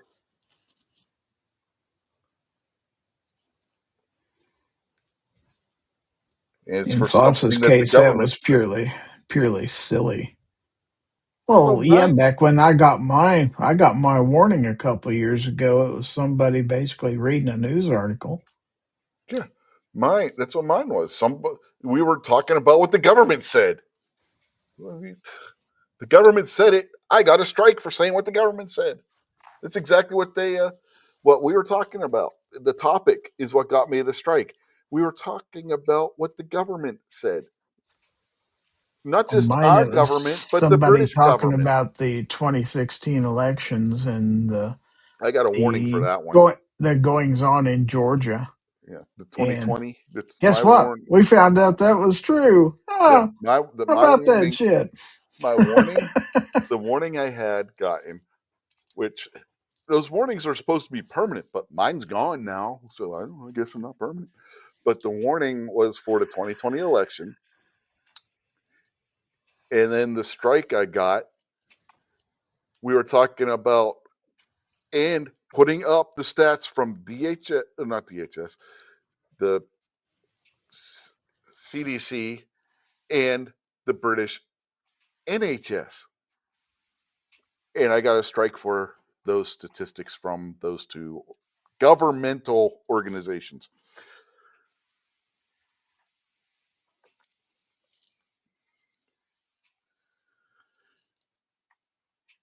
It's absolutely insane that you get a strike simply for repeating what was said by the United States government and the British government. Well, it's like my account, my original account on X.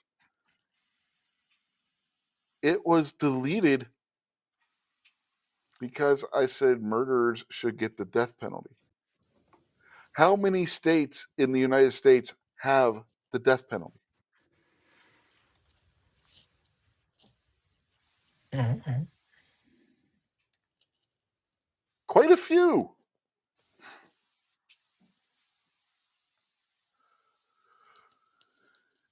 It was a rhetorical question. But I make state an opinion that is shared by multiple states, and I lose my X account for it. This was after Elon bought it. This was when it was still Twitter, but this was right after he had bought the platform.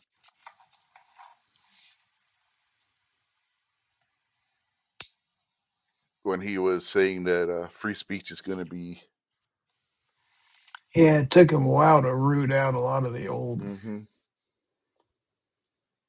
stuff that was going on there. Yep. They called it violent speech.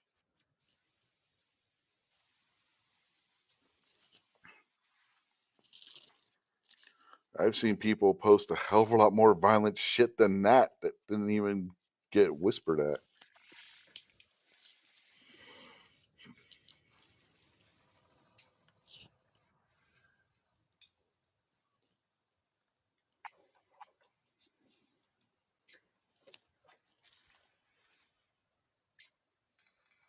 Apparently, comments on X don't persist.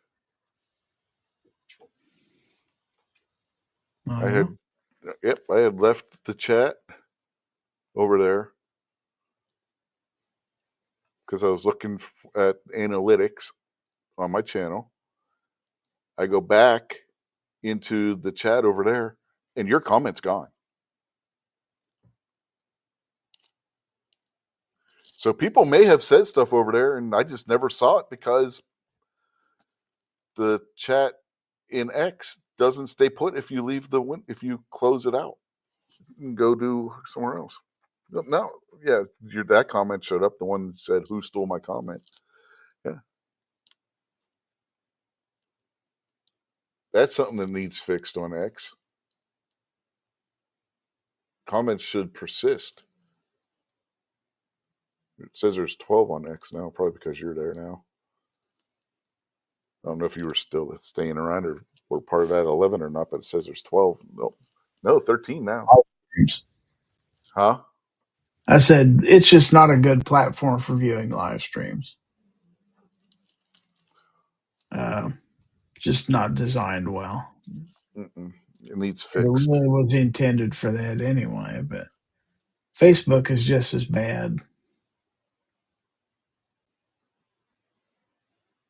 I would prefer to live stream over to Rumble and Twitch rather than Facebook and X, but fact of the matter is I have a handful of followers on Rumble and Twitch. So Yeah.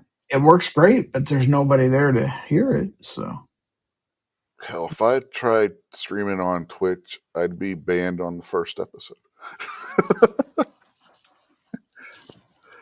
Ain't no way they would let me on there.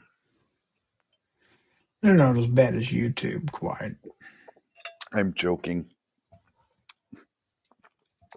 I'm joking about it because I know somebody who did get banned on Twitch for saying something stupid.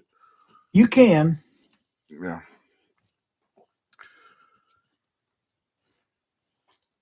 And by saying something stupid, I mean something that he probably should never have been banned for.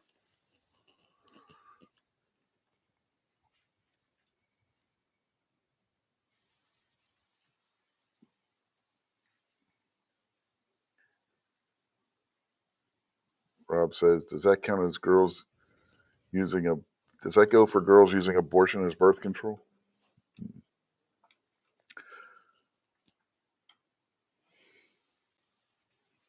Oh, but it's my body, my choice. He said, you probably shouldn't answer that. Could be a YouTube issue. Yeah. You never know. You never know what issue YouTube's going to say is an issue, whether it's actually spelled out in their terms of service or not. Because remember, they reserve the right to find anything to be a violation. It's just it. YouTube doesn't apply their policies fairly. They don't disclose their policies fairly. They don't give you any recourse when they do what they do. Now, I know if Clover's out there, he's going to disagree and have a fit and He can everything else. disagree all he damn well It's just the truth. Yeah. You can disagree all he fucking wants. If he's disagreeing and saying that's not the truth, he's either lying or he's being paid by YouTube. Sorry. I don't care what, I really don't care if he's out there and that offends him. Tough shit. Because that's the way it is.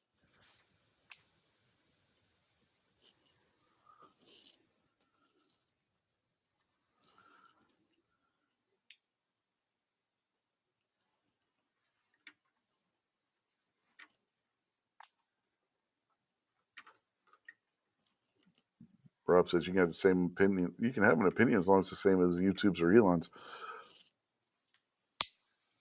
On Elon's, I would say not quite, because I did get a warning for saying something that was very similar to something that Elon Musk had said. Elon Musk does not control YouTube X the way people think he does. He's pretty much hands off with it as far as the control of it. He hired a CEO, and they're the ones that actually oversee and run X. He doesn't have time to oversee something that minor. Mm-mm. He's got way bigger fish to fry.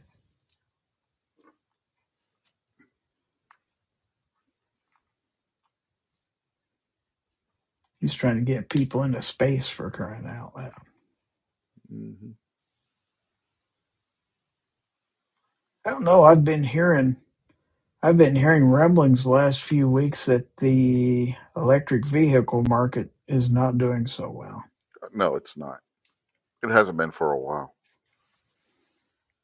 Which is why you see the shift in the big three from going so much with the electrical vehicles as what they call extended range electrical vehicles, which are basically an electric vehicle that uses an electric generator to power the car, which is still a gas or diesel powered motor or engine, rather.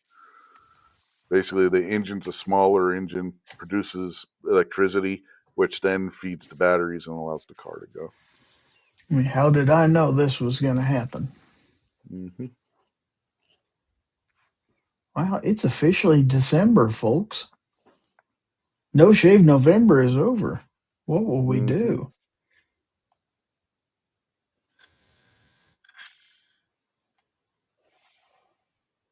Rob says we're probably all thought criminals by now. If we lived in the UK, we would be in jail. I don't know if you were out there, Rob, when I put up this story off of X, but there was a guy in England who was arrested because he came over here on vacation, went to a shooting range in Oh, the guy shot Florida. the shotgun? Yeah. Yep. Took a picture of himself shooting a shotgun on a range in the United States, was met at the airport in England and arrested because of that picture. Because it might have offended somebody in the UK. That's bullshit. Mm-hmm. Oh yeah, that's bullshit. As bad as the comedic actor a month or two ago, who they arrested for a meme that he posted on X. He's an Irish guy. He flew from Ireland to the UK for some function, and they arrested him at the airport because of a meme he had posted on X.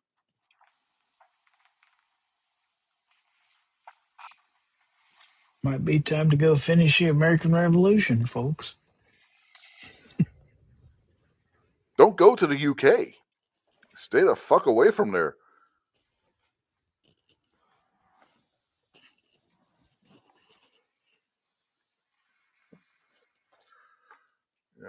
That country is getting freaking ridiculous. This is the country that gave us Monty Python. If Monty Python were to have started today, they'd arrest all of them. Oh, hell yes. Benny Hill. Mm-hmm. Blackadder, Mr. Bean. What's his real name? Rowan Atkinson. He's probably on an arrest list over there. Hell, they wanted to come over here and arrest us for saying shit over here. Come on. Remember their police chief said that? They Uh-huh. wanted, I they saw wanted, that. It's like, come on. yeah. The London Metro's police department's chief of police wanted to extradite people from the United States to England to face Right. trial in our country for shit that we say online.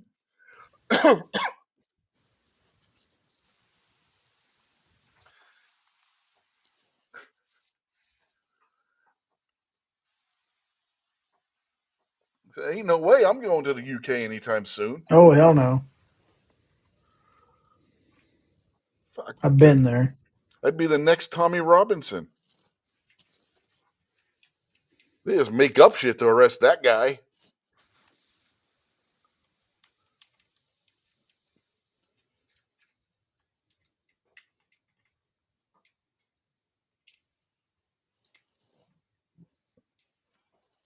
And Florida is getting crazy. There was a street preacher that was arrested just for trying to share the gospel with gays at some pride parade or something this month.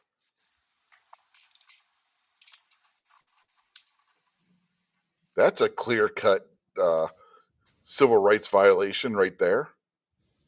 First Amendment violation. The guy didn't do anything wrong.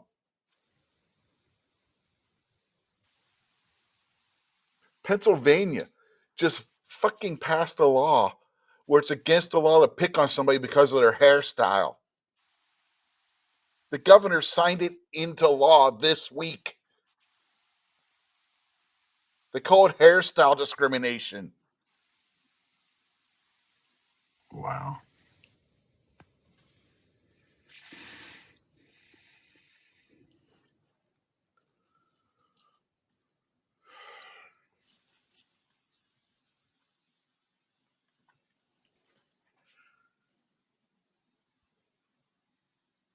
The worst part is, it sounds like a joke, right?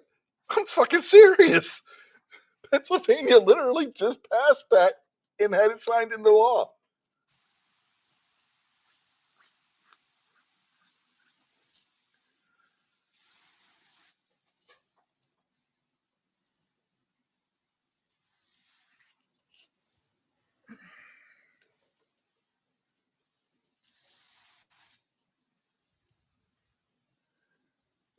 It's like, what in the fuck is happening?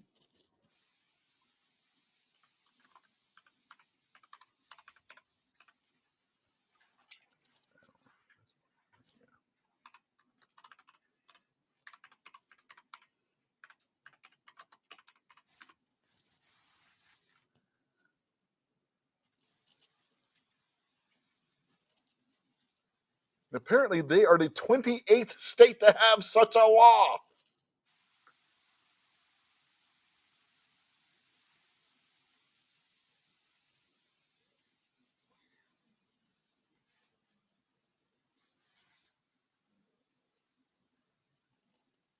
You gotta be fucking kidding. 28 states to have this law, type of law.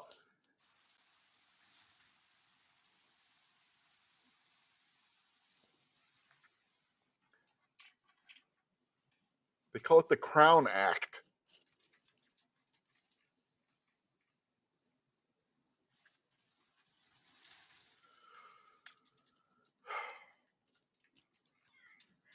Because people apparently are getting discriminated against because they went to jobs with dreadlocks down to their ankles or some other crazy hairdo that is completely unprofessional to have.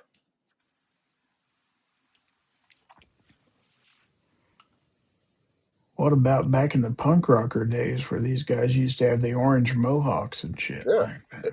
How many of them had jobs? You walked into an employer like that and nobody was hiring you. That's why they all wore like ponytails and stuff when they weren't hanging out at their clubs and shit.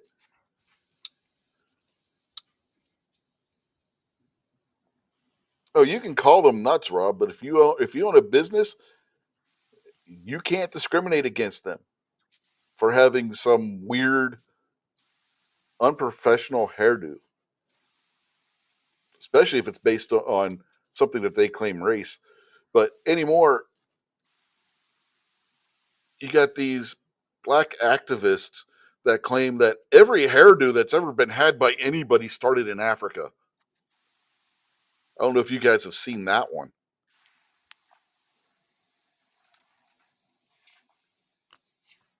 You've had there was this black activist that said that white girls from Scandinavia shouldn't wear braids because they're culturally appropriating braids.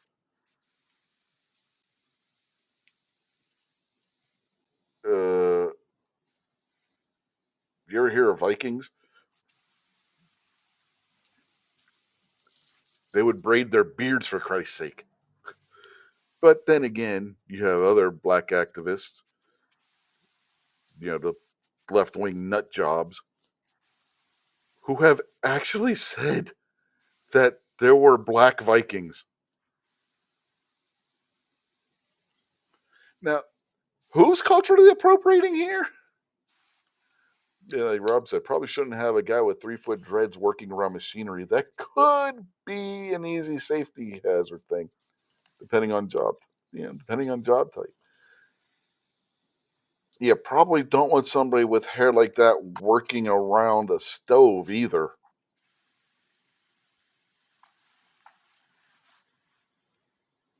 I mean, unless they want to go all Richard Pryor or Michael Jackson.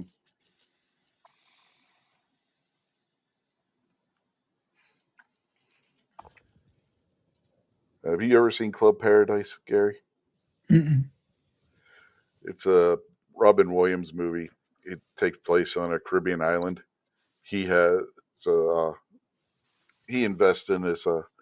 He's a fireman from Chicago. Gets hurt on the job. Takes his workman's comp and invests in a resort in on a Caribbean island that's about to have a revolution. Great movie, by the way. You need to watch that. There's this one dude that works for the club. He's got these long dreads, and there's just been put in a hairnet law, right? And the guy won't refuses to wear a hairnet because he said it's no man, my hair. I'm not cutting my hair, and I'm not wearing this net, man. So Robin Williams comes up with this crazy idea. You've seen the stereotypical chef's hat, right? Mm-hmm. He comes up with one that's like 4 feet tall and spikes dude's hair up underneath the hat. It's freaking hilarious.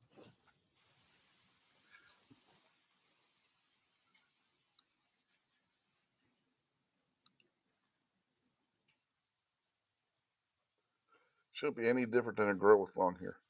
There's a difference. A girl with long hair, typically, it's going to be maybe midway down their back, right? They can pull that up into a bun and whatnot. You can't really do that as easily with dreads that are that long or longer. When I said dreads that go down to their ankles, I've seen people with dreads down to their ankles before.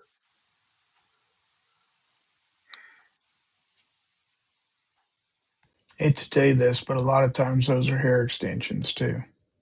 Hmm.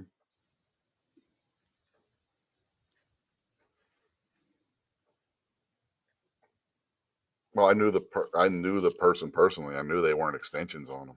They just let their hair grow out that long.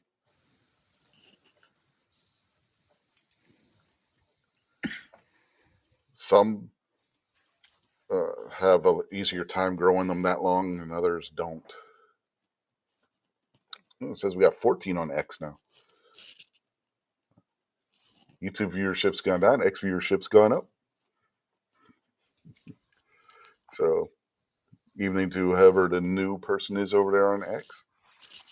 It's not Feel me. free to feel free to leave a comment in the chat section.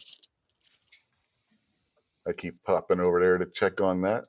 See if anybody said anything, because even though X does have a counter now that works in Rumble Studio, it still does not transfer the chat over to Rumble Studio. So I have to keep popping over there to check on that. It'd be nice if they got it fully integrated. But as I've stated before, Rumble still says that their app and the studio is a beta process, that they're still working on things. Hopefully they get more things working. I mean, it's an upgrade that they got the counter working.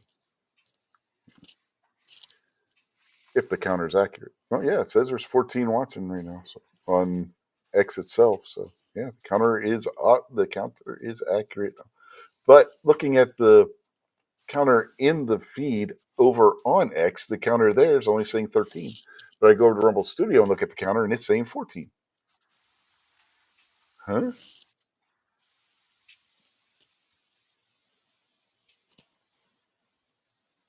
It may not be real time.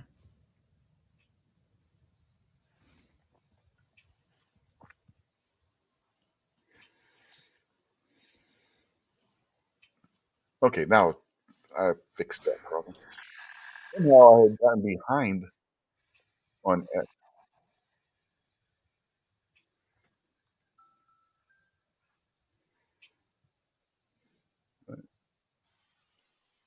It will not go live on X for me. What the hell?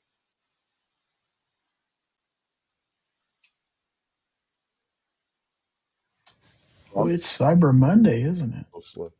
Yeah, I don't. I ain't got no money to buy anything anyway.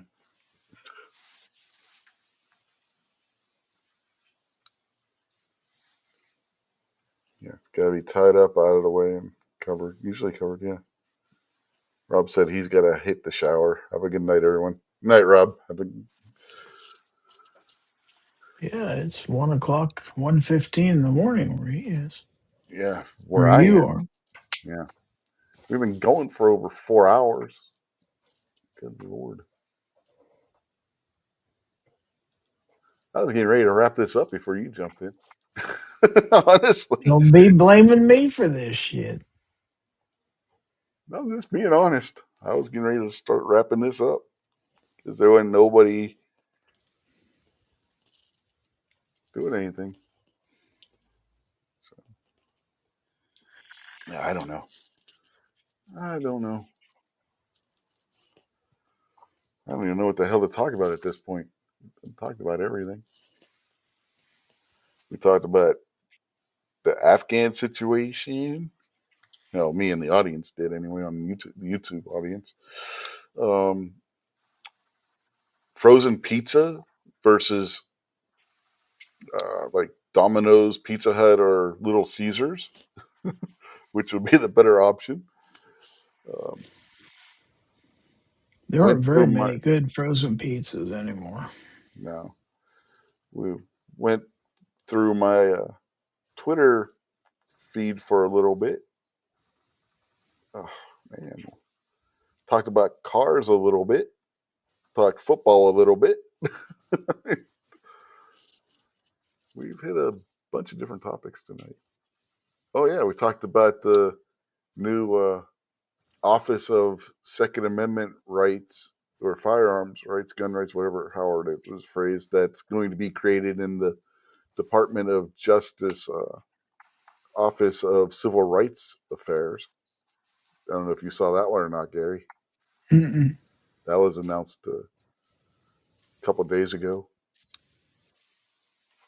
Basically, the federal government's going to use that to go after cities and states that are violating the Second Amendment.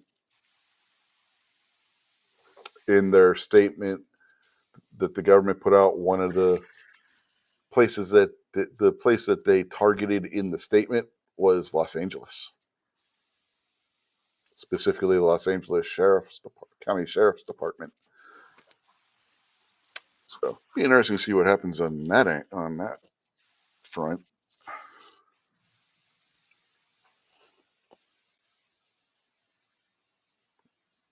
I had already closed the article, but yeah, just do a search on the Department of Justice Office of Firearms or gun rights or something like that, and you should get a couple different articles on it. The one I had read Somebody was somebody said they were sending ICE agents into Dearborn. I hope they're sending a bunch yes, of them because they're going to be they're busy. they've sent ICE into Minnesota, and they're going to be sending them into Dearborn. They've already started rounding up Somalis, and Tim Walz is not happy about it, but he's a retard and gay, so he's also. I don't know if you saw the fit he threw because Donald Trump called him gay. I mean, not gay, retarded. That was kind of funny. He's like, the guy's retarded. Yeah, I saw an interview today. They were interviewing Trump on Air Force One, saying, you know, or what do you have to comment about what you said about Tim Waltz? He said, the guy's got something wrong with him. I'm not taking it back. What do you think? Yeah. Somebody asked him something about Ilhan Omar, and he came out with a good one on that too today. I don't remember what it was, but something about she married her brother to get for immigration purposes. He said, and that she needs to go.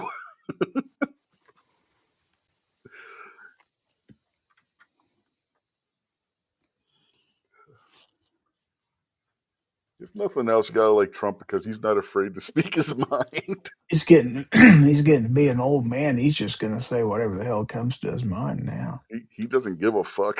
He No. has no. He really doesn't.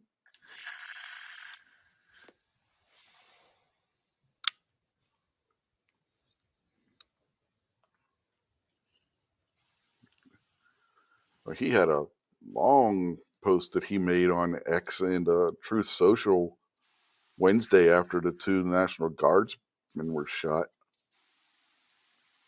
about illegal immigrants and stuff, and how Biden should be tried for treason for importing all these Afghans and stuff. It was like, He should. oh boy. And he also put out a post stating that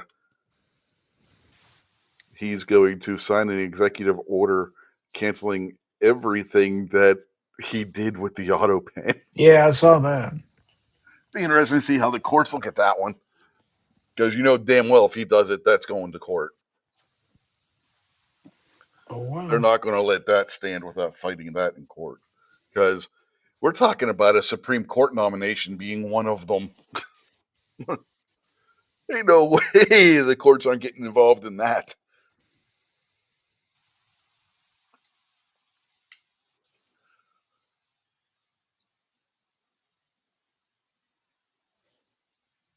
You know, Miss, I can't define what a woman is, even though I am a woman. She should have not been, never been confirmed just for that nonsense. Can you define what a woman is? Word salad that says, I don't know. You're a woman. You can't define what a woman is, bitch. Yeah, you don't. She don't belong on the Supreme Court anyway.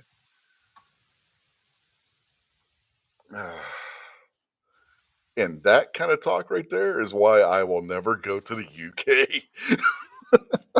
throw me in, Hmm. they'll throw me in jail just for that. At this point, like I said, I'd be the next Tommy Robinson, and only I don't got the funds that he does to fight this shit.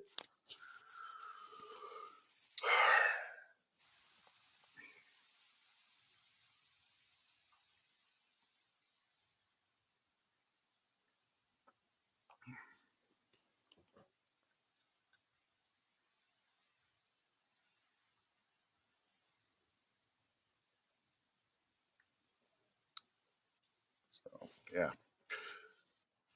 It's going on 4.5 hours, guys. If I have to stop for a second and take a drink, I'm sorry.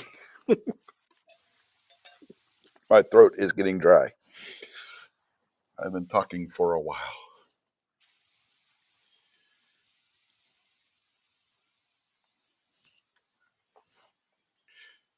What else is going on? What else? What else? What else? I don't know. Any good headlines on my homepage on my browser? Let's find out.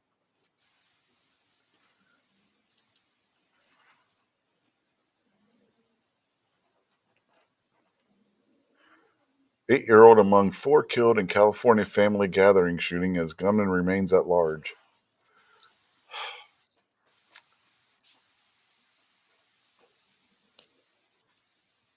Advocate warned Afghan evacuee was not functional as a person months before National Guard shooting. Well, no shit, he was a Muslim, so of course he wasn't that functional as a person.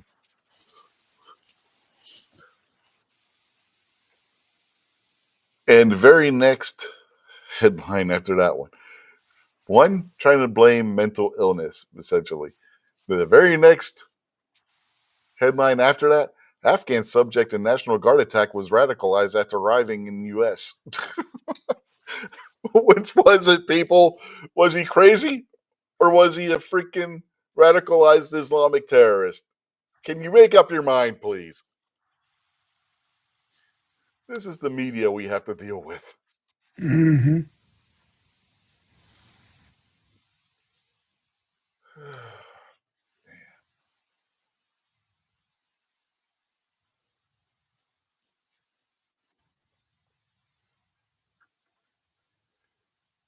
Trump wounded National Guardsman Andrew Wolf fighting for his life. Now, there was another story today that doctors, I haven't been able to confirm if it was true or not, but doctors allegedly said that he is going to make it, which, if true, could be a good thing. Now, making it and being in any condition to realize that you're still alive are two different things. If you follow what I'm saying, Right. you can be alive and not be alive. You get what I mean? Yeah. So,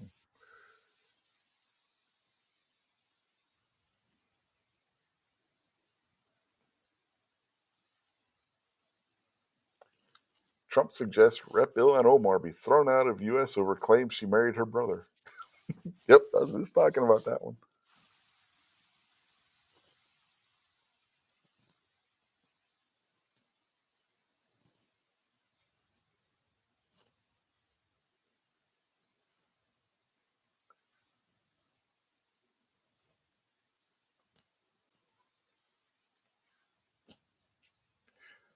Attorney disciplinary group asked to investigate New York Attorney General Letitia James for illegal and dishonest conduct. Oh, speaking of her, did you see where the Democrat judge threw out charges against her and another New York politician? No. Yeah,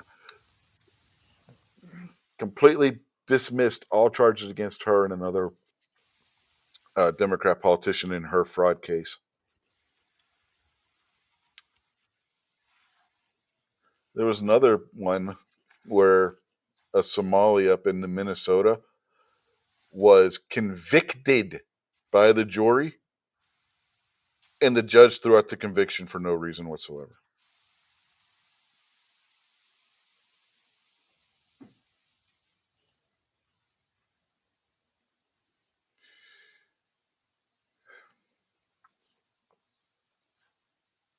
At the trial, the jury returned a guilty verdict, and the judge said no, which the judge can do, but they have to have a reason.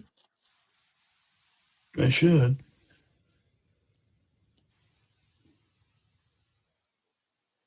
Judge can't just throw out a jury verdict because they want to, but that's exactly what this judge did.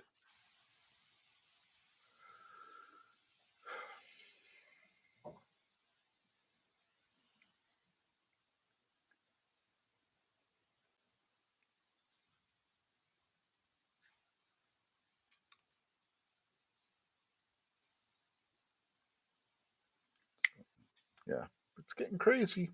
It's getting crazy. You got the judiciary actively taking what can be only be called political stances.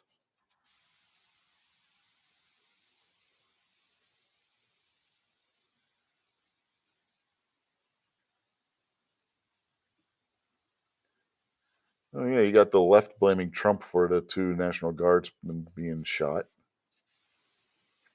Forgot about that. Patrick Morrissey went off on the left for that one.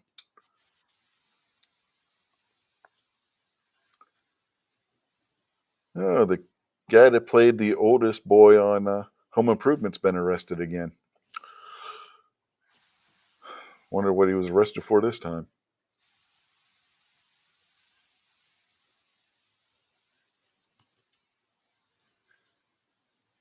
Hard telling. He's always getting in trouble for something. The kid's been all kinds of messed up, and he was denied bail, whatever it was. Let's find out. Oh, he violated his probation in a domestic violence conviction.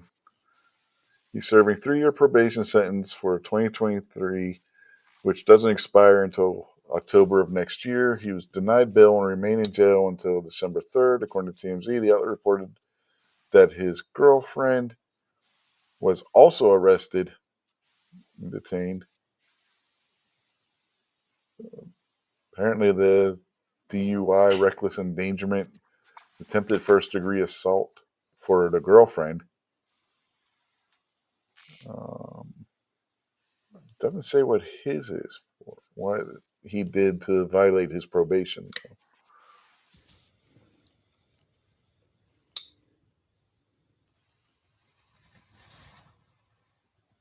I'm guessing it's probably something related to DUI, but if his girlfriend was charged with that,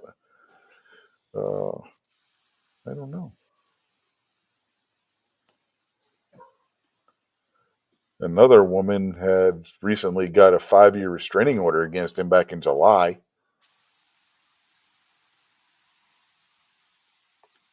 Yeah, doesn't say what exactly it was that he did to violate his probation. It says a probation violation. Doesn't say what.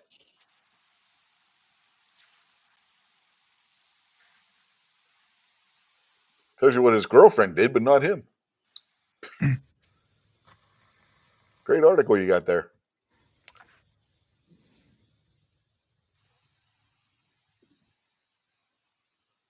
West Virginia High School remembers slain National Guard member as caring and willing to help.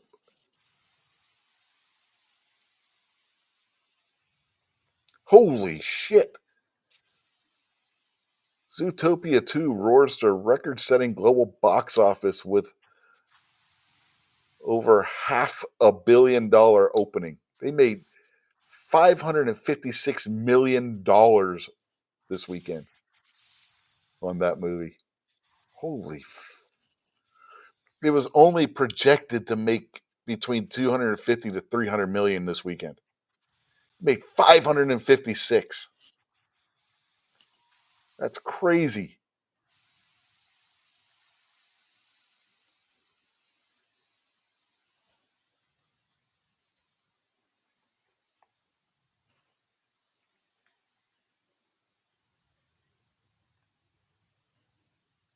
Crews restoring power in Wisconsin while Iowa airport tries to reopen after plane left icy runway. So yeah, Midwest, upper Midwest must be getting hit with some kind of nasty storm.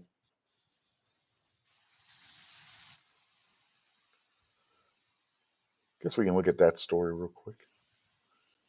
Let's see what. No, I don't want to sign up for it. Go away. Utility crews worked to restore power Sunday to thousands of people in Wisconsin, the consequence of a weekend storm in the Great Lakes region that brought down power lines while a wintry mix of rain and snow developed in the Northeast. The airport in Des Moines, Iowa, remained closed Sunday morning, a major travel day at the end of the Thanksgiving holiday. A Delta connection flight from Detroit slid off an icy runway Saturday night.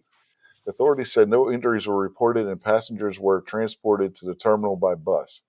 Hundreds of churches in western Michigan told worshippers to stay home or watch services online.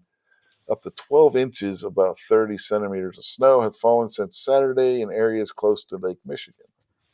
Elsewhere in Iowa, gusty winds Saturday were blowing snow back onto roads, extending hazardous travel conditions, the National Weather Service said. In Wisconsin, We Energies reported more than 6,000 power outages, with more than half in Milwaukee and South Milwaukee. Mike Palladino said on Facebook that he was shoveling snow Sunday when his apartment complex lost power in Fredonia. Others said power lines were sagging under heavy, wet snow. The Weather Service said the Mid Atlantic and Northeast would see a mix of rain and snow, though significant accumulations would likely be limited to higher elevations. Guess who lives in a higher elevation, folks, on the East Coast? I do. Yeah.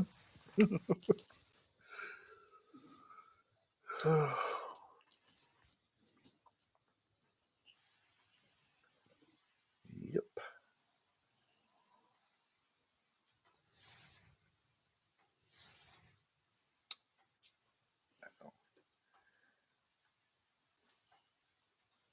Wow.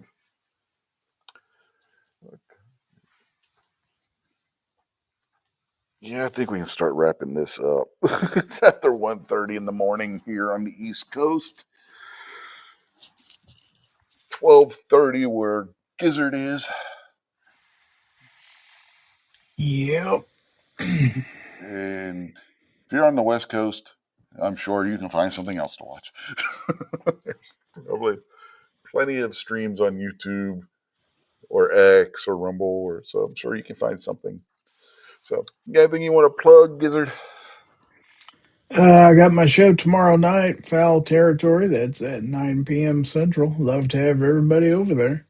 I also got some knife reviews that came out this last week. Check those out if you want to see the latest and greatest of knives from some of our favorite manufacturers. And thanks for having me. Yep, no problem.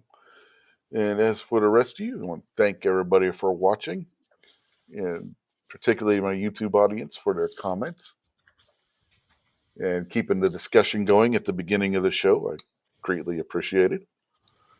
It's nice to have the audience participation on, because it really does help keep these shows going when you're the only person and your panel hasn't showed up because of other obligations and whatnot. So, thank you very much to those of you who were watching and commented.